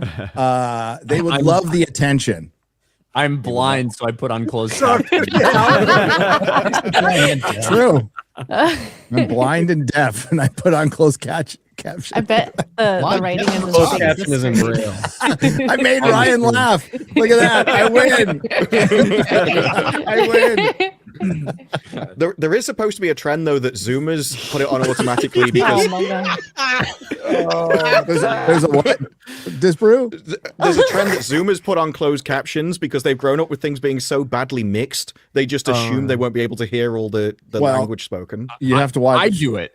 I do it because there are just some things where the mix is weird or whatever, and can't understand them. It feels like some streaming services or whatever, you got to turn your volume all the way up to be able to hear it. And then others, I was trying to watch, the explosions are knocking you out of the window. It's just I always have closed captions on, not because I'm blind, but the Expanse on Prime, the Expanse on Prime was like that, where I was like, what the hell are they saying? No, I think some of it's because it's mixed for 5.1, so if you listen to it in stereo, it just doesn't work. Punches it in a I've had that with some way. DVDs. But I mean, I pick on Nolan, particularly with Interstellar. The mix on that is fucking bad, man. You have to turn it up and turn it down. Tenet's worse. But it's not just Nolan. There's a couple of Marvel movies that are like that too. It's the industry. But yeah, streaming, I mean, just 5.1 and audio on streaming generally sucks. That's why you get the physical media. It's much better. I was watching The Boys through my car stereo because I had to finish it up while I was driving to and from Mortal Kombat because I forgot I was supposed to watch it before this morning. I was like, fuck. The pirates let us down. Yeah. Arg. Fucking pirates. CMDO62 for 50. But pirates. I appreciate that you guys addressed this and did not pretend you have no idea what happened with Chrissy. I don't believe she didn't know. I don't think she belongs here anymore and would rather her spot be offered to Vera Dark, Savvy, or Steph. Well, not Savvy. No, just kidding. Look, Chrissy's going to make a statement on Sunday, and we'll watch that and see how it's going. It's something we had to talk about. Like, obviously, flagging's so important. It obviously got a lot of attention, and I'm not going to pretend to know every single thing that's inside someone's mind, and I'm not going to tell you I know exactly what she was thinking. But obviously, it's a big deal for us in the space. The flagging is not acceptable by anyone. Like, false flagging is not acceptable. No, and you have to, again, to repeat what Jeremy said yesterday, you have to acknowledge the chat. You have to respect the chat. The chat is king. And, it depends on the situation. Like I said earlier, if it's normal drama, whatever, I'm not going to get involved, and I'm not going to get super involved with this. I'm really irritated that I am involved in it, and the co-hosts are involved in it when we didn't have anything to do with it. And this is fallout that comes from, well, ultimately, Jeremy Hambley, and whatever detractors are out there or people covering the situation. I wouldn't even say detractors. That's a DSP thing. You have to deal with it. It's something we all have to deal with, and it's fine. And people eventually get bored of you and move away. And it was made so much worse. And then you just got to be aware, you got to be aware of what's going on in this sphere. And it sucks, but it's part of the gig. It's the trade-off of having this really fucking cool gig of, streaming and making videos. And the only reason we have this gig is because of you guys. So what's important is we have to be honest. And authenticity is the only thing that fucking matters. And when you're false flagging, when you say you're for free speech, that's antithetical to everything you said you believed, right? Betrayal. So, yeah, and nobody comes out good. Ask Matt Jarbo how things worked out, who I guess eventually came around and apologized. I must have missed it, but people are saying he did. So there you go. But like once something like that happens, it is really hard, if not impossible, to come back. That's just the way it is. You might not like it, but that's life. Life isn't fair. Watch the YouTube documentary, The Quartering 2 Decades of Grifting by June the King. I think a lot of people have already. If you want quartering deep dive, channels were struck down and livelihoods lost. That's what we have a problem with. That's exactly what we have a problem with. It's more than drama. Love y'all. And that was from the Unicycle Peon. And it's a $400 Holy shit. Let's go. Woo. Thank you. The June, there's been a lot of documentaries. And again, I had to go do my due diligence yesterday, and Ryan knows, I spent all day doing it. I spent all damn day doing it. And I saw a lot of, there's a Mikey No More documentary as well. It will educate you on what's going on. And I think they are as unbiased as possible. And there's conjecture, and I'm not going to get in the personal stuff or any of the conjecture, but when it's false flagging, and when it's for me, I mean, some people might not care about this. When it's stealing content, I kind of have a problem with it, and it's no different than Otterly Noah situation that EFAB just covered really well. By the way, Platoon, those were some of my favorite. They were great, but no, Mauler gets all the credit. He did all the work. They were fun episodes, but there's lots and lots of work that went into those. So Mauler gets all the credit for that. It's really fucking simple. Don't false flag. Don't false flag, and don't steal. Yeah, or sweep. Yes. Yes. It's really simple, you know. If my kid does something fucking stupid, I'm going to protect my kid. I love my kid, but my kid ultimately has to fix the problem that he created in this scenario, right? Greatest act of love my father showed me was kicking me out of the house. Never to return, by the way, because I was out there doing fucking drugs, committing crimes, and my dad he had a couple of choices. He could waste money on rehab again, or he could bring me in and I'd be fucking stealing money out of his wallet and making life hell for them, or he let me go. And, you know, hopefully things work out. He let me go to fall on my face on my own, which I did. And luckily I lived through it, but ultimately it's not my dad's responsibility, right? It's not my dad's responsibility to deal with my mistakes. And it's not our responsibility to deal with other people's choices or mistakes. It is theirs. They're adults. They can handle this stuff or not. Eric John Pizza Art for $99.99. 2 years ago, this show inspired me to start live streaming my pizza art. And your pizza art's awesome, by the way, dude. Nearly 100 episodes later, it's the best decision I've made in 10 years for pizza art. And it's pizza art. So you kind of have a corner on the market, Eric, I got to say. Thank you guys for all the entertainment. Week in and week out. FNT pizza with pineapple. Anyone? Hell yes. Yes. Yes. Screw the haters. Wait. Fake wizard, did you just say pineapple yes? Yes. No. Yes. No. Why do you think he got the gig? I was gonna say, like, how dare you? It's the only question in the Now world. we see what's going on. After he had to sit on the couch, I said, "Do you like pineapple on pizza?" Damn. Garrett, it wasn't just you, okay? So don't feel bad. At least I thought I was special. Derek spent a lot of time on that couch. Frank Casamento has gifted 10 Nerdrotic memberships for $50. Thank you, Frank. Oh, Frankie.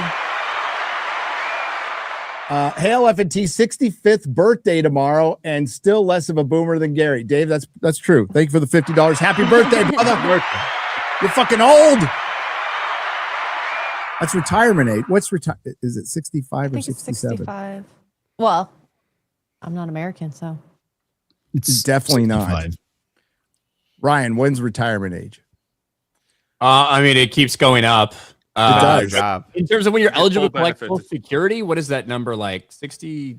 I was 67. 67. It's 67. You get full benefits. It's 67. Oh my god! But you know what the craziest part though is, like, now that I'm like self-employed doing it like this, and taxes are done a lot differently, you're not getting that Social Security stuff withheld every paycheck. Things are a little different. Now. When they raise the age in France, they revolt and burn the fucking place down. I'm planning to die well before I'm eligible to receive Social I know you are, but the thing is, you're going to live to 150. So somebody's gonna have to pay for me to live. Then ain't gonna be me. Spite. I plan to run out of money at 50. That's the plan. Oh wow, that's dark. I'll have enough money left over for but you'll have fun up until then, right? Especially if you have a big, like I'm almost 50. I'm just going to waste some money on whatever. I don't know what you collect. My life is so fun. Yeah. I have a baseball collection to give you, Ryan. I'm going to keep on telling you that, but I have a huge, my dad's baseball collection. I'm going to give you that. I've been getting back into like pulling out all my old sports cards and sorting through them and stuff, and Pokemon cards and everything. So cards are popping right now. It's crazy. They're crazy right now. Better than the S&P. It's funny because the sports card market was considered deader than dead for the longest time, and now it's the 90s killed it because of the junk wax era, where they just started overprinting everything because it was so popular. Mm-hmm.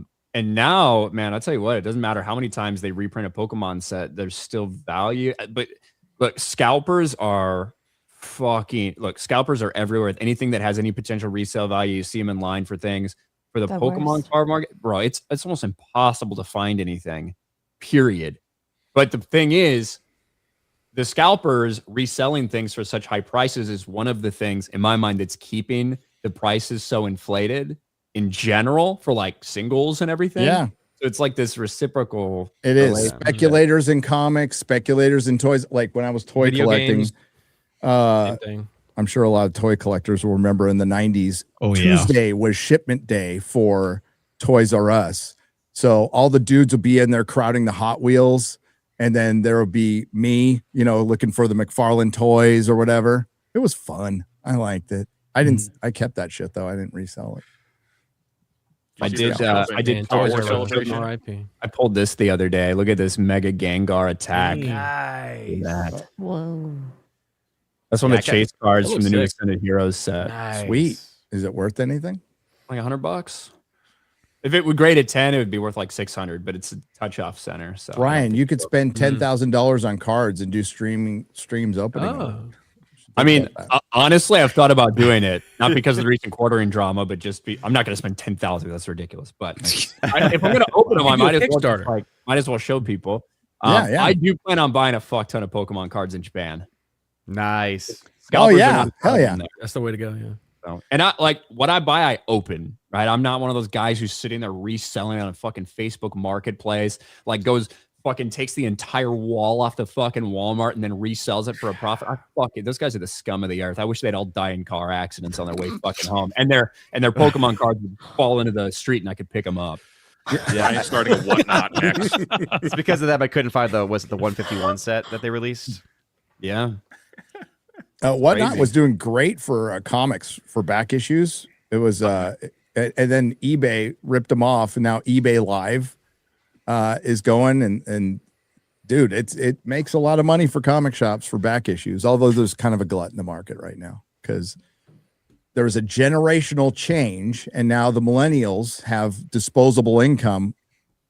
Theoretically, it's kind of a shitty economy right now. Theoretically, and now they're getting Pokemon cards, and I don't know, is Yu-Gi-Oh popping off again? Like, I'm so Yu-Gi-Oh not so much. One Piece is crazy though. One Piece is crazy. Wild. For almost every card, there's people that collect the Disney stuff. On May the 4th, Topps dropped a new Topps Chrome Star Wars set. The hobby boxes were selling for $349 or something. And then people were buying those and reselling for $700. Topps Chrome Football dropped a couple weeks ago. Those hobby boxes were $400. People reselling them for $1,100. But yeah, you're lucky if you can get your hands on anything. But I ain't gonna pay these scalper stuff. So I'll go buy a mega box here, a blaster box here. But I can't do the fucking insane things that these people are spending. I'm just doing it for fun, you know. And maybe every once in a while I'll pull a nice card. Did you see what the scalped Star Wars Celebration tickets are going for? So the Fucking retail is crazy. Yeah. So retail's $1,200, and I saw them for $4,500. Holy shit, that's insane. Yeah. Why? $1,200 base, $4,500 up. That's nuts. 1,200. Even then, that's. No, And they were letting people buy 20 at a time. The cap on the website was 20 tickets. 20 tickets was the cap. Wow. I don't know how much they're worth. They're rare. NFL Hall of Fame cards, Ryan, from 1994. Ron Mix did it, and it was, I can't remember, it was for a charity or something. But it's most of the Hall of Famers who are living at that time all signed their card, and in that box is O.J. Simpson. Yeah. Like there's stuff like that. So like the 90s, because so much stuff was printed and we weren't in an era where like parallels and stuff were a super common thing, or like even numbered cards weren't super common at that point. 99% of the shit you bought from that era is fucking trash. Yep. Now there's still like rookies. So say like the 96, 97 Upper Deck Collector's Choice, Kobe Bryant rookie card is in that.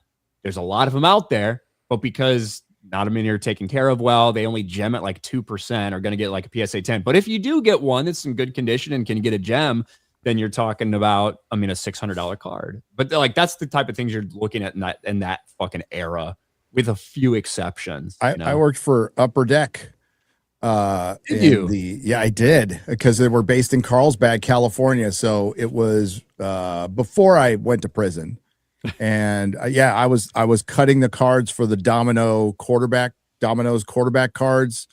It was good times. Yeah, I got fucking Pokemon cards all over right here. I've got fucking sports cards all over. My entire fucking house is being taken over with my obsessive personality. So I wouldn't know anything about that. Well, moderation is my middle name. Okay. Otter Water for 50 says, Hale got married this week. Congrats. Lock it down, man. To a fine woman. I'm glad you clarified. It's okay anyway, but like after our honeymoon, I owe as an apology. 38 seconds is nothing to be ashamed of. Oh no. Do you want to admit that publicly? You do that to yourself. You really were saving yourself for marriage, weren't you? That's why you got to go work one out in the bathroom beforehand, or do a little prep. Have a wank. Yeah. Have a wank. Well, it means you're into her, though. So she should be happy. But did you let her finish? That's the thing. Did you just walk the away? problem is that you weren't into her very long. Yeah. It's always a problem. Smiley Ivy has gifted 10 Nerdrotic memberships for $50. Hale, thank you. Eudite for $40, 2 parts, says talk to teenage. What's TMN? Tuesday night's main event. It's not relevant. Don't worry about it. It's Tuesday night's main event though, because it's TMNE. That's why I'm like, is it Teenage Mutant Ninja Turtles? About Paige being what the hell is it? Tiresias, because of the gender significance. Spent 7 years as a woman. Punishment for violating nature. Stop breeding snakes, and later was blinded by Hera. Siding with Zeus. Yeah. Okay. And debate. It might be. And siding with Zeus in a debate with her, but against her. But that was well before the Odyssey. Now it looks more like Elpenor. A young crewmate who died in an accident and begs for a proper burial, which could connect to the face of dirt. Yeah, I don't know. I don't think it's Achilles. I don't think it's Achilles. I don't. I think she's got a bit, whatever. It's got a bit part. God, keeping track of everybody's gender. It's not my job. The problem is then you accidentally say the gender that they want to be identified as, and you're like, no, fuck, I don't want to do that. Hold on. It's confusing. It's so confusing. So just stick with how you've been made. And she's a lady. She's a lady. Not anymore. She used to be a lady. Buster Nut Smash for $49.99. I don't know about this D-Day Cobra guy. Sounds like a Trumper. He hates Trump. You know what? You need to find somebody who loves you as much as Jeremy loves the things he loves. He loves Nintendo. He loves talking about retail. He loves Trump. He loves Nolan. Yeah, he loves 5 things, but he loves them to death. I'm glad Platoon and Wizard were here with me on this one, because sometimes it drives me fucking crazy, man. 'Cause I don't even understand what the argument is at this. I mean, I do, but I hate that it's happening. That is his. His technique. I know it's literally just it works circles till people get fucking tired. He's like, I'm just gonna be as retarded as I possibly can. And the best bit is he was going to leave half an hour before the end of that discussion as well. He enjoyed it so much he stayed. I was like, no, guys, we got him this time. Usually I get tired after 5 or 10 minutes, and I'm like, okay, everyone can clearly see this man's retarded. I'm just done with it. But he's resolute, and I respect that. I do. Kind of. We don't want to talk shit about him while he's got. Yeah, we do. Fucking. And there being a 25 million difference between Spider-Man and Spider-Man 2. Well, yeah. So when he said that, I was like, huh. I mean, I didn't even know there was like a big gap. I was thinking there wasn't. I was going to be like 800 million, 550 million. And then I was thinking the same thing. And then we went to Spider-Man 3. And as someone said in the chat, and it's a point I thought of too. Yeah. Also, the first one came out after 9/11. And that was like a pretty big cultural moment for the entire country. Yeah, So it makes away sense. from the timing of that and the You mess with one of us, you mess with all of us. Yeah. The best bit was at the end when he used the argument that the film affects the quality of the amount of people that go to the next one, and both of you realized he's just arguing against himself. It's like, oh no. When Metropolis came out, it did better. It's like Jeremy. The most surprising thing is Jeremy like rattling off some pretty good Odyssey lore, and it's like, you read a book? He 1000% Googled all this shit, man. He 1000% Googled all this shit. You read Greek poetry? But I respect somebody who it's like, hey, my favorite director is doing this. I want to know the source material. Yeah, absolutely. Like, Well, he might have listened to the audiobook is read by Ian McKellen, right? So that's true. Yeah. That's cool. Yeah. Hopefully it's not the woke one. It's not. Ooh, okay. It's the one that came out before that, whatever one that was. DEI love you for $49.99. Oh, we love you too. Well done, FNT. This is what honest, high integrity people do. Melanie and Chrissy are complicit in this. Thank you. P.S.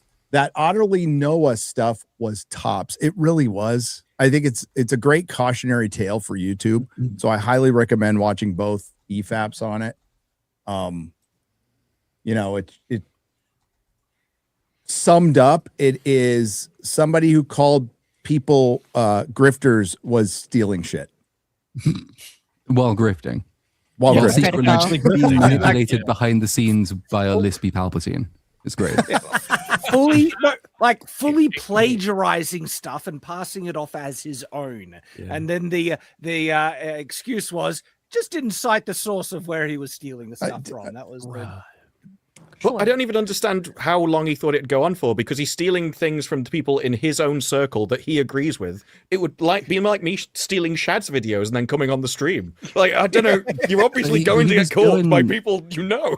He was going after they tended to be way smaller channels, and that included like the false takedown. Like, there was one channel which I think had like 40 subscribers, which did this really weird like diss track over, I think, Hasbro hotel footage with a Sonic profile picture about him. And the channel is like no subs and no views, and like he filed a false takedown request against it. I think he just thought that because they're small channels, he could get away with it, and then when unfortunately that is not how it worked. That sounds familiar. Smaller channels thinking away from with it. Rings a bell somewhere. Put in. Rex 6 Papa on the Streamlabs side for $100. With the new Resident Evil movie coming out, apparently it's only Resident Evil in name only. It must be said, hating on the Mila Jovovich trilogy is prequel hate tier content. I don't hate those movies. They're very funny films. Yeah. They're entertaining. They're not Resident Evil. And they got Mila Jovovich in them. Come on. There's not a single axis across which the games are superior. They are both dumb fun and B grade. Yes. This is my bugbear. Yeah, I don't mind them. Disagree. In what way? The games are superior because they're better paced, and the story and the jump scares and the characters are way better. Their arcs on all the characters are better. Not to say that the movies aren't fantastically entertaining. I agree with you that. But source material is always better, and I'm guessing Resident Evil had some good games considering how many they've made. Games. Yeah. Oh, hell yeah. My deep game knowledge. Nick the Quick for 50 Canadian pesos. Off FNT and GNG. Who's off of FNT and GNG? Who is the most likely to eat something out of the garbage? I vote for Beardo, but it could be someone else. I should not be in this argument because I done have it before. Doesn't that answer the question then, though? It like kind of depends how inebriated you are too. It's like, probably not.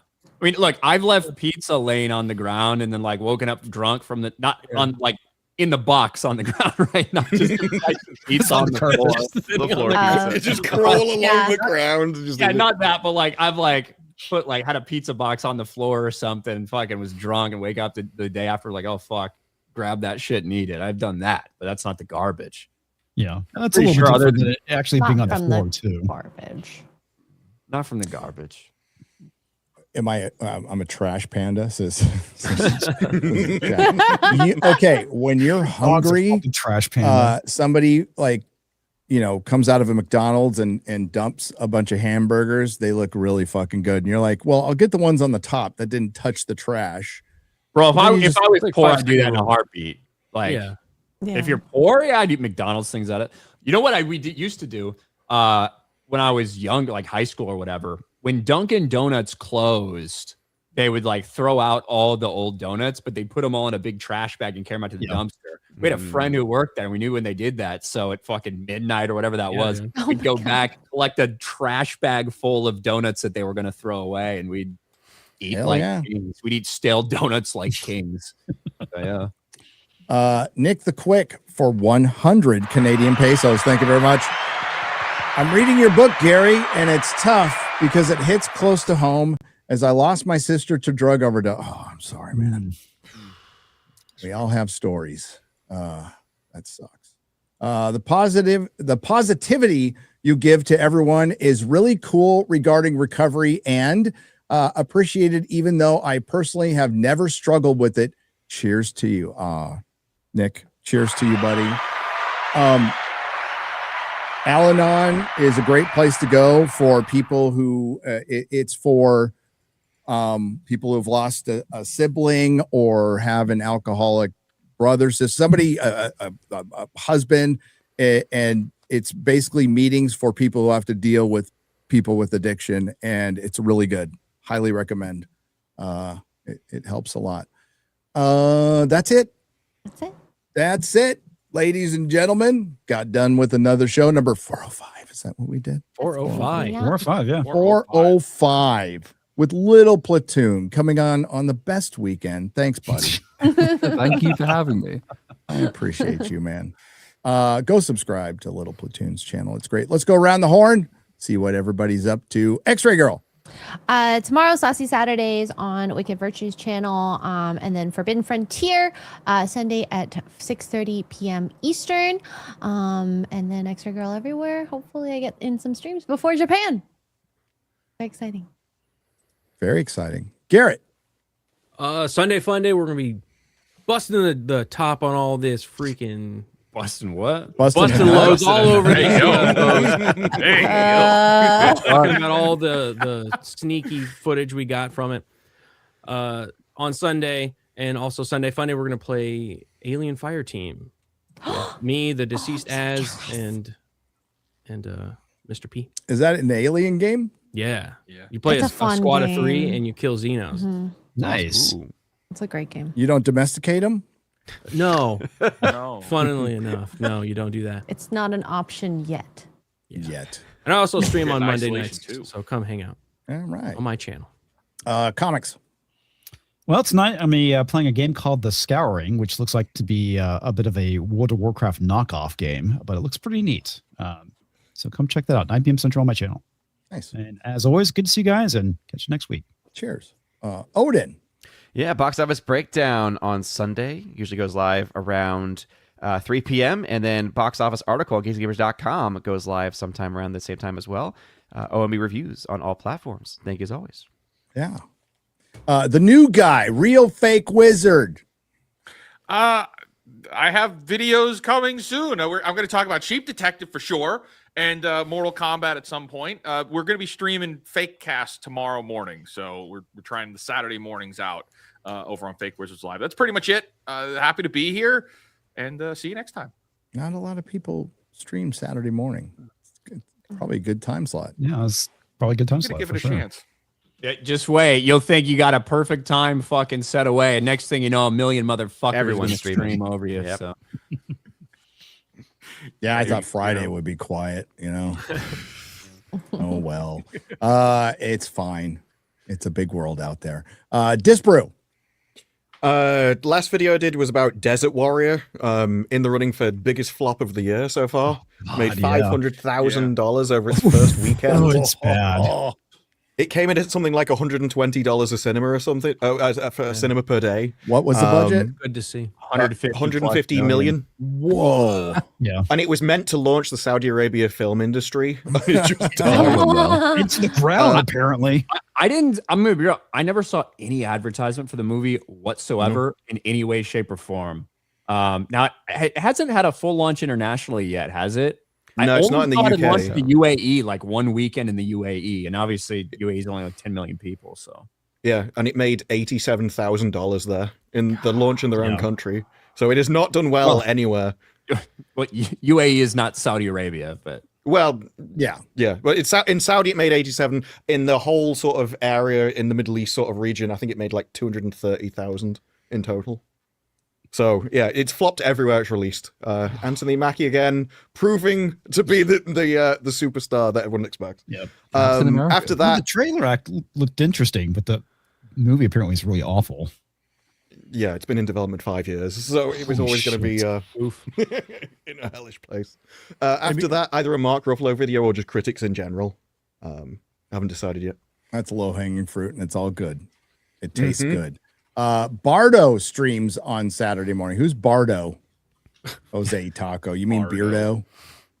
Yeah, but I think he goes live at 11. So I'll be live earlier than that. Yeah, you'll be fine. It's just Bardo. It's just Bardo. And I'll rate him. So Wait, the chat say Burrito. Burrito. Shad. Yeah, I got my Mortal Kombat review out on Night's Watch, and I've been watching a lot of anime recently, and it's weird when you go in blind and you don't know anything about it. You have still a much higher chance of finding something really good than the most, high budget Hollywood slop that we're dealing with, like with Daredevil and The Boys and stuff. And I've come across some like gems, like a great dark fantasy called Clevitas. Watched that whole season. That ended up being pretty good. Oh, that's great. I watched that after your recommendation. Yeah. Clevitas is actually really decent. And then you come across some really fun, hilarious ones like The Overly Cautious Hero. It's an isekai one, but does some really funny, hilarious things. And then you come across some of the weirdest things ever. And what I've discovered recently is called Darling in the Franxx, where, no kidding, it's a giant mecha anime that is only piloted by a male and female pair, and they're controlled by the male. The controls are attached to the female's butts. And I'm not sure. Of course. Okay. Okay. Like it's like I didn't expect this from you, Shad. Like, of all the people on it's pure fan service. I was not expecting it. Like, what the hell? I don't know. I got a video talking about it on Night's Watch. The thing is, though, I finished it, and it actually. I bet you did. How many times? Whoa! It's actually not bad, and it has a really based message of marriage and having children in it, and it's like.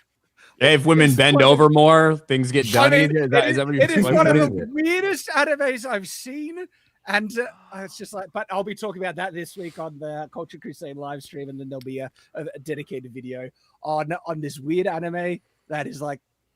Seems to be a psyop to try and get people to have married in Japan to get married and have children. They need it. We all need it. Yes, They need it. It's like anime, man. I think there's enough people in the world. We're good. We've had a good run, Well, the aliens are coming any day now. Yeah, Sure. It'll be in the next batch of files. I think the aliens don't give a fuck about us. They're like, they're hopeless. Stay away from that. I think that's closer to the truth. Was there a binder handout for this one? I don't think so. I saw some news reporter waving an SSD as if it was really important throughout the entire time he was speaking. It's funny because, like, in my opinion, the only thing that could convince everybody in like the UFO alien space that in fact aliens are not real is if the government tells them that aliens are real. That's about the only thing that would convince them that no, they're actually not. Am I right, Gary? Yeah. Right. You're right. Sorry, I'm trying to do two things at once and I can't. There you go. Messaging my wife. Something nasty. No. Excuse me. Dick pic. No, you need to watch this anime Shad's just mentioned. Got some inspiration from Shad's anime? There you go. I heard about this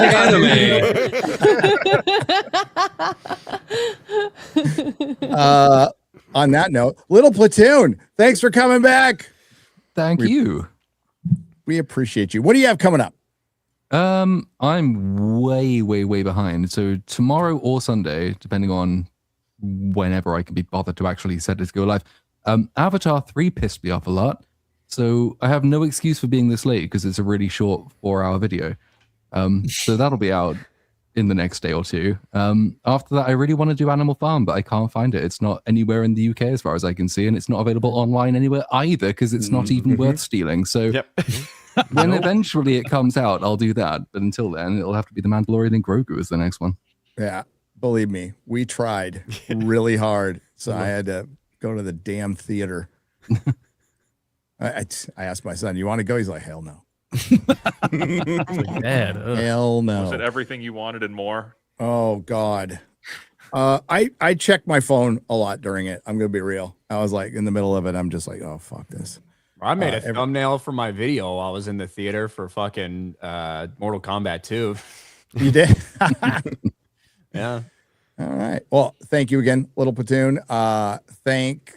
We've got stuff coming out. That's it. It's in the it's in one more super chat here. projects. Now that's it. Hail to the Fellowship from Planet Will for 50. Cheers. Cheers. I got a couple of videos in mind. I will be reviewing The Boys season 5 when it is done, for sure. But we'll see what happens before then. We have Eli on next week. Yes, we do. Eli from the Unsub podcast. Hell yeah. So, who I just saw about a week ago. Great guy. And so thanks to the Modrotics.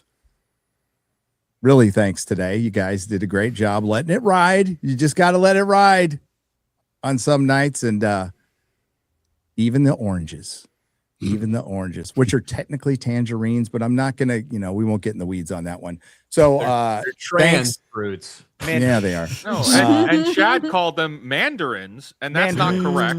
Yeah. We were told by Shang-Chi that it's Wenwu. That's the proper name. Oh my God. We have to get that right. It's true.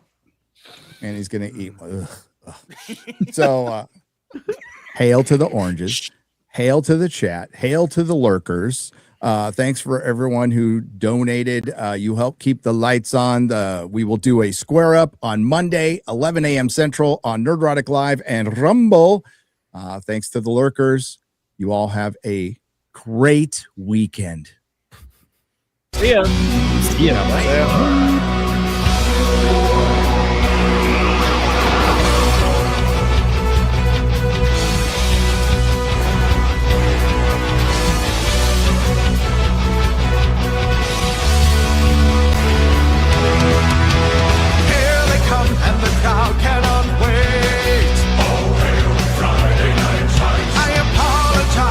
Probably late. Oh, hail Friday night times.